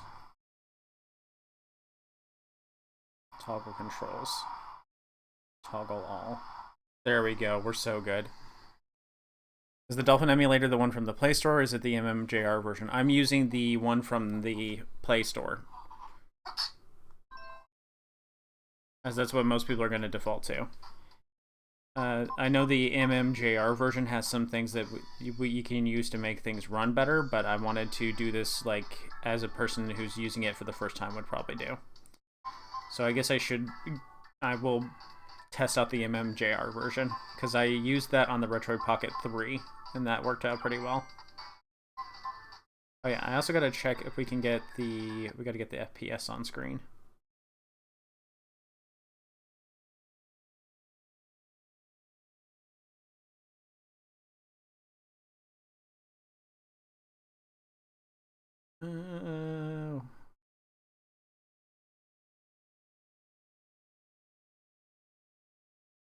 Oops.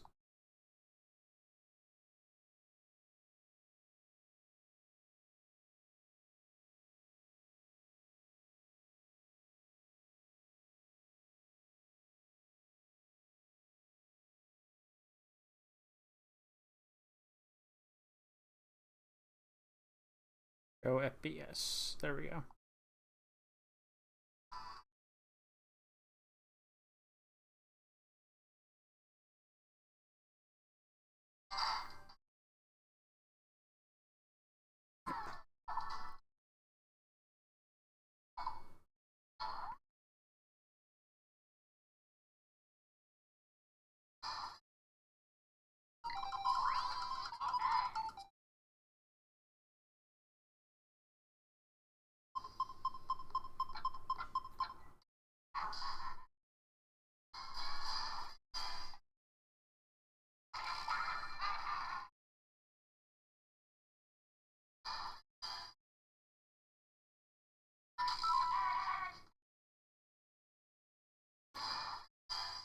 I'm not surprised that this runs fine, but I have tried this on other systems and it just won't even launch, so that's something. Even though this is just, you know, redos of the Game Boy Advance one on GameCube. I wasn't even able to get the GameCube game to run on some handhelds.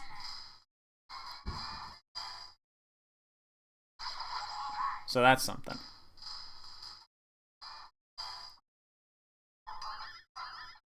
I saw a dip there.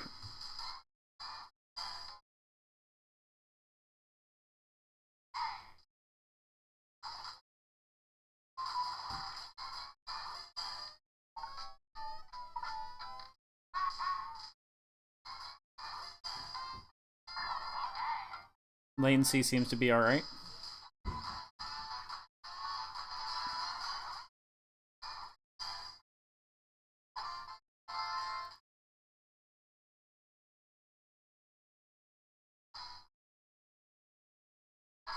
Oh, maybe it's a little late.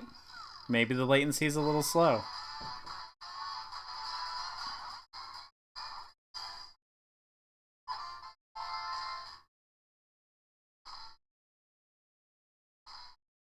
I'm gonna have to hit early. Yep. Okay, the latency's pretty bad, actually. I'm having to hit way earlier than I would on the GBA.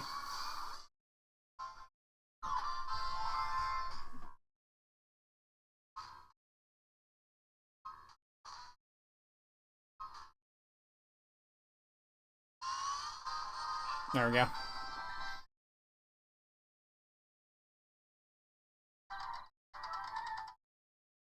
I mean, the shipping's long, but the shipping's long for most Chinese handhelds.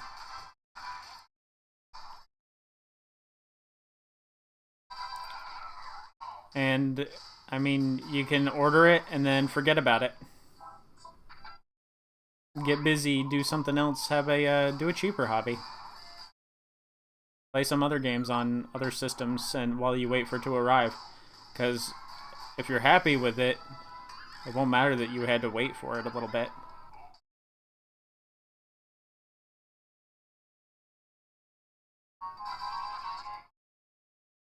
Wild how a GBA port can have latency because from what I've seen, there's no graphical advancements made. Yeah, no, the graphics aren't any better. It's still just the GBA versions of the games, just on GameCube. The latency is coming from the emulation itself. GameCube and the GameCube emulation, and then the Android emulation. Android emulation has latency that's 2 to 3 times higher than... okay. It's 2 to 3 times higher than what it is on Linux.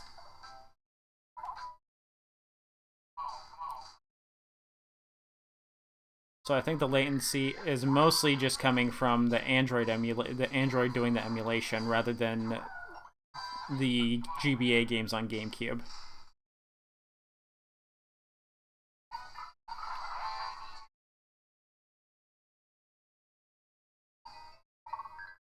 It doesn't get bad until the timing has to get pretty specific.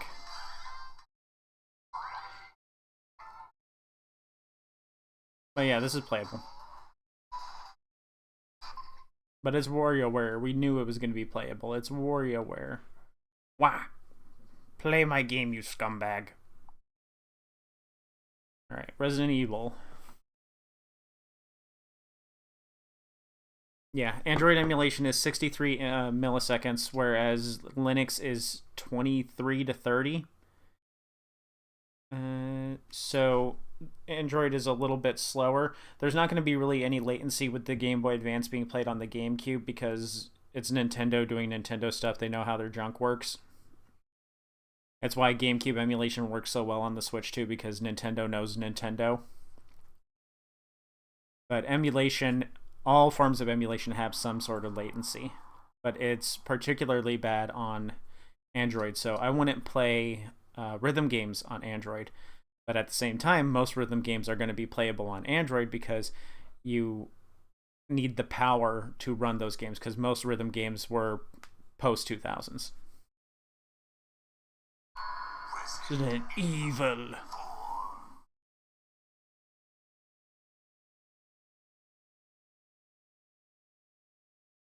And the reason why Ratchet and Clank doesn't run super well on the PS2 is because of its own weird system quirks. Like, you might not know that Ratchet and Clank borrowed power from the PS1 that was inside the PS2, because the PS2 had a mini PS1 built into it so that it could play PS1 games. So Ratchet and Clank was like, hey, this game is going to require a lot of resources, so let's have the game borrow resources from the built-in PS1 in addition to the PS2's power.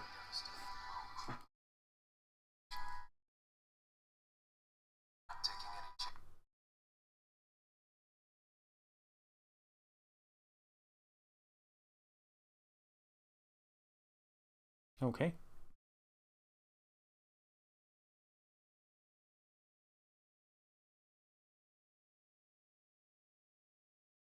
I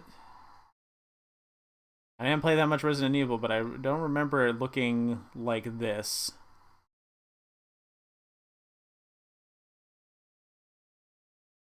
I don't remember it being all fog.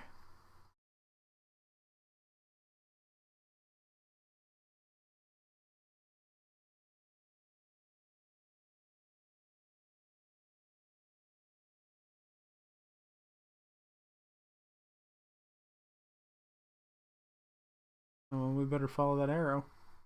If I can see it.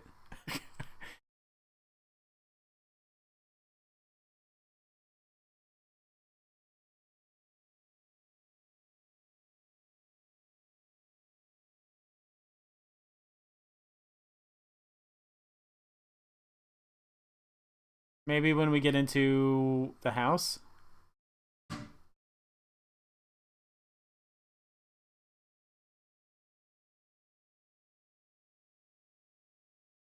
No, I don't think we're doing GameCube.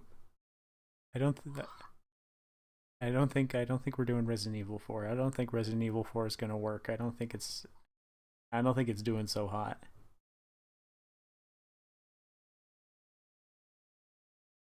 Oh man, this is terrible.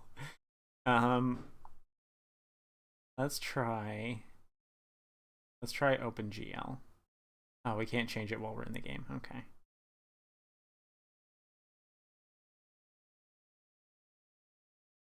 Somebody get that man a lozenge. She's coughing quite a bit. OpenGL will run worse, but it'll be more accurate.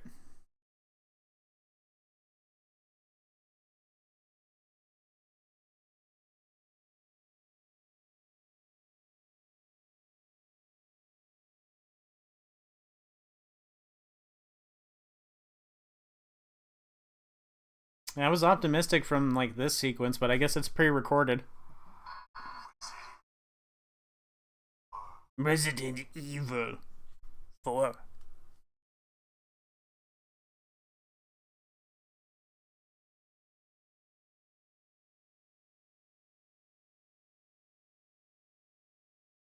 I forgot to try OpenGL on Amazing Island.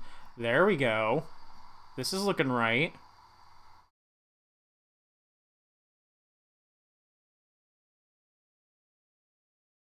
.30 FPS though. Isn't that what it ran at though?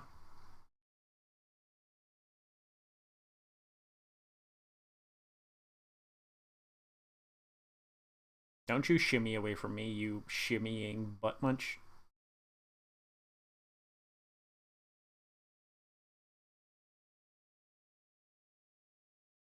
The coughing guy again.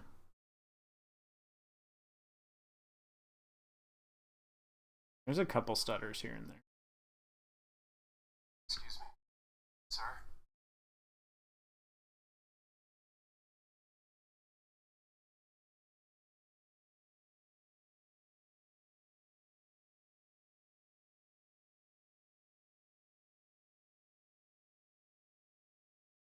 I was wondering if you might recognize a girl in this photograph.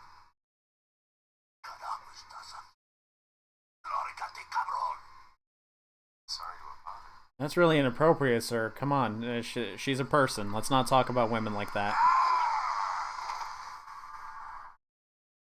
Freeze!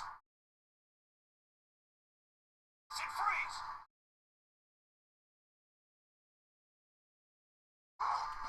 I don't know how to fight. The game didn't tell me. Oh, it didn't like me shooting. I don't like shooting you either. Stop it. Stop it. You're scaring me. You're scaring me. Stop it. Okay, he's dead.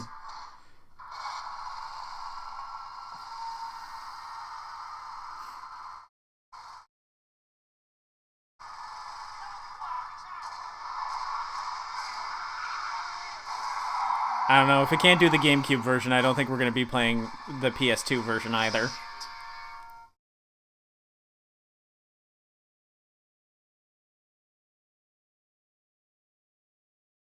Everything okay? It's not terrible. I'd say it's playable.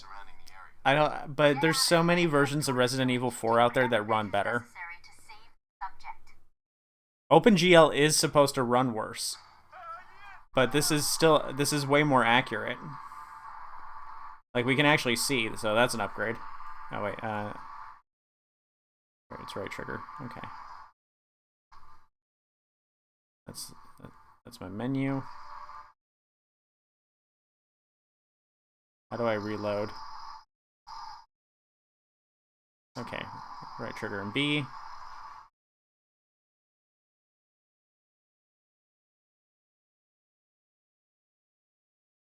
No, I need that good herb.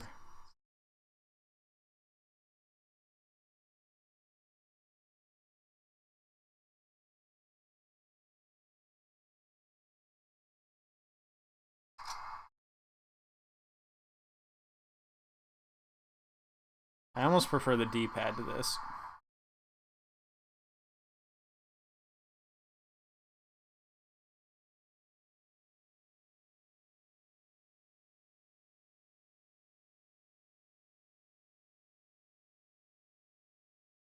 Nah, she's probably fine.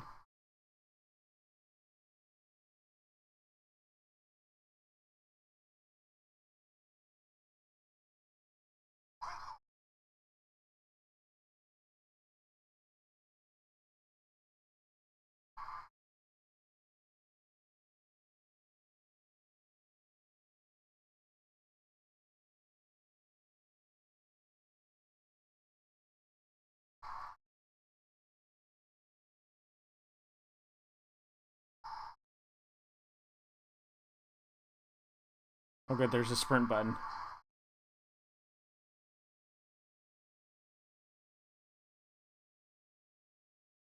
What'd you say?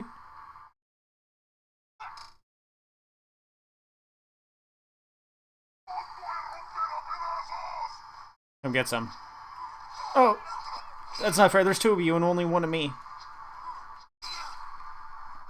Alright, you're getting the Glock. Oh, there's three of you.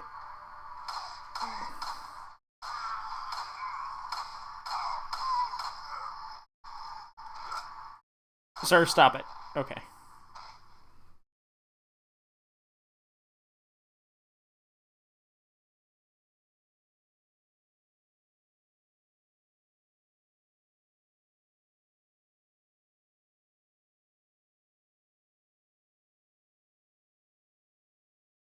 Yeah, this isn't terrible, but there are a lot of better ways just to play Resident Evil.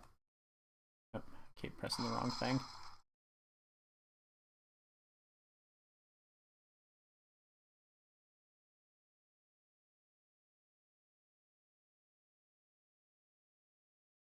Oh, duh. I'm not playing on Max. I forgot to enable gamer mode.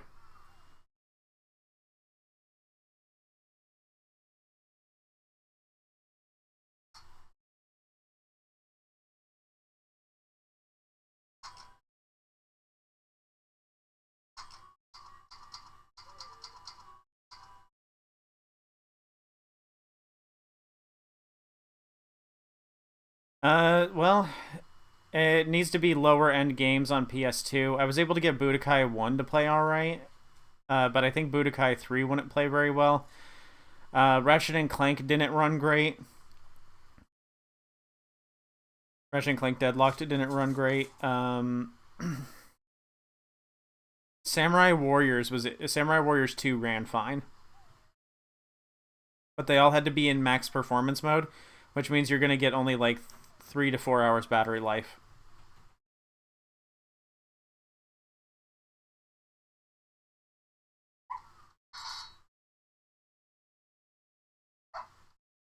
Thank you, plot device. I'll see you later.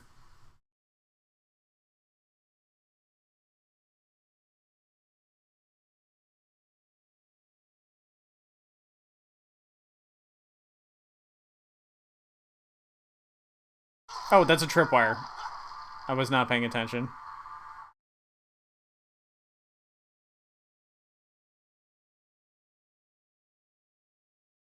No, you stay away from Leon and his juicy fat ass. Get out of here. You stay away from baby girl.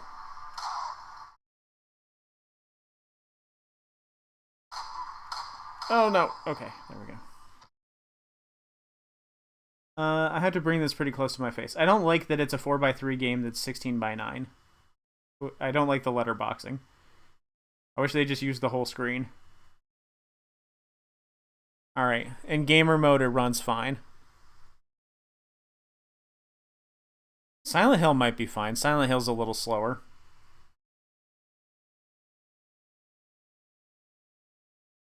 Back to balance mode. Alright, so if you have gamer mode enabled, which is you press the INEO button and then you press max, it turns the fan on to max and then it increases the performance of everything, then it runs well. Okay, so we need to go back and try Amazing Island now that I've switched the renderer to OpenGL.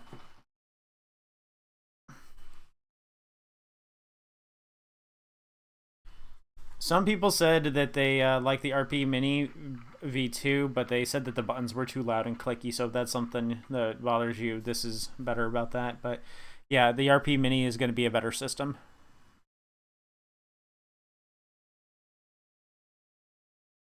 Well, this is actually showing me more than it was before, so some GameCube games are going to have to be run with OpenGL.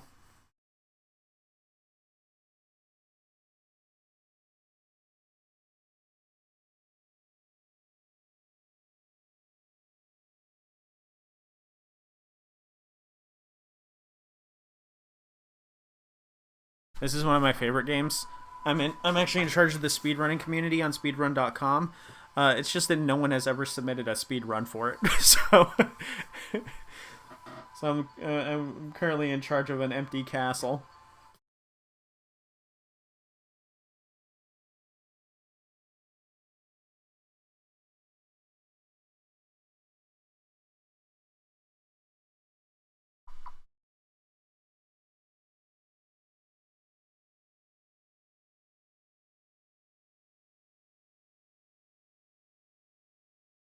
Unpopular opinion, but I like loud buttons. Yeah, someone was in here saying that earlier too. Linky said that they like to have loud buttons because they like to, you know, it's like mechanical keyboards. Sure that you clicked it. Easiest job ever. As a speedrunner where there's no speedruns being submitted, yeah, it couldn't be easier. But it's not like it's a real job. I don't get paid. Ah, I forgot to check for lanyard holes. There are no lanyard holes, but I guess you could... No, you can't really slide it under that because that grate isn't right near it.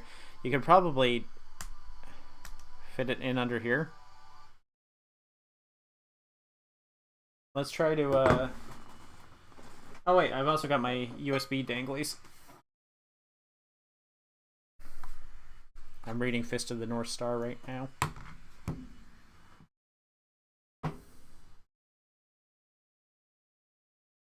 It's not a lanyard loop, but, you know, it works.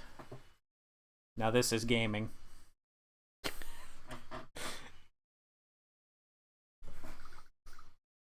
having this giant thing dangling from it in the center at all times.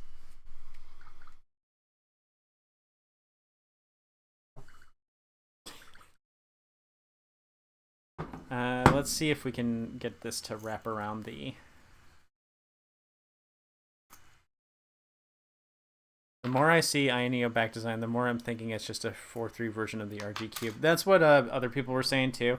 I think it was... Man, I can't remember the name of the channel, but they do a lot of retro. They do a podcast, news podcast thing for this kind of stuff. And they're like, oh, it's the I guess Ioneo has a cube now. No, you can't get away with a lanyard loop here. If you do a lanyard loop, you're gonna have to. Oh, did I send it home? Yeah, I did.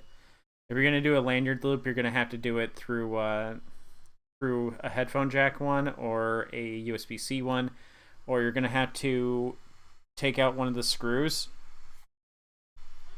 and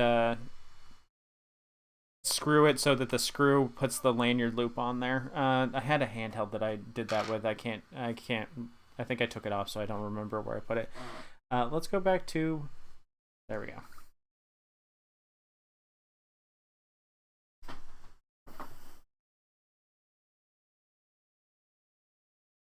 I think if you're fine with just Dreamcast and N64 and PSP and stuff like that, this is all great for that. Speaking of PSP, let's bring out the PSP so we can see the screen size comparison.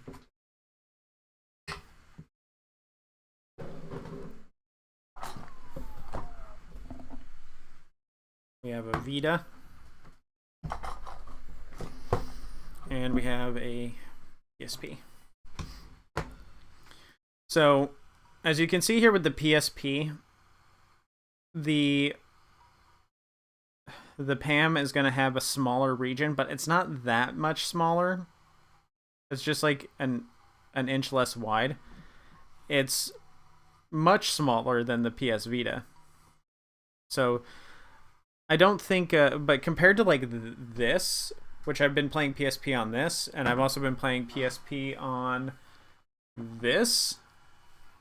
I even played PSP on this and I liked it just fine, so it's not that bad.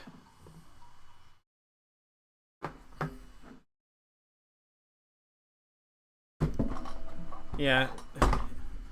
PS Vita is pretty good. The emulation is really good on the PSP portion. Okay. This is supposed to be foggy. It's not like Resident Evil 4 again. Let's turn up the volume so y'all can hear that.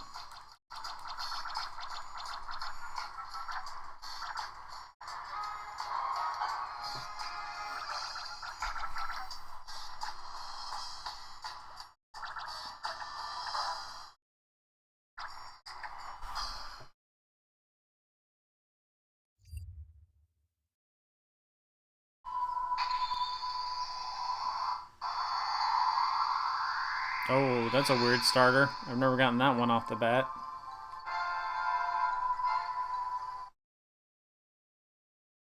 Hello, Dante.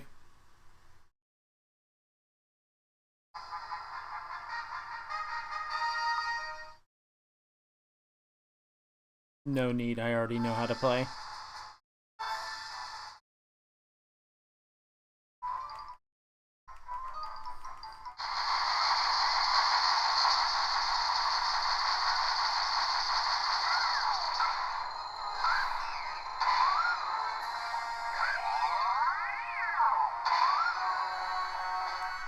Oh, I messed up.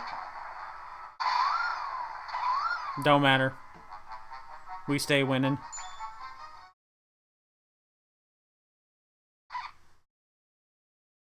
Ooh. Oh! Oh, it doesn't like the lava. It doesn't like the particle effects.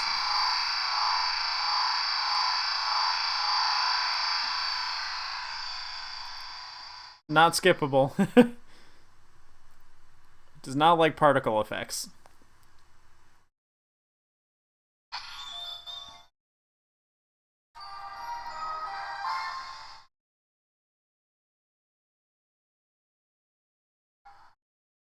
But this is one of those games where as long as the mini games run full speed, there's no issue.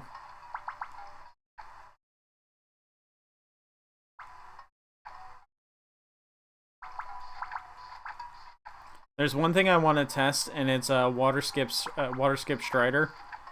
That's the one of the early mini games that has a big problem on emulation. For some reason, Dolphin doesn't accept a mashing input on this game, so it only logs every third button press when mashing. And I can only really tell if it's happening or not when I'm playing on Water Skip Strider.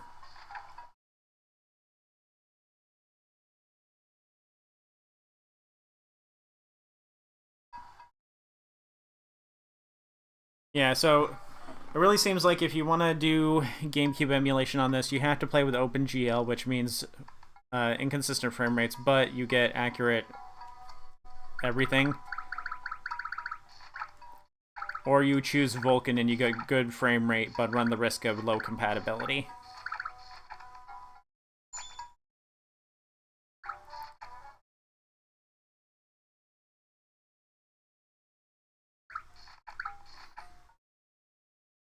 If you care about the story, basically we're waking up in this dream world because they needed our help, and there's an evil dude that's taking over this world called the Black Evil, and we are supposed to defeat him by creating monsters to finish the challenges and defeat his envoys, his Darkling envoys.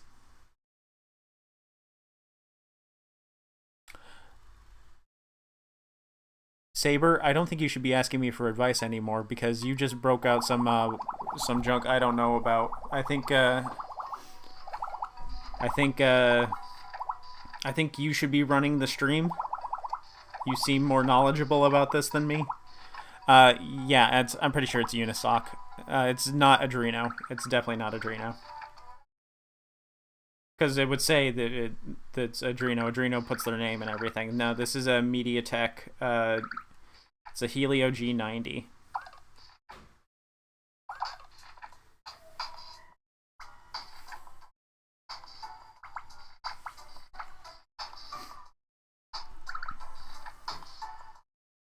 I used to work in tech, but I wasn't one of those people who knew what the parts did. They just went, all right, put it inside it. And that was my job.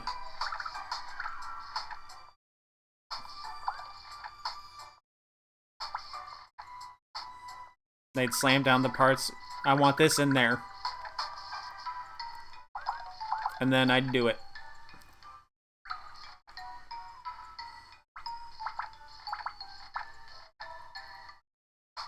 You ask me to plug in a ribbon cable, I'm your marshmallow. I'm your furball. Anything higher than that, that's a little beyond me.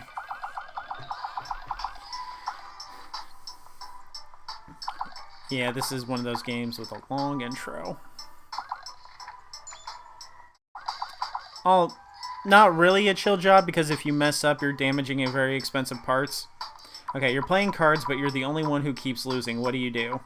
Lash out, remain patient, get a new plan, sulk, play something else. We play something else. You found a pretty stone. What color is it?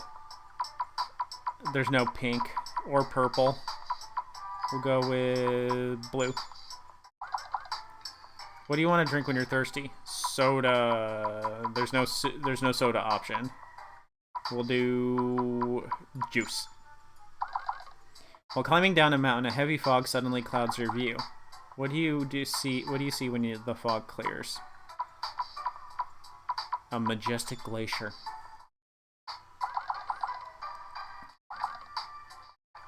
All right, let's see what partner matches my my quiz questionnaire. Oh, it's got antlers. Well, antler. It's fine if this part runs slow because it's not actual gameplay.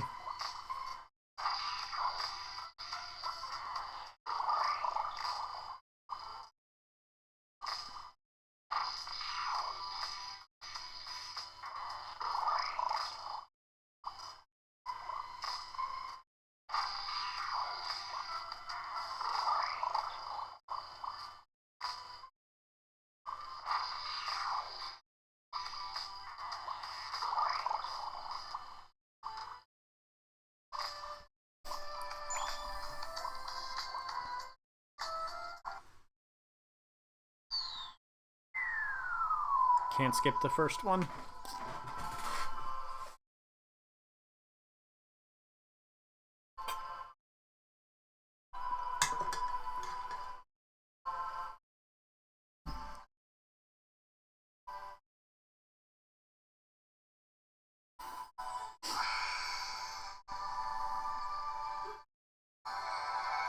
Oh, it's beautiful. No, it looks so good. Y'all did so good.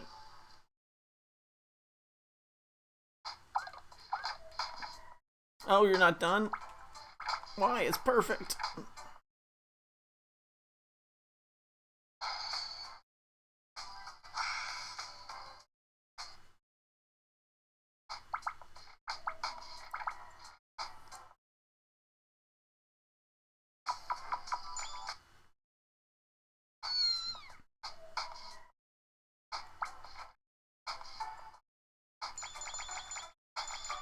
The first thing when I saw the first thing I thought of when I saw this creature. Ah!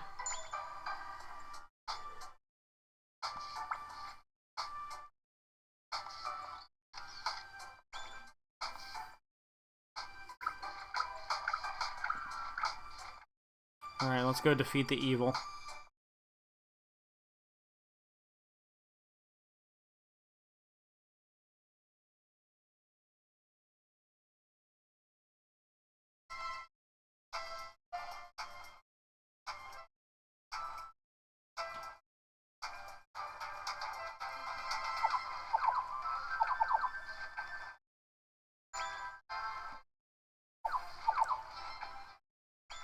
Oops, I didn't want advice. Crap.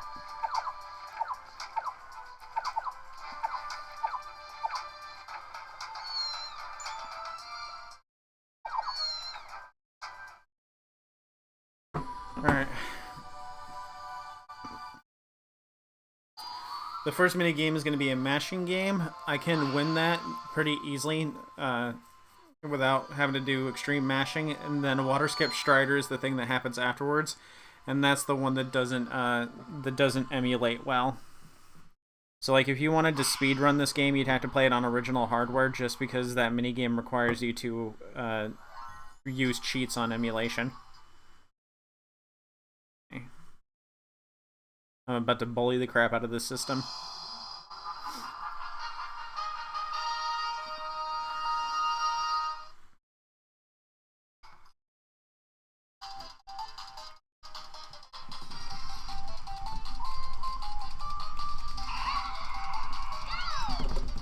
Oh, I pressed too soon.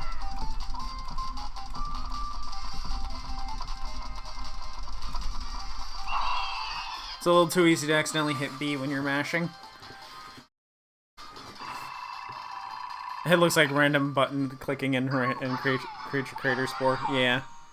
This is kind of like that. This came out right before Spore, I think.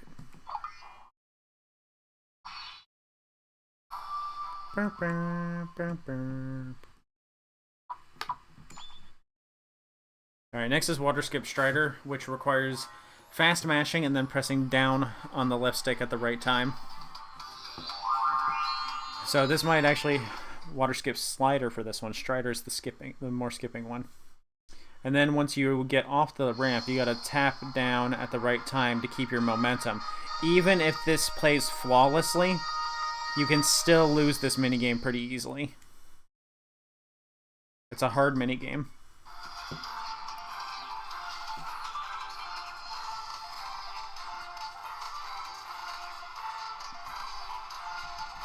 Oh, it's staying low frame rate.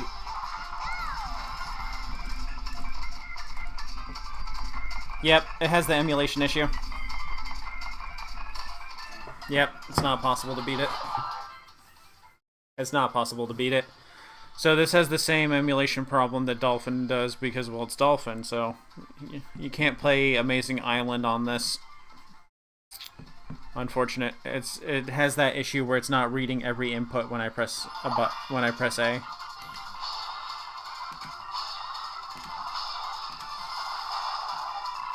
I'll try again, but I just don't think it's happening.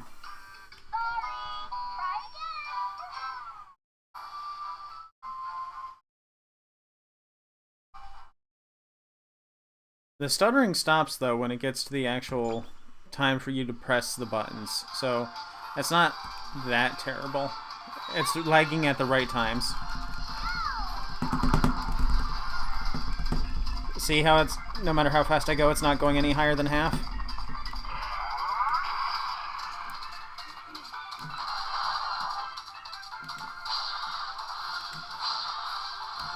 When I play on original hardware, I can fill that bar.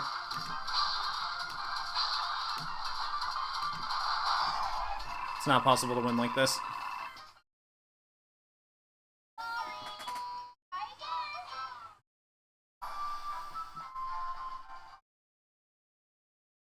I'll try the final one, because I have the thing for it.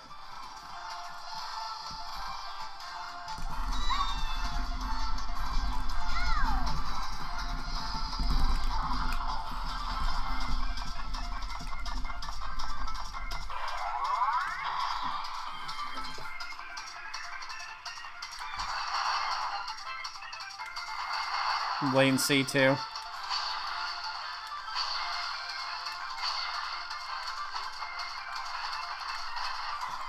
Yeah, Amazing Island's not a game you can emulate. That's not Dolphin's fault. That's not Dolphin's fault. That's not the handheld fault. That's not Android or anything. That's just Amazing Island being Amazing Island. That's probably if it's a GameCube issue, it's probably the combination of them all. Because it's not incredibly powerful. It's more powerful than the Megami Air X is, and it does play more games than the Megami Air X does, but not much more. Like, games just... I don't see the ghosting issue that people were talking about. Maybe I just have dumb eyes.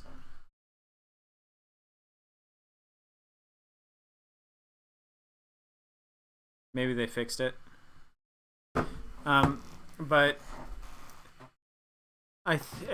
well, let's see how much RAM Dolphin needs.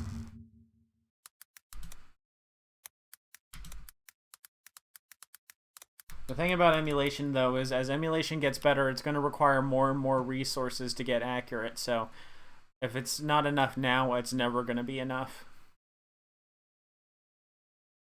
It says you only need 2 gigabytes of RAM, so it's probably the CPU and GPU holding it back. I think my phone doesn't have that much RAM either. Let's see. Galaxy Note 10, and it plays GameCube games just fine. Oh, it has 8 gigabytes of RAM. Okay. So, maybe it could be RAM, but it says Dolphin only requires 2 gigabytes of RAM, but it's possible that it doesn't have enough RAM and that the 2 gigabytes of RAM, like... some of that RAM is going to be spent on running Android. For Dolphin, you need Snapdragon. 130. Well, I wasn't expecting it to play GameCube. I knew that it wasn't going to play GameCube very well. I knew that it wasn't going to play PS2 very well. From the moment they announced it and they said, we're making a budget handheld that can play GameCube and PS2 for under $100. I was immediately press X to doubt, and I said that in my first video on it when they announced it. I was like, a budget Ionito, yeah, sure. But yeah, there's some PS2 that you can do. Like there's some PS2 that you can do. So far, I've had some games run better on PS2 than GameCube. So try them both, but. I'll try some more stuff. You just have to be pickier with your games. I wonder how Metroid would do.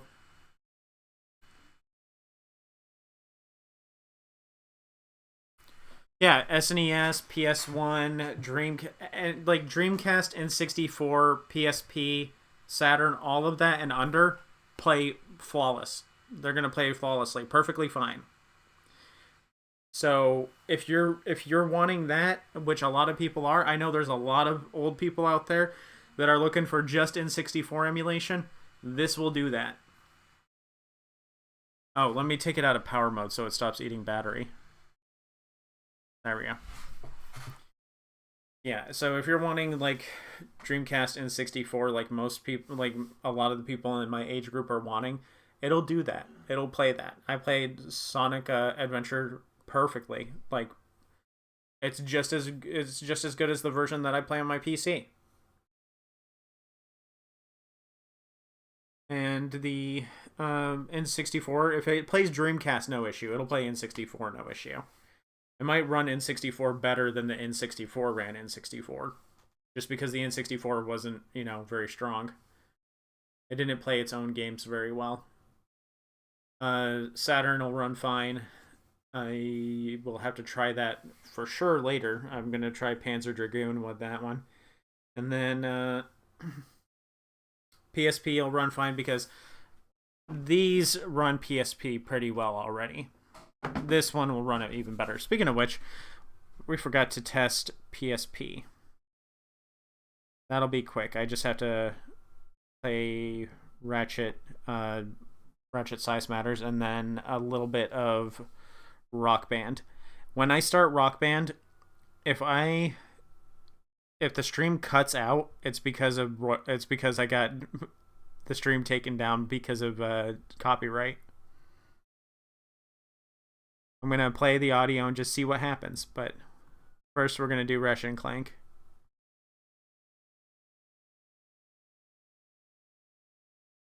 Alright, it should default to Vulkan. It went to 2 times PSP resolution. We're going to do 1 times PSP resolution. Because it's a small handheld. It's smaller, like the screen width is smaller than the PSP. So 1 times resolution should be perfectly fine. Okay, it did not recognize games that were in folders.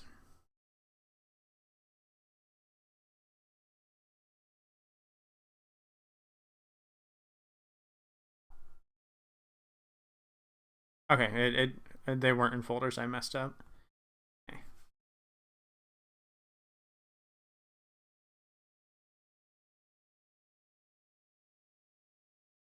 RGCube XX wasn't that good? No, because it's a Linux-based handheld. It's still an H700 device.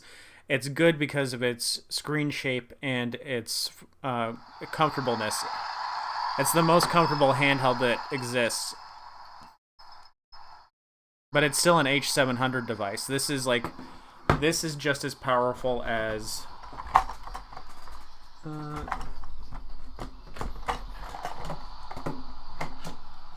this. These two use the same parts. So, of course, it's not very powerful. That's just H700 for you. But it's great. It's comfortable. It's got a good D-pad. It's got both analog sticks. It's got large buttons. It's got regular bumpers. It's got full ergonomic grips. Laser-etched interior. It's a good, comfortable handheld.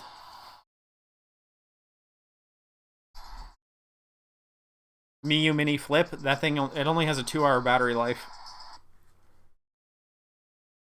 I don't play super long binge sessions, but I definitely play for more than 2 hours.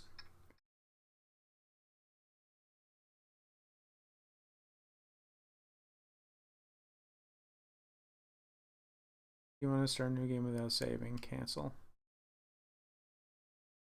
Oh, okay. So we got our first problem. The buttons aren't mapped correctly. That's been happening a lot today.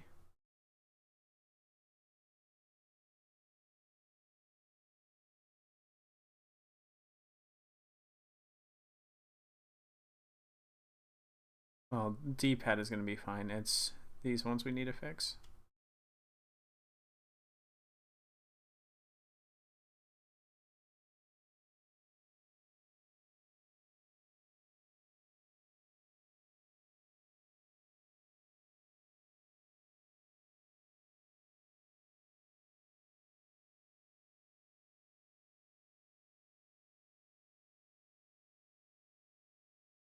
The RP4 looks good, but I don't like it has the same shell shape as the RP3 Plus, and the shell is what I hate about the RP3 Plus.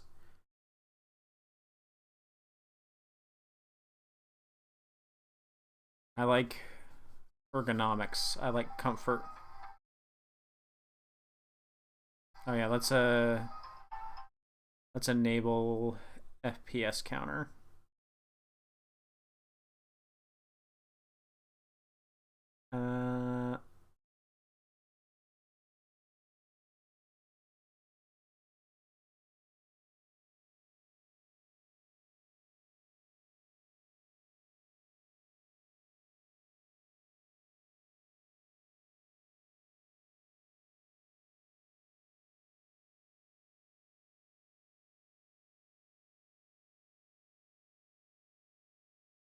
we go. I was trying to use the right stick. This game does not use right stick to change the camera.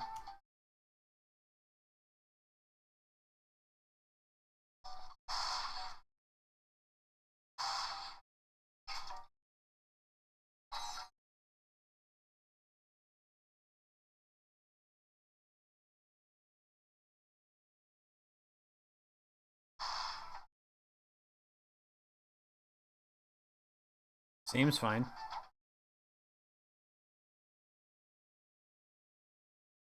Need to change it so that it's strafe mode if it lets me.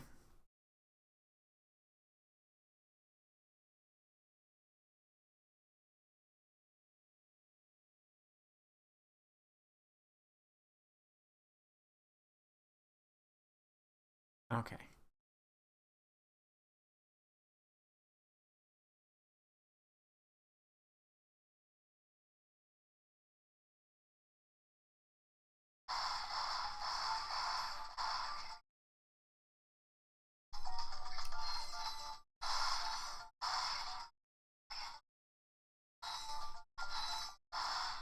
I think these shoulder buttons are a little too small. I would probably remap shoulder buttons to games that only have one pair of shoulder buttons to the triggers instead. Because they're just too small.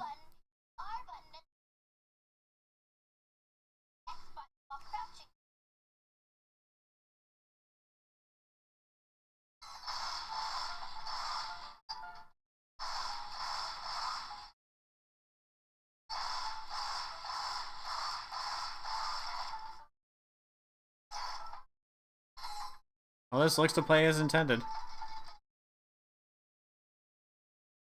I assume that it would be out of the question on this device, but do you know if it would be capable of running PX Play for PS5 remote player and emulation? Man, that's... I don't have a PS5, so I don't know. But let's see. It is able to stream its screen, and it is able to do Moonlight and stuff like that, and that's game streaming. And so it's able to do game streaming through Moonlight. So if there's an Android app for it and you're able to download it and run it, it should work fine. As long as your internet is good, your PS5 is connected to an Ethernet cable to ensure good, strong connection, because it's the PS5 that runs the game, right? And then it gets sent over to another device. If that's the case, you need to make sure that your PS5 is hooked up via an Ethernet cable for max speeds, and then you need to be close to your router when you're playing on the handheld for playing over the Wi-Fi. And then if it is able to run the apps that you're saying, it should do it just fine, because it is these weaker devices are even capable of doing Moonlight, which is also game streaming, and those are able to stream Steam games from PCs. So, like, I could boot up, like, Doom on my PC and then play it on this in the living room. So, I assume that it works similarly. So, yes, if the app is available on it. I don't know, though. This looks really cool, though, and I can't argue the price. Yes, it is very well priced. Mine was $80. I got the early bird price. And this is the 3GB model. It's $100 now. After that point, because the early bird pricing is over. I think this is really just going to be like you're not going to get a lot of GameCube, you're not going to get a lot of PS2. I think this is just for people who like Dreamcast, N64, PSP, and prior, because so far it is running these great.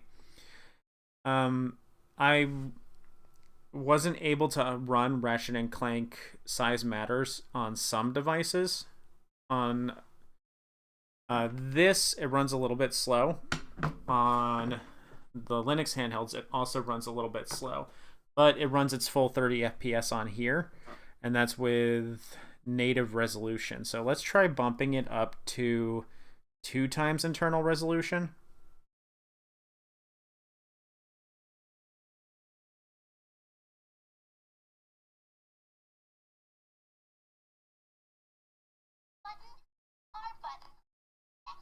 How do I make it go away now?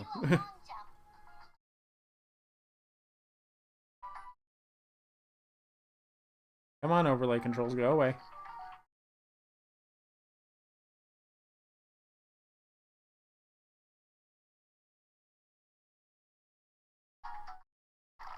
Oh, that's fast forward. Okay.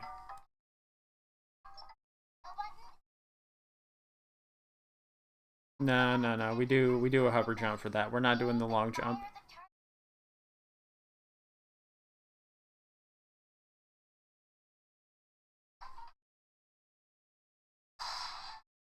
Yep, I gotta back up. I mean, it looks to be running fine at 2x resolution as well.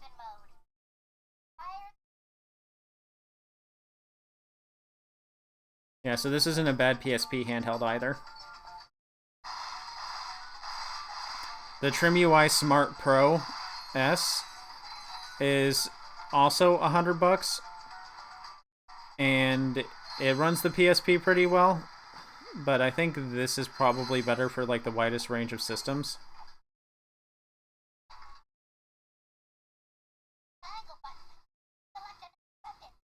I guess you're gonna make me use the bomb.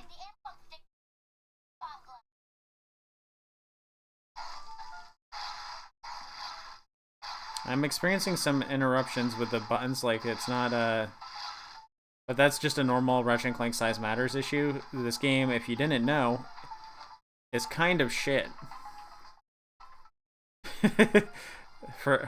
Pardon my French, sorry. But yeah, this game runs horribly, and it has input issues.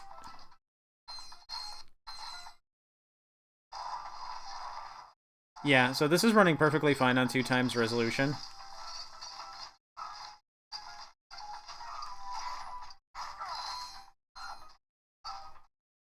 If this wasn't playable, it would normally be stuttering around the crab area.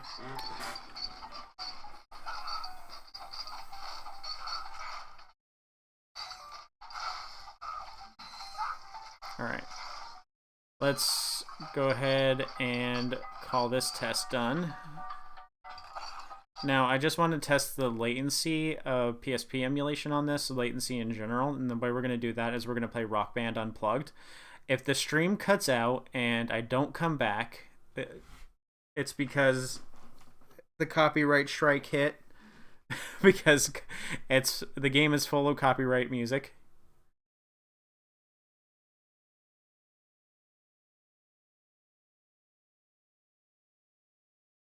But maybe it sounds just bad enough over the microphone that we won't have to worry about that.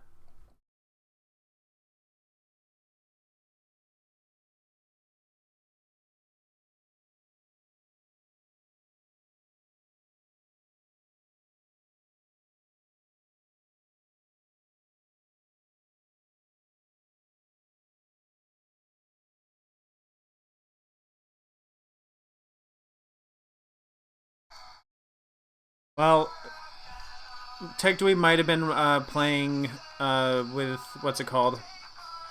The MMJR version. I don't know for sure, though. And maybe there's something about Mario Kart where it runs perfectly fine. I didn't try Mario Kart myself. Let's play. No, I don't need to learn how to play.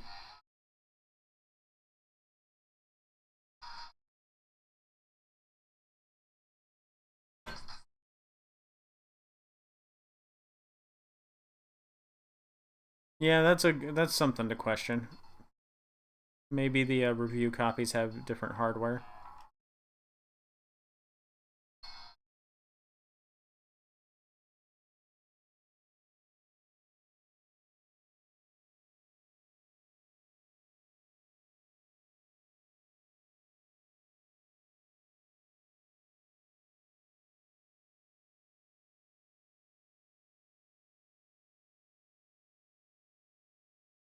I'm not feeling good about the latency right now.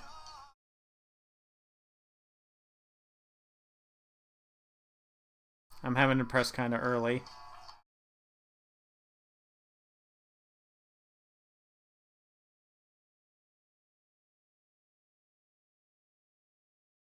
Don't have to worry about a copyright strike if I can't nail notes.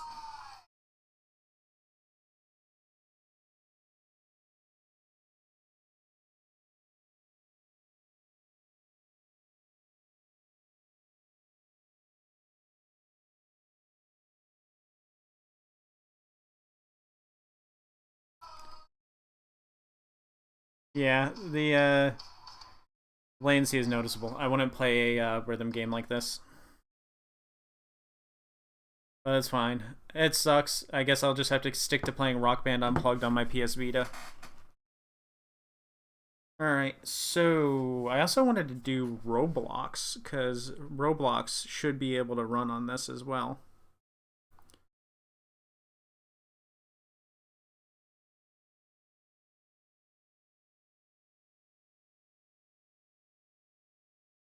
I was able to install it. Usually if a game can't run on your system, it'll say so.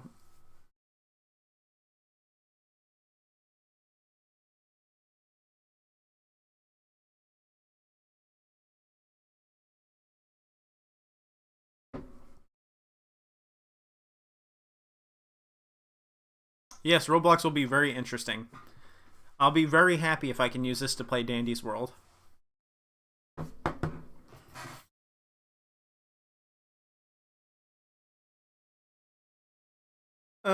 Unfortunately, Kyle, I'm not very well versed in the more expensive devices. This channel is mostly just budget devices, so I stick to things that cost less than $100. The I'm telling you though, those systems are going to be better. They are all in the above 100 price range, which means they're going to have better hardware and they're going to play things better. I can tell you for sure the RP4 is better and the Mini V2 is better. And those, I would say, are tier 3 systems. Those are systems that actually can play a good amount of GameCube and PS2. Do not get this to play GameCube and PS2. You will be disappointed by it. Treat it more as being a nice little treat if something does work. Alright. Well, I'm going to have to sign into Roblox real quick. I can't let y'all hack my Roblox.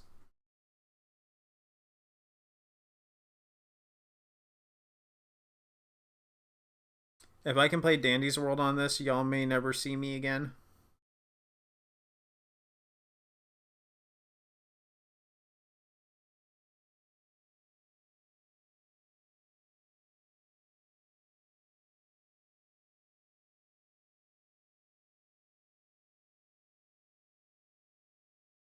Password incorrect. Been having that happen a lot tonight too. That's more my fault though.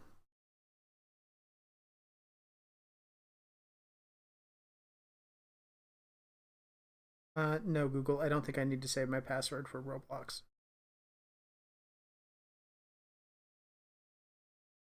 Alright, here we go. We're going to jump straight into Dandy's World. I'm going to do a solo run.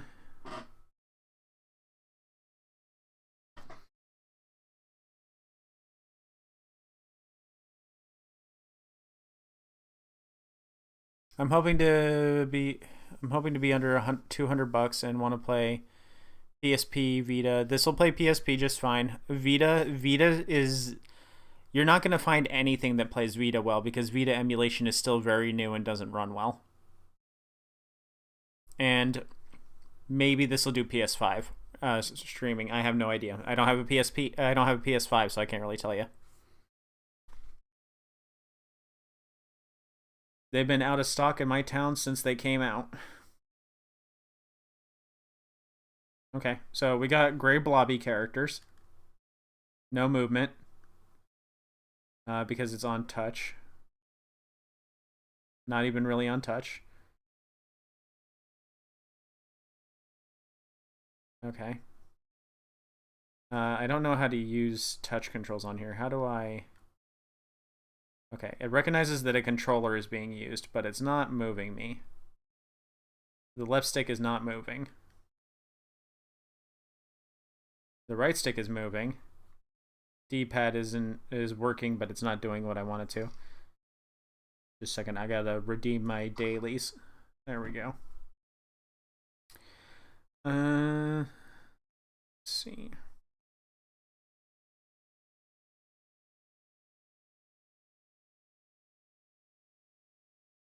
That's sprint button. I don't need that. I need to open up my settings.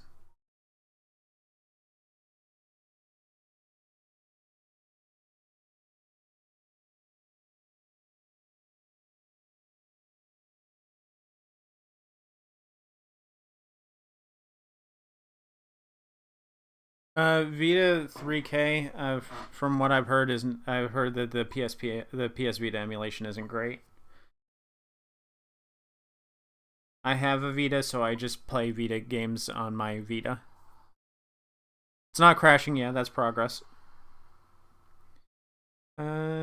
Let's do.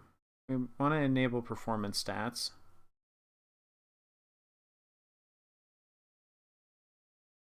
The graphical quality is at potato, and it won't let me raise it.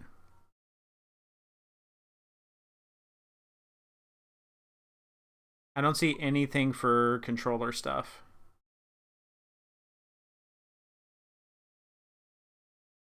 But I'm not. I don't play this on mobile, so I don't know.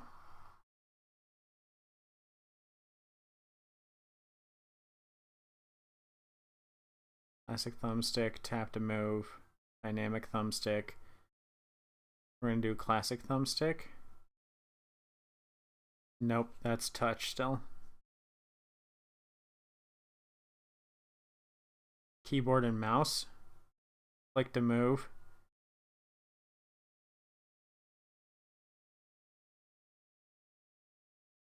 Not keyboard and mouse.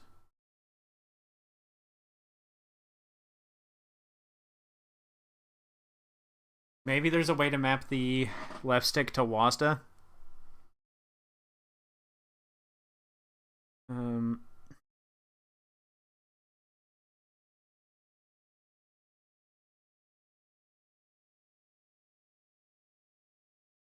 It's just not recognizing it as a controller. Also, this is in balanced mode, so it's running fine. Let's see. Roblox on handheld, not recognizing controller.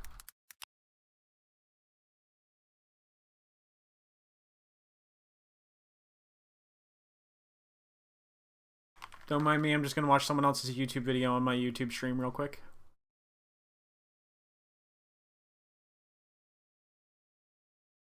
So you might be in a situation where for some reason Roblox is just not working out with your particular controller. Now what does this mean? Well, maybe you're going through and you're loading up Roblox on your particular phone, and for some reason your controller is just not working within the Roblox game. Now the number one first thing I would recommend doing is making sure that your controller is turned on and it's connected to your device. So make your way over into your Bluetooth settings inside of your phone, whatever device you're using, and then you want to go through and make your way over. Okay, that's an idea. Let's turn on Bluetooth. Is it getting hot? Yes, a little bit actually. I might actually have to turn the fan on. I'm getting some warmth along the bottom here. Let's see. Okay, I might need to turn Bluetooth on so that it thinks that it's a controller.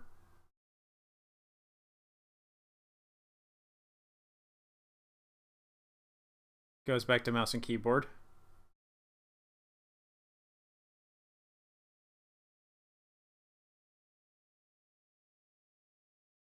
Well, I guess I could just do this for now and then use the right stick.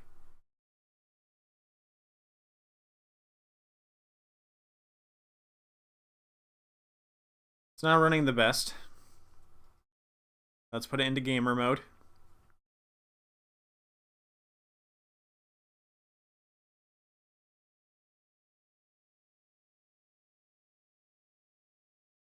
Not letting me use the thumbstick. No, I'm not trying to buy anything. See, I use the left stick and it shows LT next to the talk bubble there like it's supposed to for the quick chat options, but it doesn't recognize the left stick input as movement.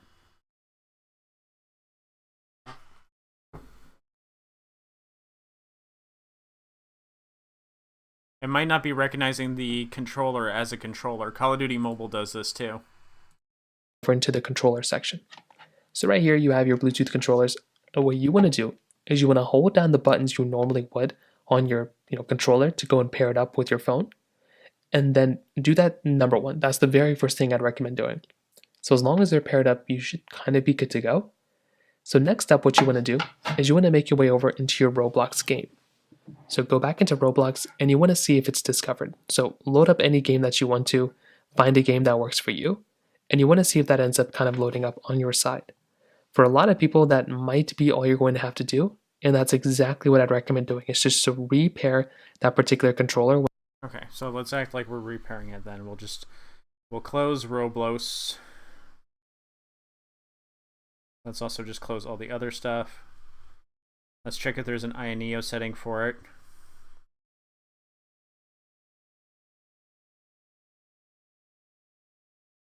Because it might have a thing where it's like turn touch into movement.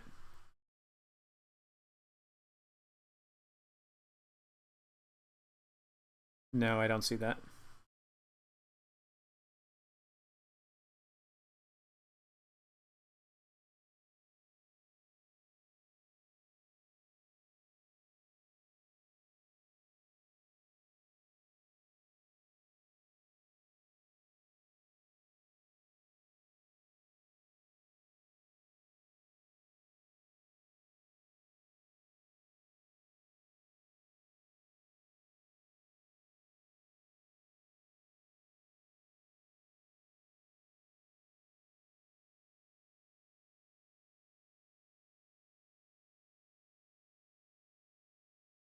It's not what I wanted to do.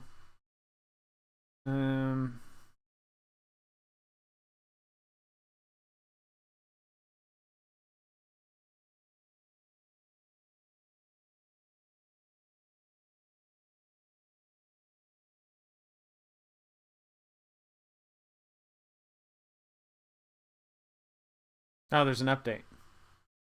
Well, I should probably do that.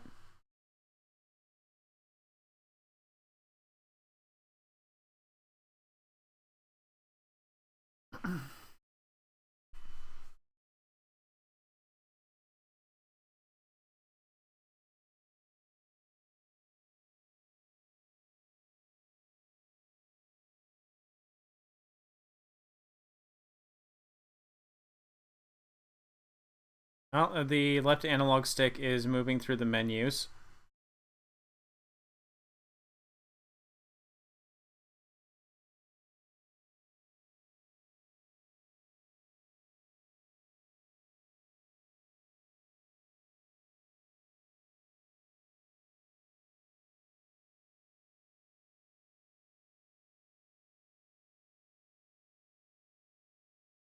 Okay, it's working now.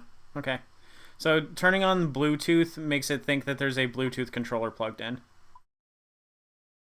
So let's choose our tune. I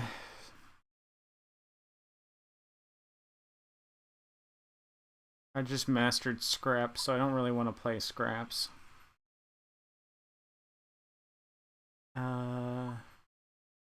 What's Cole's stats? High movement, high stamina, decent stealth, low extraction speed though. Low skill checks. If I'm just playing alone, it should be fine. And let's change our trinkets. We're gonna do double horns. We're gonna do horn and ribbon spool. Yep, it's working.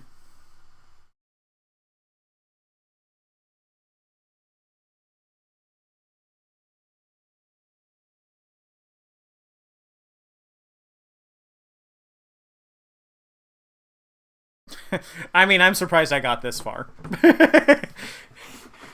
Roblox isn't exactly known for being stable. And, I mean, this isn't exactly a powerful device either.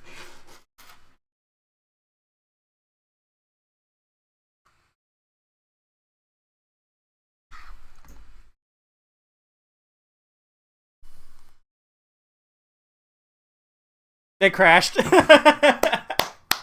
It crashed. Yep, so no Dandy's World.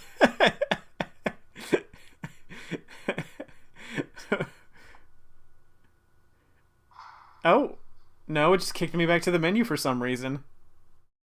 That was weird. Look at that.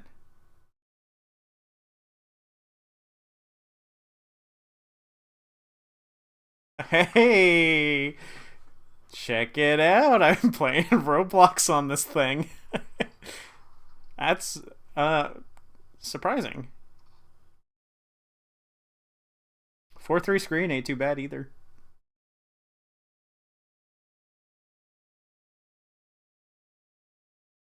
Eh. Oh, you're just a textureless blob. That's not fair.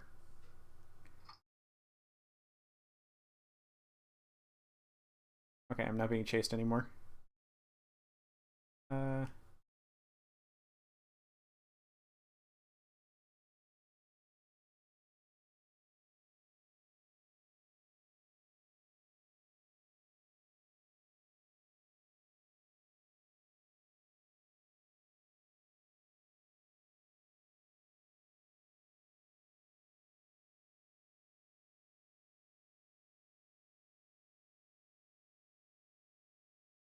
it's surprisingly running pretty well.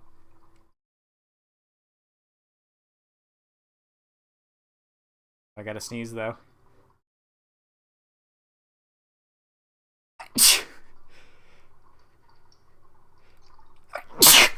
Okay.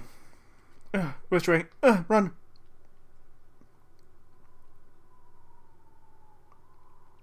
I gotta break line of sight.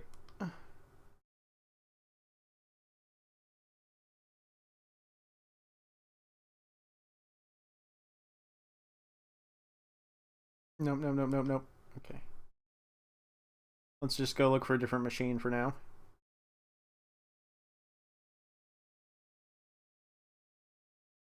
I gotta turn the brightness up a bit. This is a dark game at times.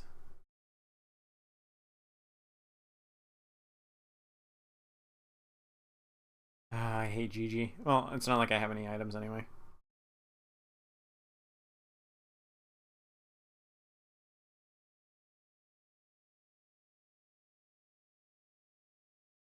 Oh no. Go away.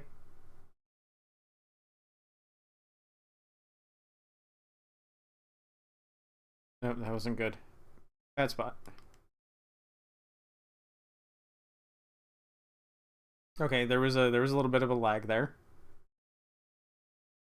Probably because I'm playing on Wi-Fi.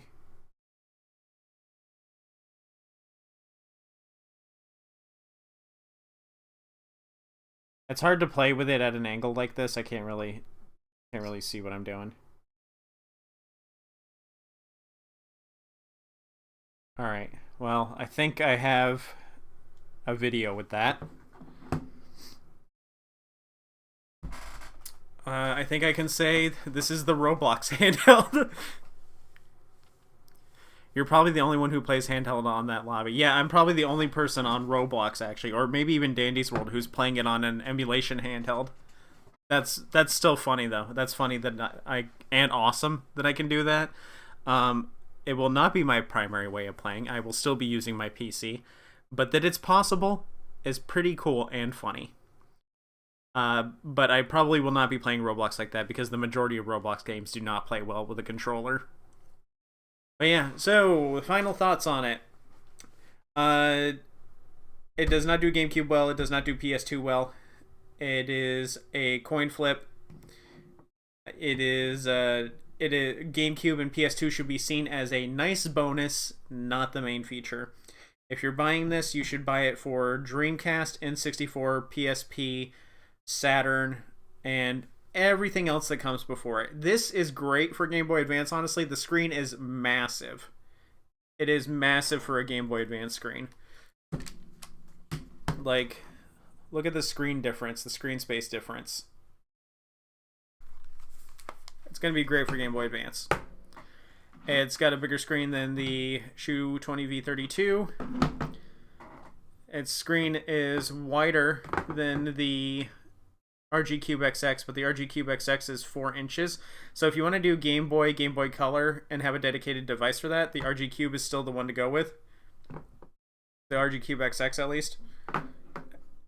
This is probably the best budget 4.3 device that you can get. The best sub 100 and below 4.3 device that you can get. But if you want GameCube or PS2, you gotta go with a Retroid device or something just much more expensive. Like if you for sure GameCube, PS2, Retroid Pocket 5. Even though the 6 is coming out sometime, the 5 is still plenty good. The Mini V2 is plenty good. I think the Mini V2, if you like 4.3 screens, Mini V2 is going to be better for you. But if you're a budget player and you absolutely cannot spend more than $100, this is it. This is the $100 device. This is a $100 device, the ultimate one. I was watching the Trim UI Smart Pro S and seeing comparisons to that, and these are somewhat similar. I don't think, unless you're playing nothing but PSP, that you should get the Pro S. This, I think, is better than getting a Pro S because the screen size makes sense. It's a large screen. Like, they glazed up that 4.2 inch, world's first 4.2 inch 4.3 screen. I can see why they glazed it up. It's a big screen. It's a great screen. It's going to be great for your 4.3 games.